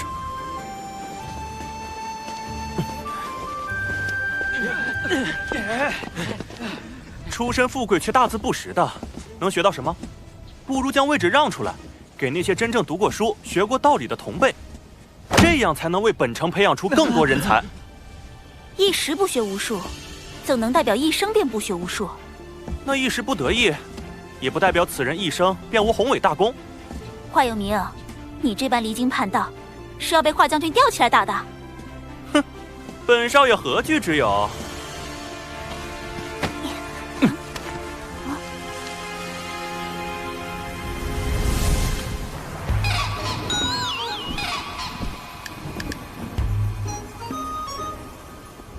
水神老师，不好了！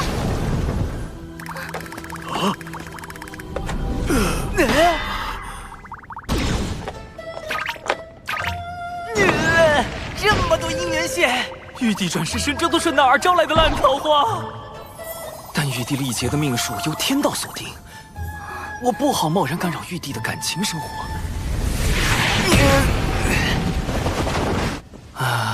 我能怎么办？总不能去华府当家丁吧？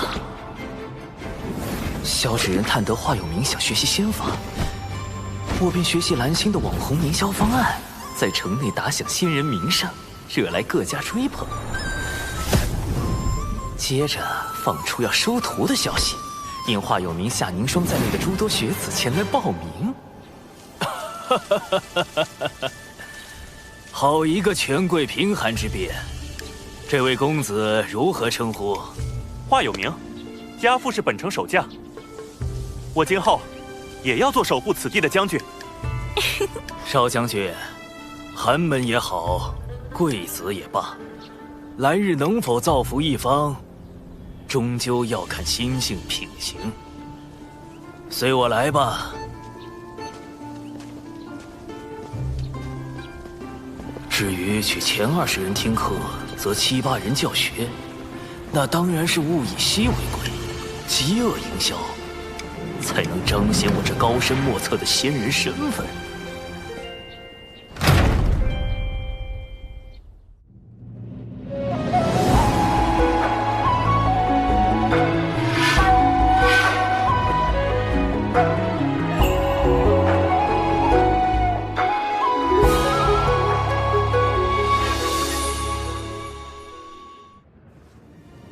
我只会教导你们3年，这3年能得多少，全看你们自身。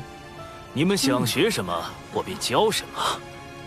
但我教什么，你们也要学什么，懂了吗？那我要学这世上最厉害的仙法。仙法我自会教授，不过我只会传你们一点简单的困敌手法，比如操绳术。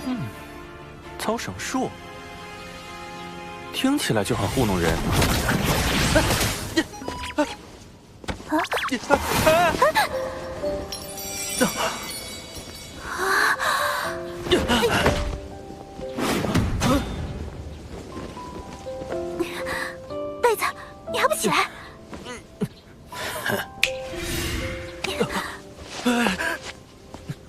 这个夏凝霜还挺好看的。不对，以前我午睡，他往我被窝里泼水；我捉蟋蟀，他把我推进泥坑；我走路，他把我踹进池塘。他这么可恶，我怎么能觉得他好看？你说什么？我说你挺好看的。别误会啊，我是说你鼻孔里的那2根毛发。哼，话有名。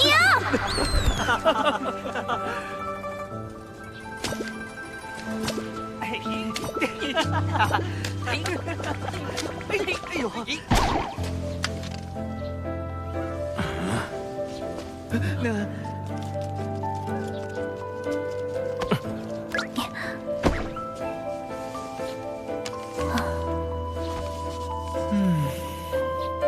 生来往，莫管闲，先已故，难争先。欲不平，思自立；遭难事，须自省。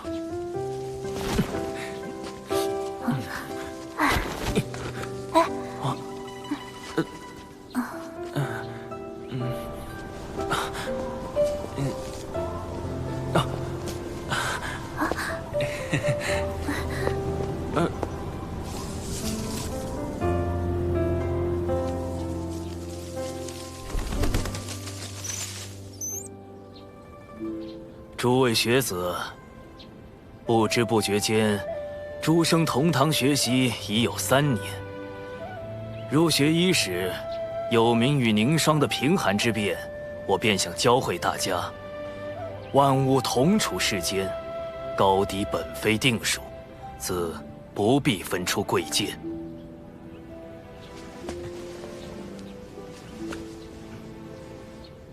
高者许会跌重，低者亦能登攀，要我们心存敬畏，却不曾告诉我们，若登攀者追名逐利，跌重者心生怨恨，届时又该如何自处？接下来，该由您自己来寻找了。3年期满，吾也该再次启程游历。临行之际，吾各赠诸位学子锦囊1只。若日后心有迷惘，可将其打开，也算全一场师生缘分。敢问先生名号为何？我啊，就叫穆清华吧。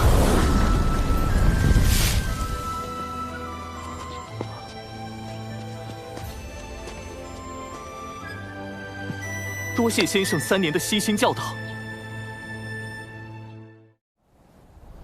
南州各地不断有异象发生，想必是水神故意混淆视听，阻碍我们追查玉帝王母转世身的下落。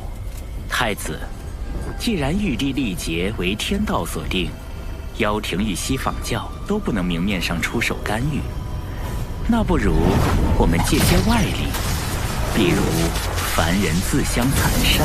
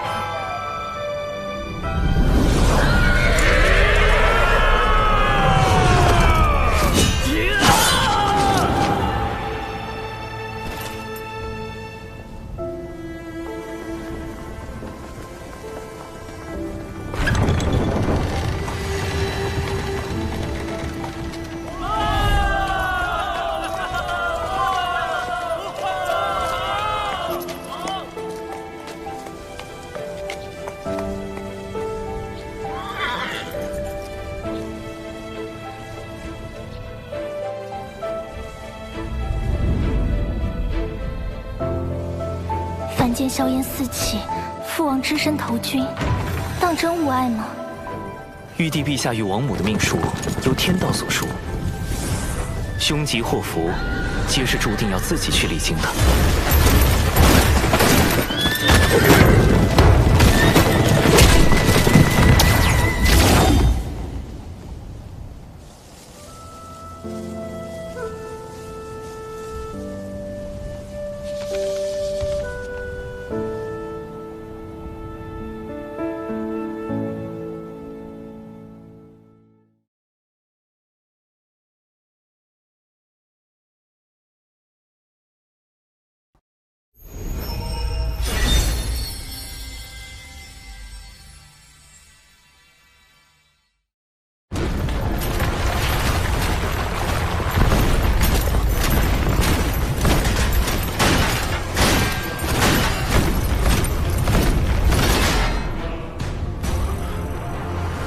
大军压境，我们不能自乱阵脚。我会向城主请命，领兵迎战。是。但当务之急还是撤离百姓。撤离之事交给我。战场刀剑无情，我等你凯旋。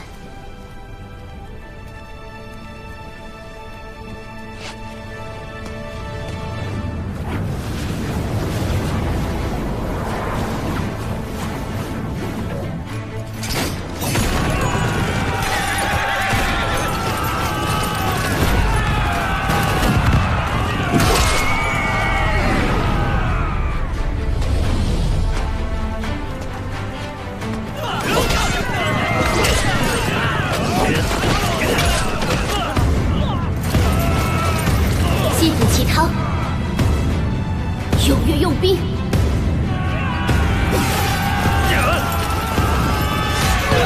今我阙州将士，誓与城池共进退。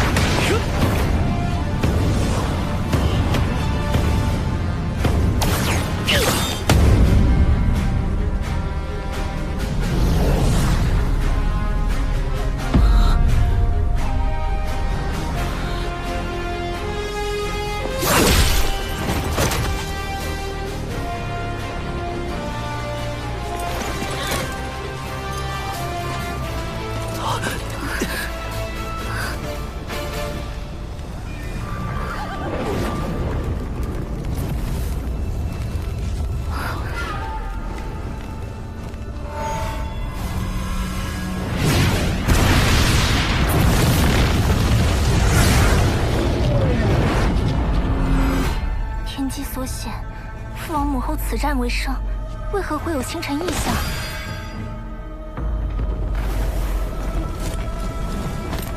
不是阙州城有异，是整个有情国。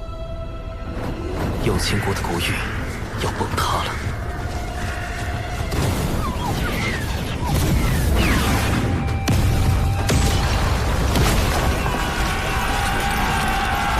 所有人，死守有情国！是。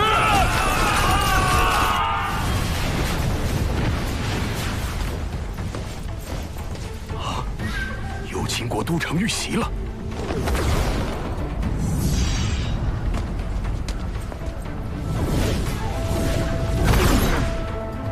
有情国有多大？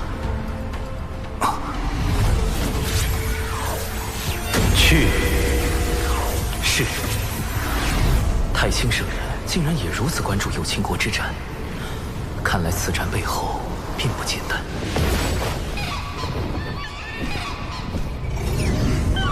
这个玄雅，嘴里喊着什么？这是他身为有情国之人该做的。请门内在下决断时，勿考虑他的凡尘身份，就自己跑去有情国了。唉，缺牙。有情国为难之时，我们怎会坐视不理？你别太着急了，毕竟小九也跟了上去。哎呀，就是因为有小九在，才更让人不放心。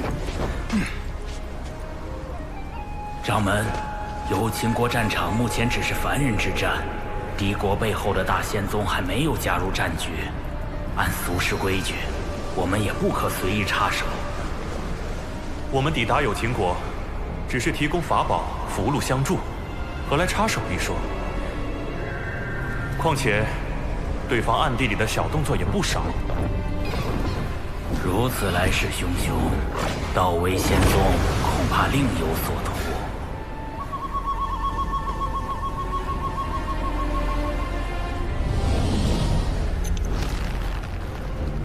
今日终究是我奉祖之过，渡仙门弟子拜见前辈，多谢前辈搭救之恩。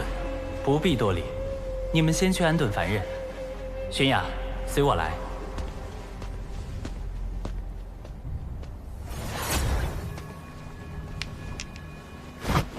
长寿师兄，我是不是又做错事了？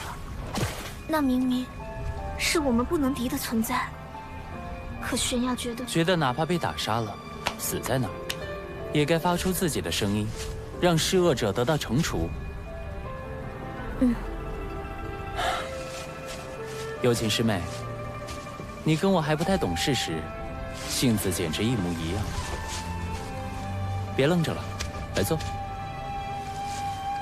但现在的我已经变得跟大多数人一样，遇到1、2次磨难，会主动收起棱角，让自己变得圆滑，去思考自身所处环境，并逐渐被环境同化。而你，哪怕遇到了挫折，遇到了打击，也没放弃自己的坚持。幽琴师妹，其实我刚才想好了该如何说教你，我应该让你知道洪荒的险恶，让你知道，去触怒这种大脑，只是白白赴死，喊得再大声也扭转不了什么，还会连累门内诸位长老的性命。我想提醒你弱者的生存法则，提醒你做事要讲究方法。可话到嘴边，突然发现，我只是不想承认自己曾被环境打败，又去告诉一个敢去挑战环境的人，他必须跟我一样认输，如此罢了。听不懂吗？在夸你。师兄是说我很顽固吗？不，你这不是顽固，你只是有些头铁。我是化身在此地，死了也无妨。但诸位同门、阙州城的百姓，甚至整个有秦国的存在与否，都在那位前辈的一念之间。如果有毒继续今天的头铁行为，迟早会给渡仙门招来大祸。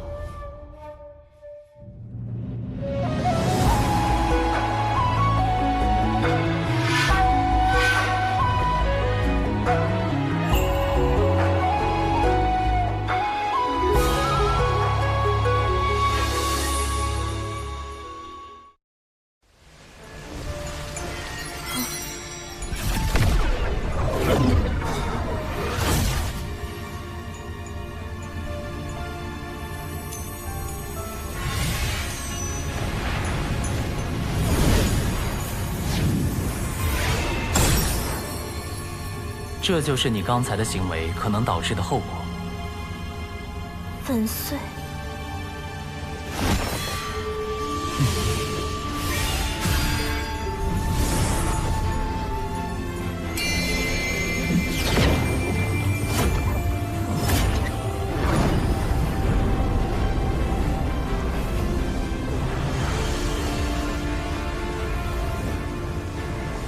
想到了什么？要讲究方法。你如果选择坚持心底的正义，该如何表达？如何才能让玉不碎，石轻移？有情师妹，你这颗侠义之心，比长生稻谷都要珍贵。但要记住，要将它用在合适的地方，它才能够绽放出更璀璨的光芒。所以，不要被人利用，学会审时度势，不成一时之勇，懂得有进有退。洪荒之中，是非对错反复交织，并不存在绝对的对与错。为兄希望你能学会如何保护自己，保护身边的人，也希望你能保持这颗珍贵又高尚的心灵。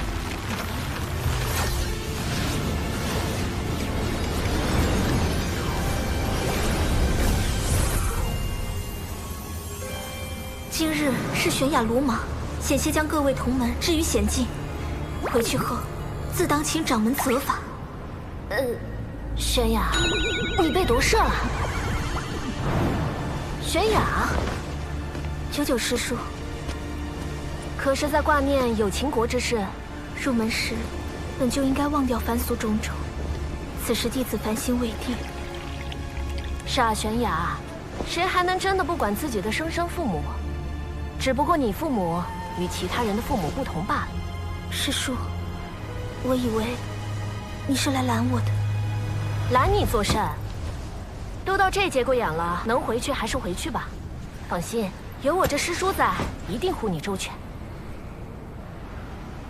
师叔送我抵达有秦国之后，不必再。凡人之战，毕竟不适宜宗门插手，我不想让门内为难。你这说的是什么话？我怎么可能？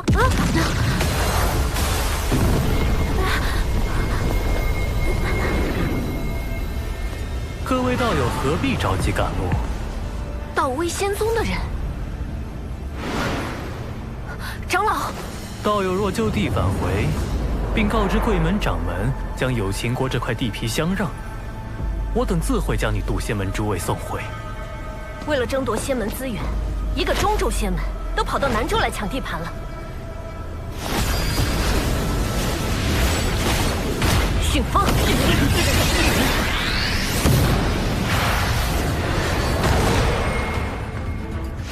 既如此，就别怪我们不客气了。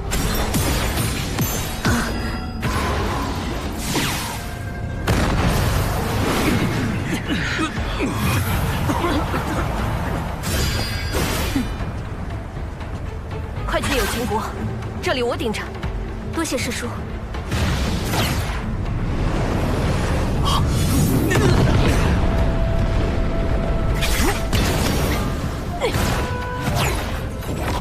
母亲，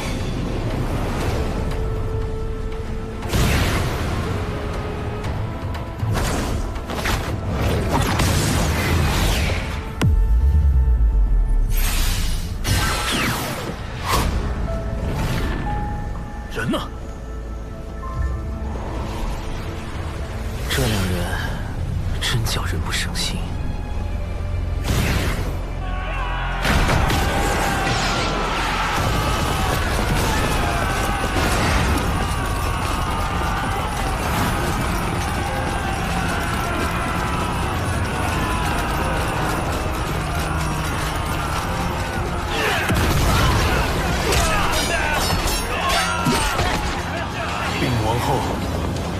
太子已殉国，我儿，天要亡我有情。我的孩儿，他还没有名字呢，我还没看着他长大成人，不能，不能，母后，我们活下去，一定要活下去。所有人听令，从后殿撤退。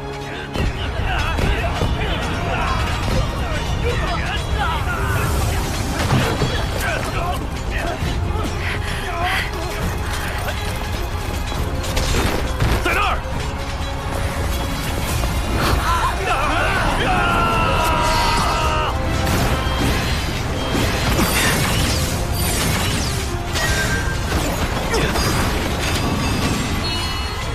你们被强化了，快上！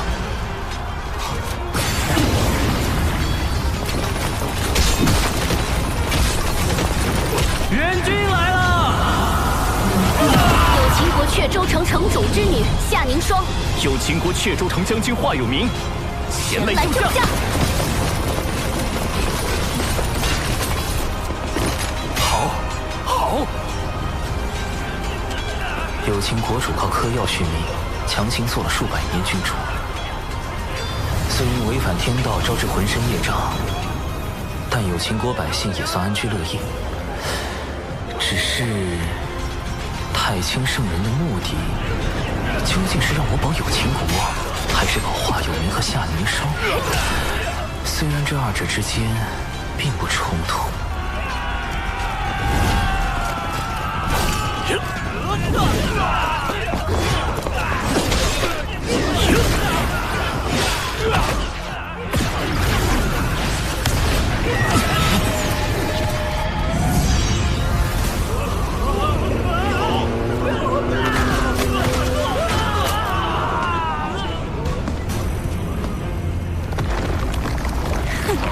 不要放走有秦国半个魂魄！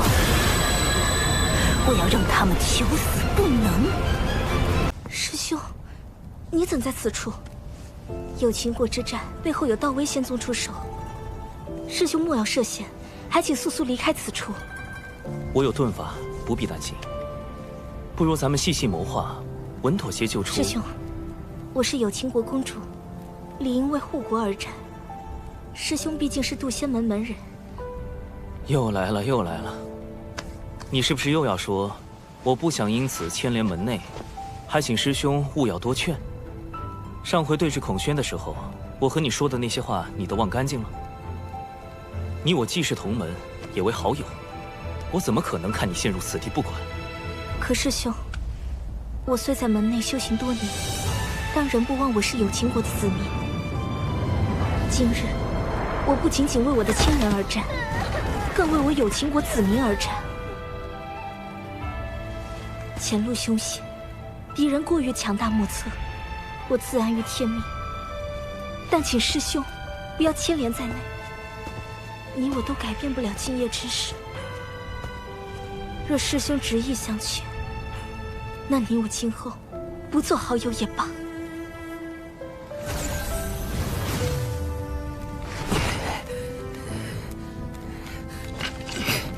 不管了，随他去吧。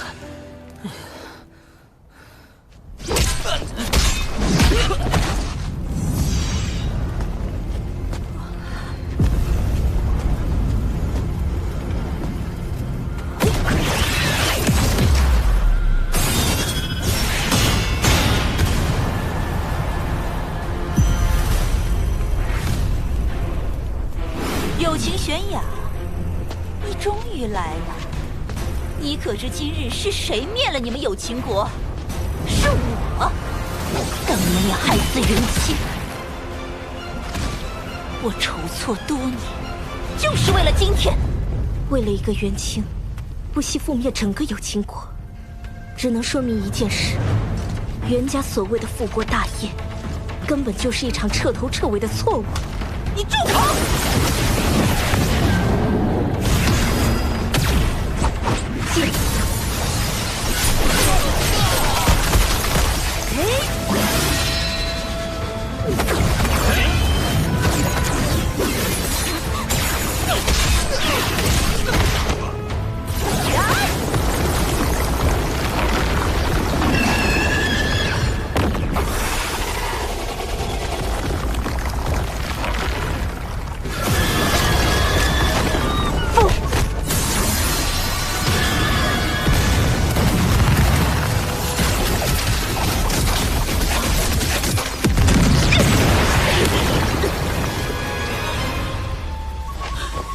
我可是天仙境初期，你一个真仙境巅峰，怎么可能？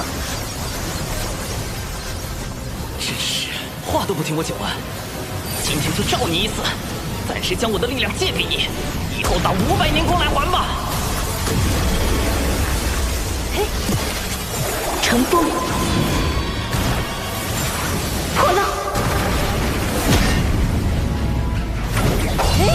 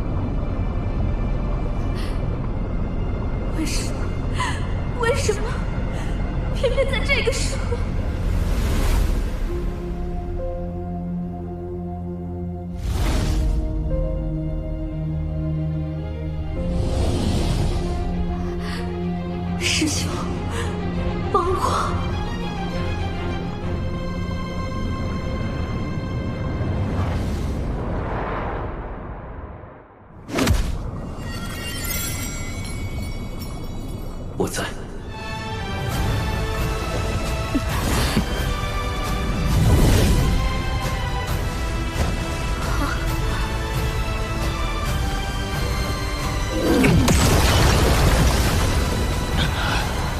不想死的，自封修为，原地打坐，你除外。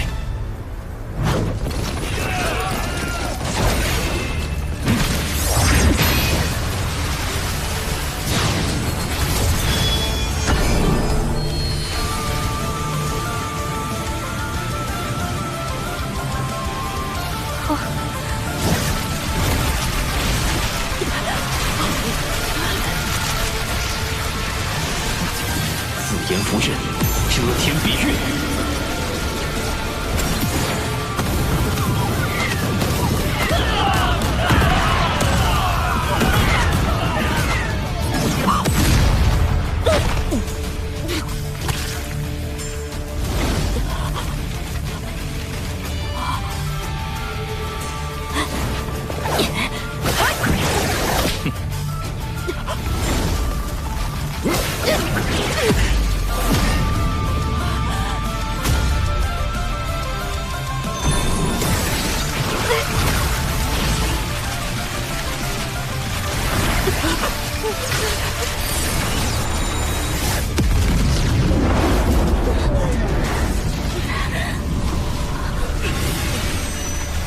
道威仙宗的人没拦住，祖先们来援了，快撤！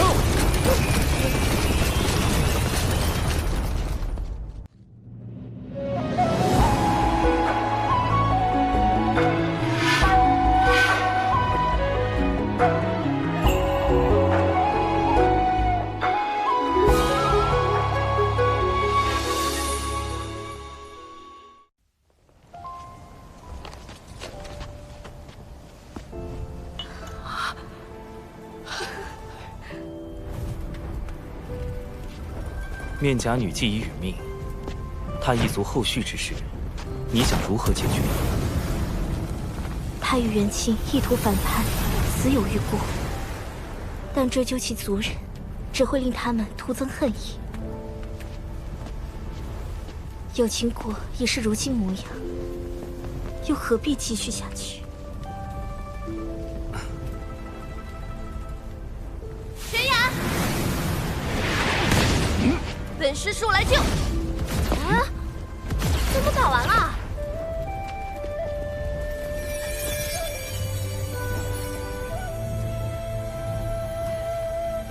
救救师叔，掌门。玄雅，我理解你担忧亲人，但你一个人来有情国太危险了。往后行事，还是要多加思虑。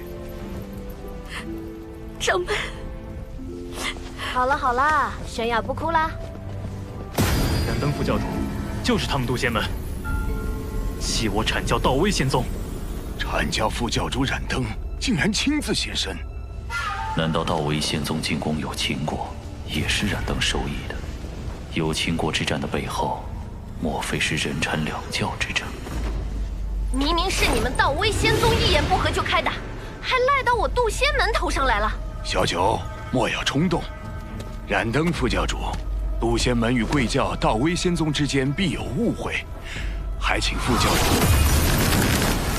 贵门后辈性情暴躁，既有误会，不如进我这灵鹫灯中静坐调息一番，还望贵门勿怪。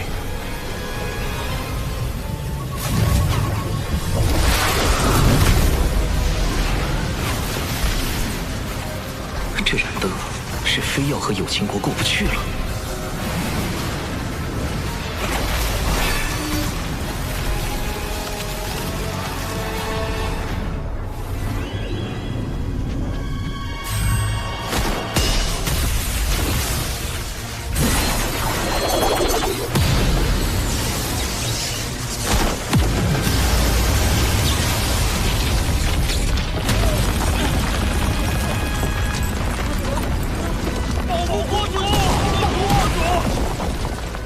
副教主的乾坤尺果真厉害，竟能引动天地间乾坤之力。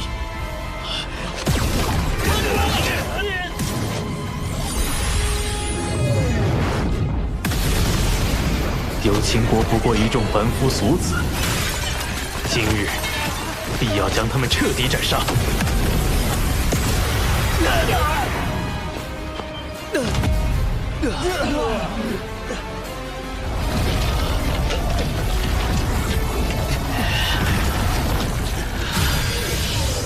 天赐之人，震锁乾坤。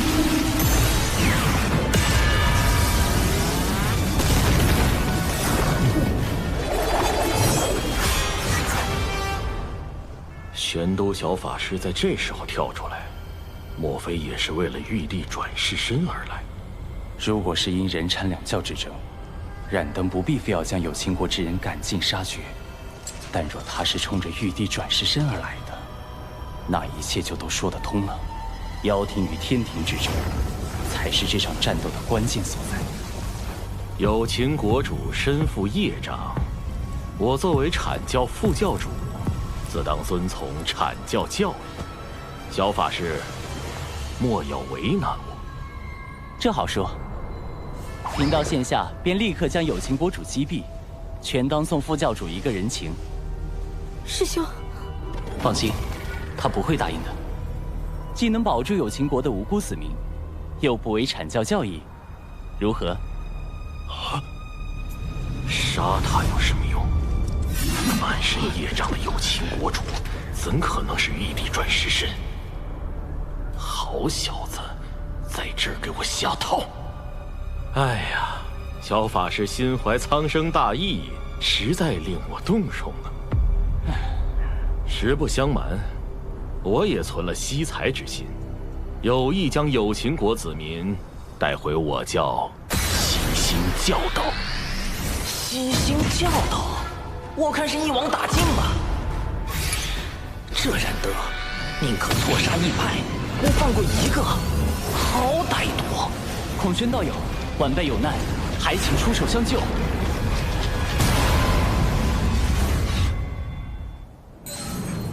这就来。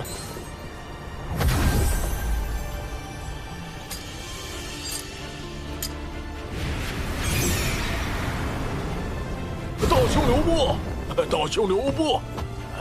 你哪只眼睛看到我师兄？莫非是我认错了？不好意思，不好意思，这位仙子，是我赵公明眼拙。哪只眼睛看我是仙子？啊？那你到底是凶还是仙子啊？难道既非凶又非仙子？竟然有这种族权！找死！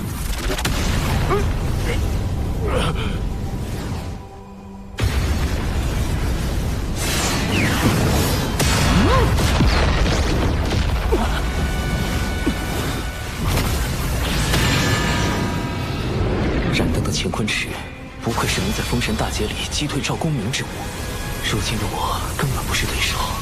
轩哥，轩姐，轩哥姐，快来救救孩子吧！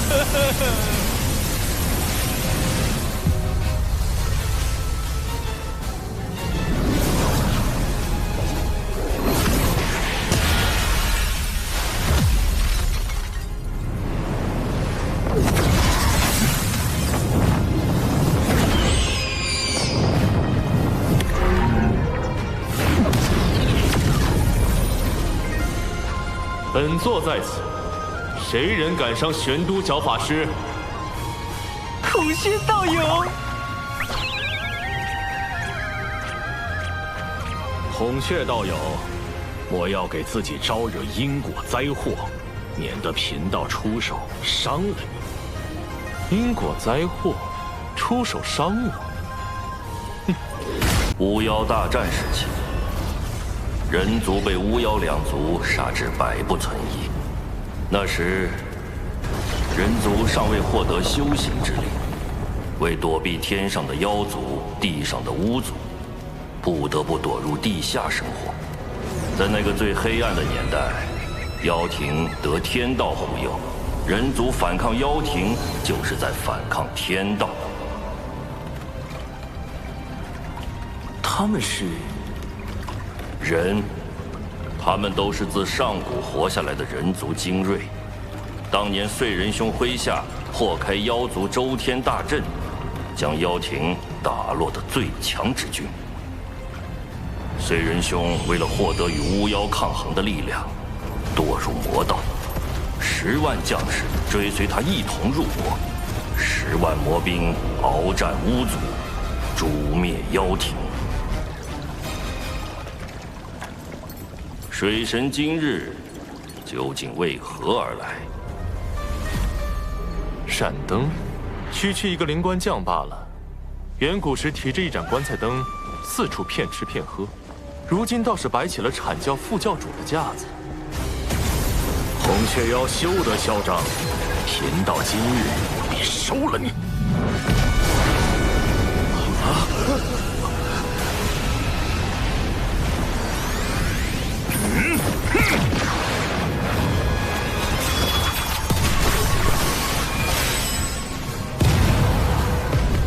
这破齿果然废物。是吧？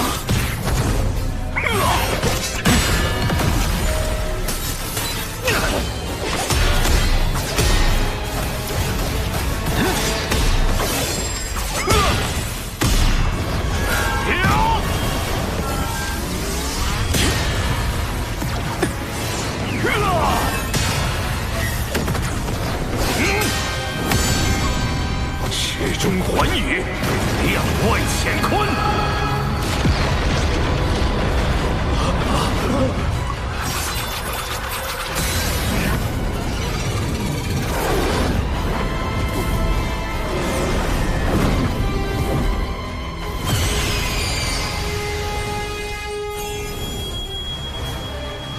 五色神光，灵杀。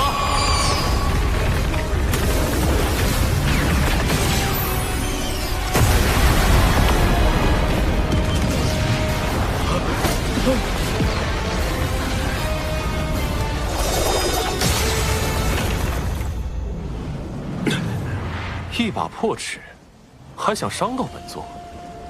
孔雀妖，你这是打定主意要投靠人教，不惜与我阐教为敌。阐教好大的威风！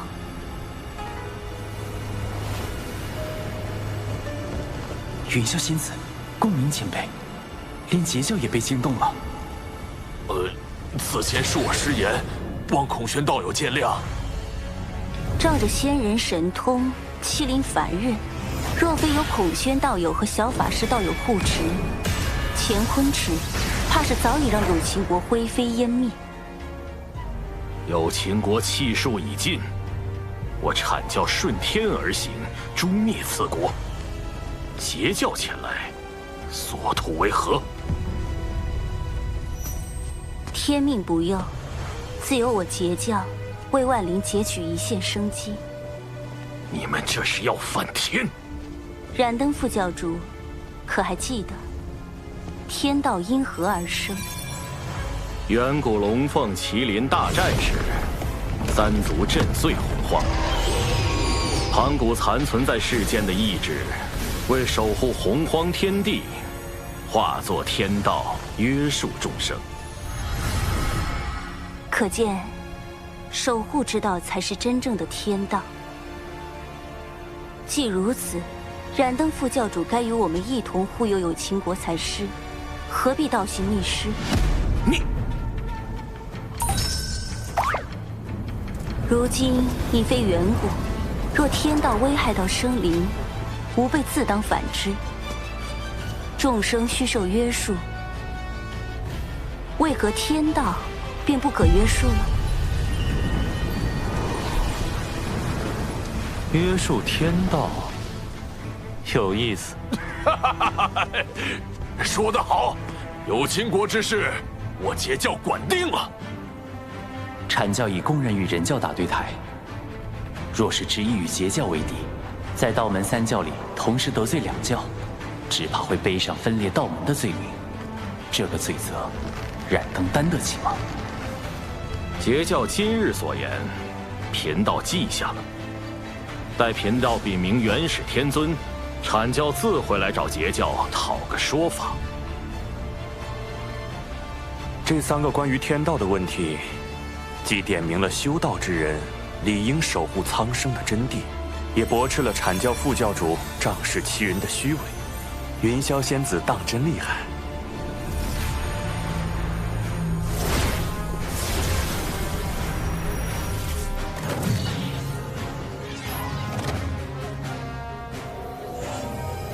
未来封神大劫开启，阐劫两将闹翻，冉登还会用这把乾坤尺偷袭赵公明，绝不能让乾坤尺回到冉登手里，可又不能因此加剧人教与阐教的矛盾。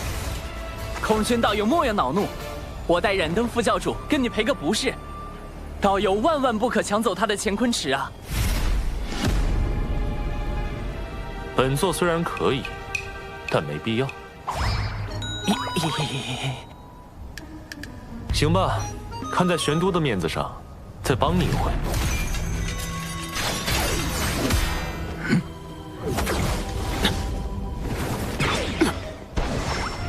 冉登副教主莫怕，道门一家亲，我来护你。这么好玩的事儿，怎能少了我赵公明？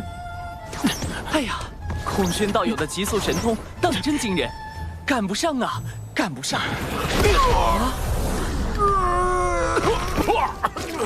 冉登副教主，你何故伤我？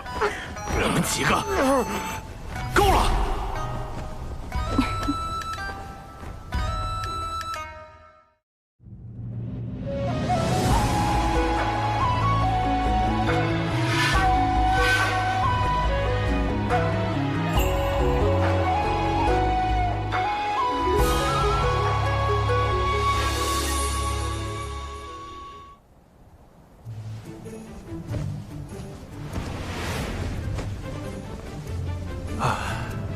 原来我们和真正高手的差距，根本不在修为。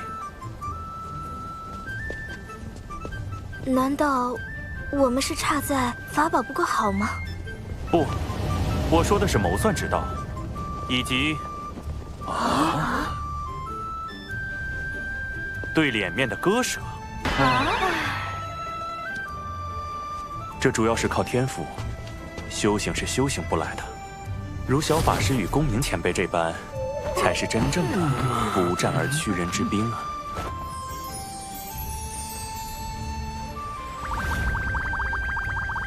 怎么，小法师是觉得本座拿不得乾坤尺吗？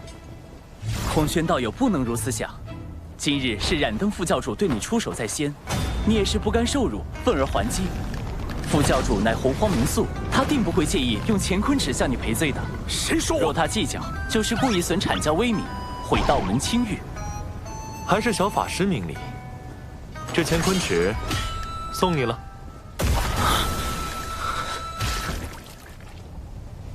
幸得道友信任，我今日便做个合适之人。冉登副教主与孔宣道友之间的恩怨就此了断，如何？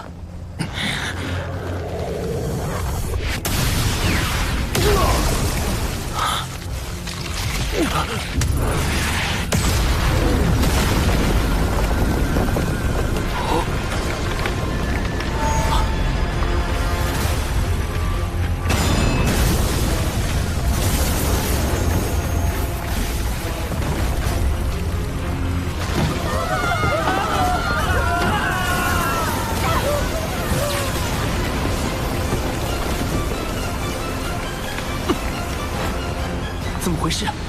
天道的力量在剧烈收束。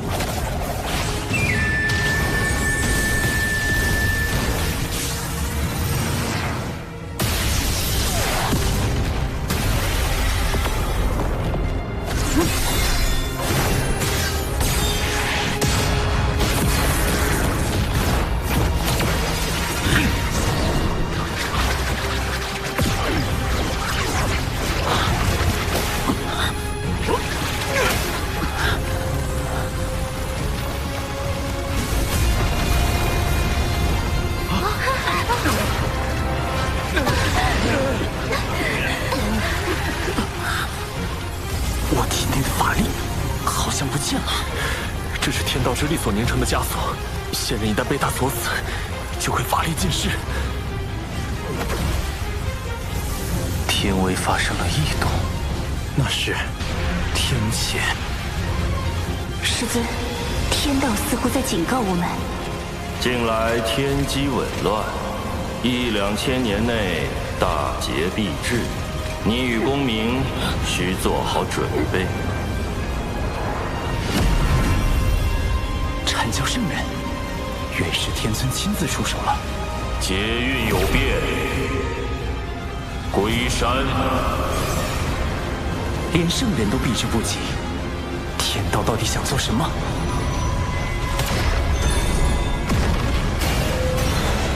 任你机关算尽，有秦国终究在劫难逃。有秦国不过是凡俗一个小国，怎会令天道如此震怒？这个国家非我不可吗？天命所至，必有深意。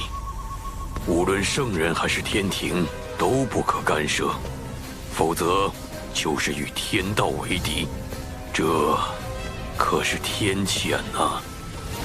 圣人不能违抗天道的剧本，所以让我去吗？请不来天兵，请不来圣人，我还能做什么？眼下只有最后那一线生机了。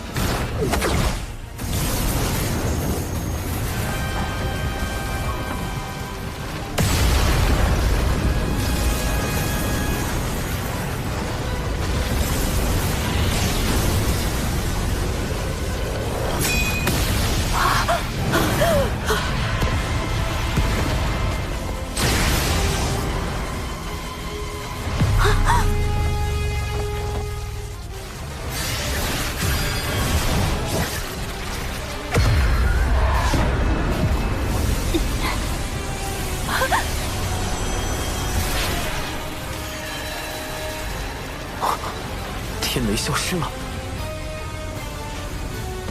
简迪，你怎么样？有没有受伤？你还怀有身孕啊！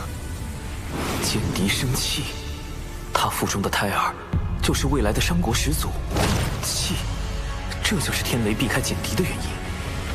而一个要建立商部落的人，势必不能承袭有秦国的国主之位，这也是天道要往有秦国的原因。为了开启封神大劫，就要生商；为了生商，就可以毁灭一个无辜的国家，杀死无辜的人。这样的天道，还能够阻止他吗？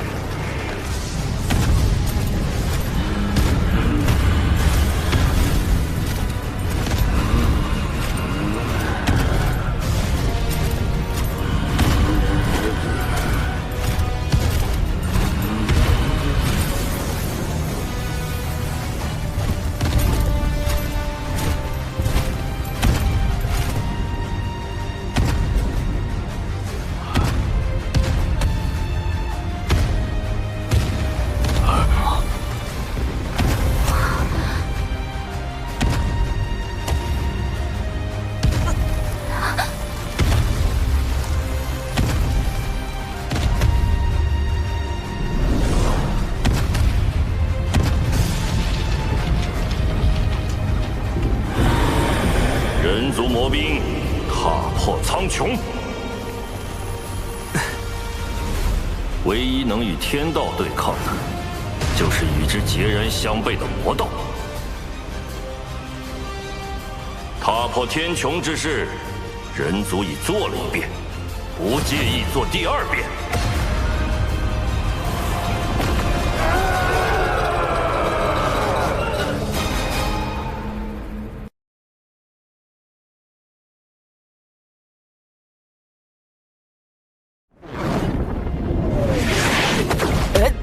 公明前辈，这是作何？水神老弟，你不知道，人家有人要和你抢我大妹，再不抓紧时间，你可就没戏了。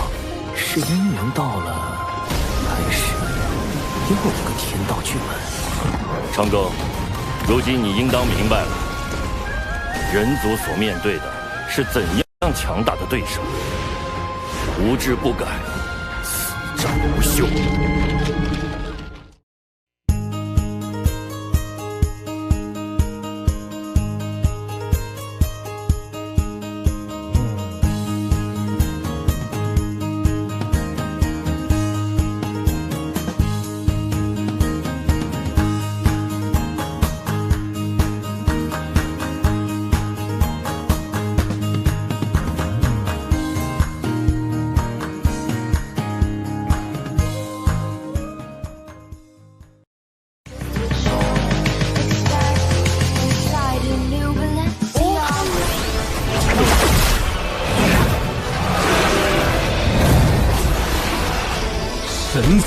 磨灭。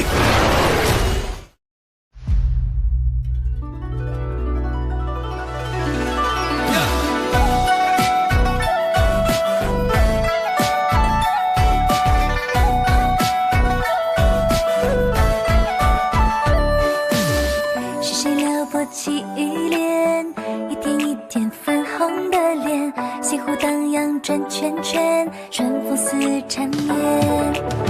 谁的生词于心间，梧桐繁香为我了解，对着铜镜刻画思念，藏起小纸线。轩门里初见鹦鹉的眉眼，朝夕的华年，谁在谁旁边？喜欢的情节，偶尔望着眼，小琼佛心心缱绻。是秀好特别，特别求个安全，凡事上好奇的保险。忽然又不见，原来遁入心间，突然的惊鸿一瞥。是秀好特别，特别令人挂念，小人皆得意的失恋。失眠不许愿，你能不能听见？细节道理千情缘。是秀好特别，特别求个安全，凡事上好奇当保险。忽然又不见，原来遁入心间，偷来了惊鸿一瞥。是秀好特别，特别令人挂念，小人皆得